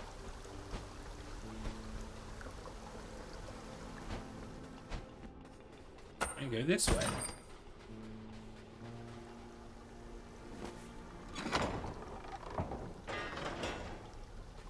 We unlock the door. Just checking for goodies. Always check for goodies.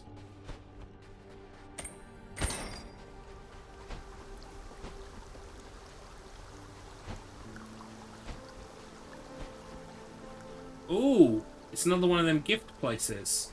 Interesting. Alright, let's do this. I know I'm going a little over 5. Apologies. But I'm kind of enjoying playing the game. Don't want to stop. Wow. I'm going to die in a second. Hello.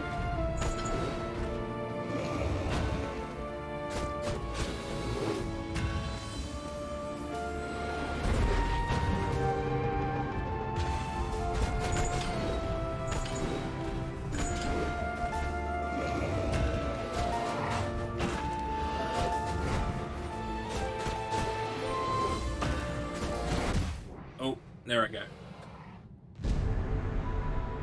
9090.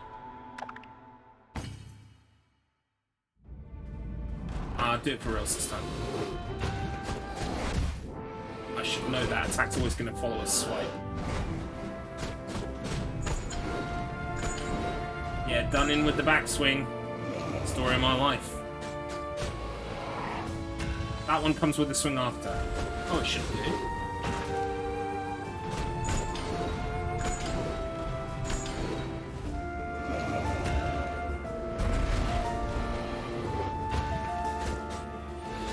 Like you only get the after swing if you're nearby, if you're in range.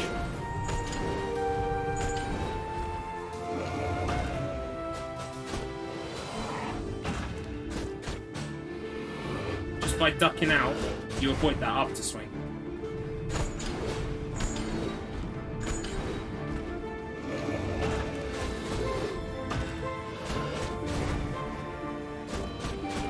I thought it was like an automatic thing he did, you've just got to be in range.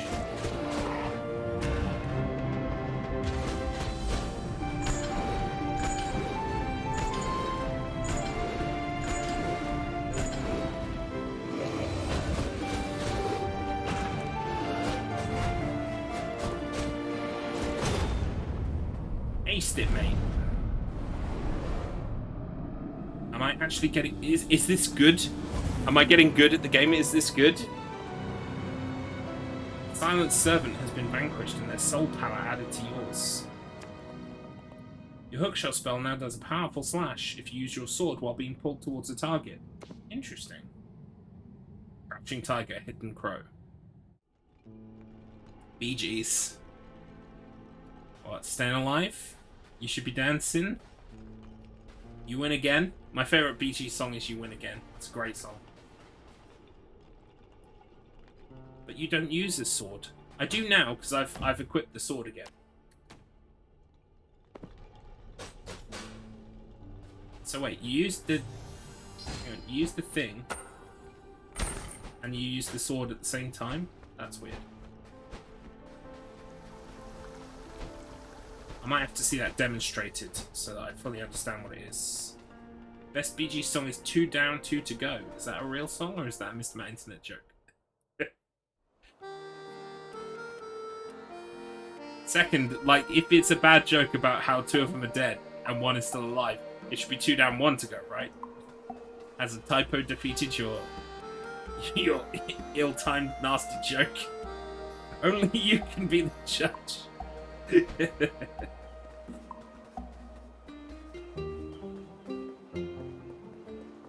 Look, we have to protect the Bee Gees, okay?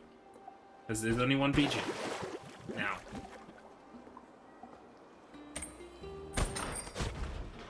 Oh, fuck off! Really?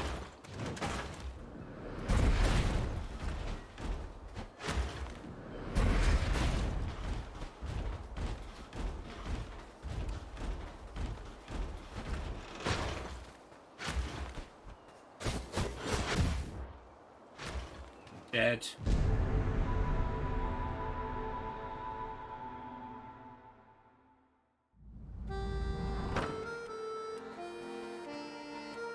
Yeah, you win again. It's a classic. So little time, we do nothing but compete. There's no fight on earth, no other could see me through. You win again. So little time, but if anybody can, we can.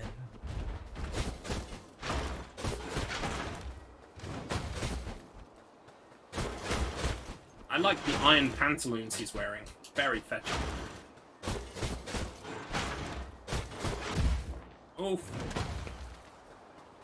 Some bombs now, maybe. Whoa.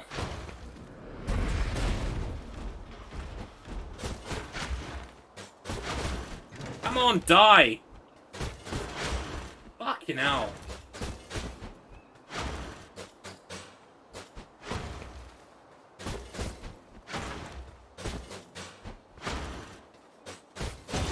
Mate. Welcome in, Big Scared. I love how he just stands there womping your lifeless body. The disrespect of it all. I know, right? I'm just a little crowling with my teddy bear. You found an ink-covered teddy bear. This would be very cute if it wasn't so disgusting. I wonder what all these little... these things we're finding mean, like, add up to. I know they're on our desk back at the Crowland, but I wonder if they actually equate to something, like, story-wise at the end.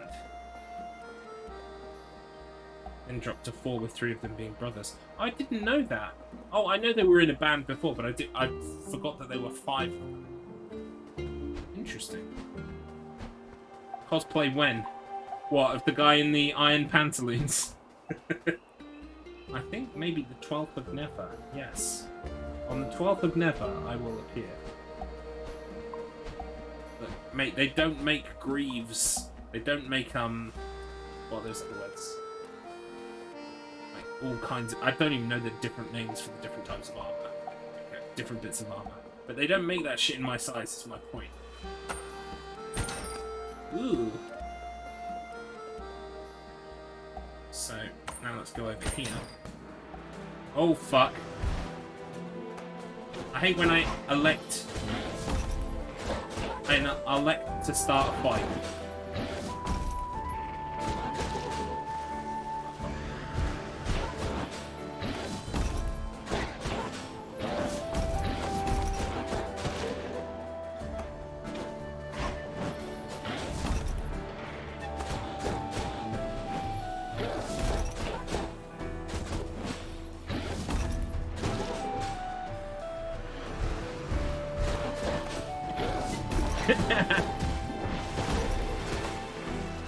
Oh fuck, poison.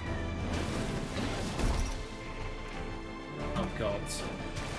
Oh, and then I'm dead. There I am. That's me done. Mate, you are not bigger than Henry VIII. Stop saying it, don't make armor in your size. I probably am bigger than Henry VIII, to be fair. I think, like, you know how the camera adds £10? Paintings probably add, like, £50. I'm going to give this one more go, and then I'm going to call it a day for today. Oh, let's do this first. There are weaknesses in the walls that the eye can't see. Beneath a wooden walkway, a secret waits for thee. Oh. Wow, look at that sword. I want it.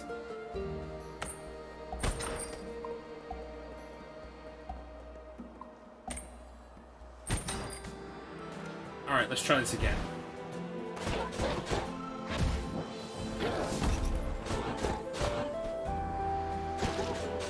Also, I see that once that other enemy spawns,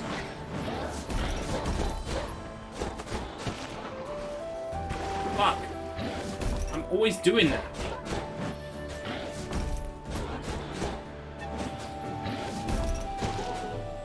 Right, now I want to get off this fucking platform. There we go. Oh fuck, where's the ladder? Are you kidding me? Wow.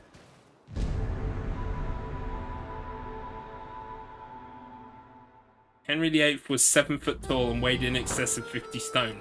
He had to have a special horse made. Alright, I'm not that bad then. I very much doubt he was 50 stone. Rude! I know, right? I'm gonna give it one more go. I think I can fight this, but like, that means I've got to kill that guy with projectiles. Oh, I just jumped in the water, why not?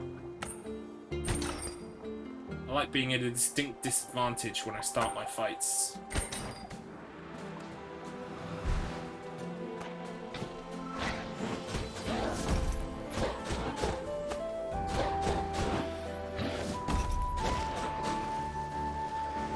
I don't think I'm even at the right height to attack the enemy. I'm talking about the guy with the poison gun over in the air.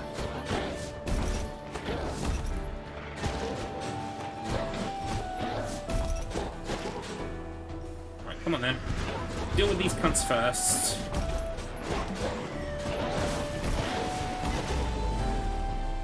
Oh! But what about the guy over there?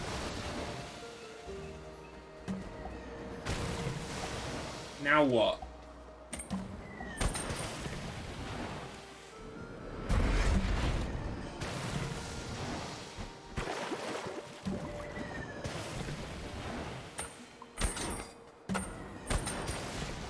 Oh, okay, that created the ladder.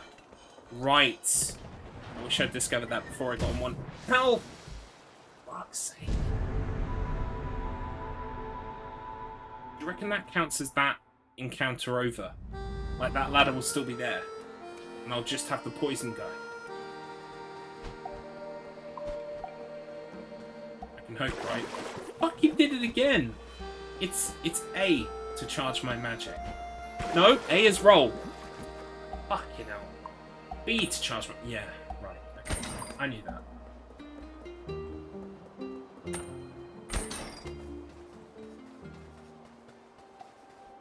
Yes, he's gone. Excellent. Alright.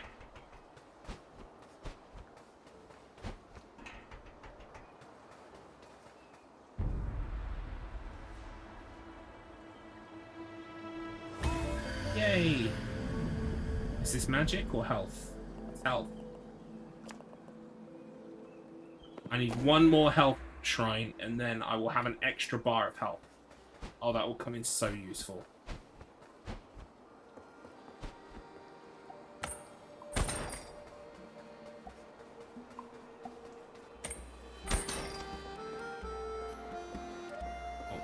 I can't do that thing yet. Alright, what am I at in terms of experience? I've not got enough for an upgrade. But I'm going to go to the Crowland, because in going to the Crowland I save, and that means I can stop the stream, because I'll be going 18 minutes over how long I'd said I'd be anyway. So, that's it for Death's Door for today. I've enjoyed it, actually. And when I started the stream, I was kind of like, I had fatigue about the game. But today actually kind of like was fun and brought it back kind of like around for me, which is good, because I didn't want to not enjoy myself. Right, I will just chat to you a bit while I see if there's anybody that we can raid. Yeah, so tomorrow evening, 6 o'clock my time, BST, we're going to be playing the Last of Us remake. I will raid Rando again. Rando is still playing Resident Evil, Lord of the Necropolis, I believe. So let's raid Random Scottish Guy. It's been going 6 hours, so we might not be there much longer. So let me just get that raid all queued up.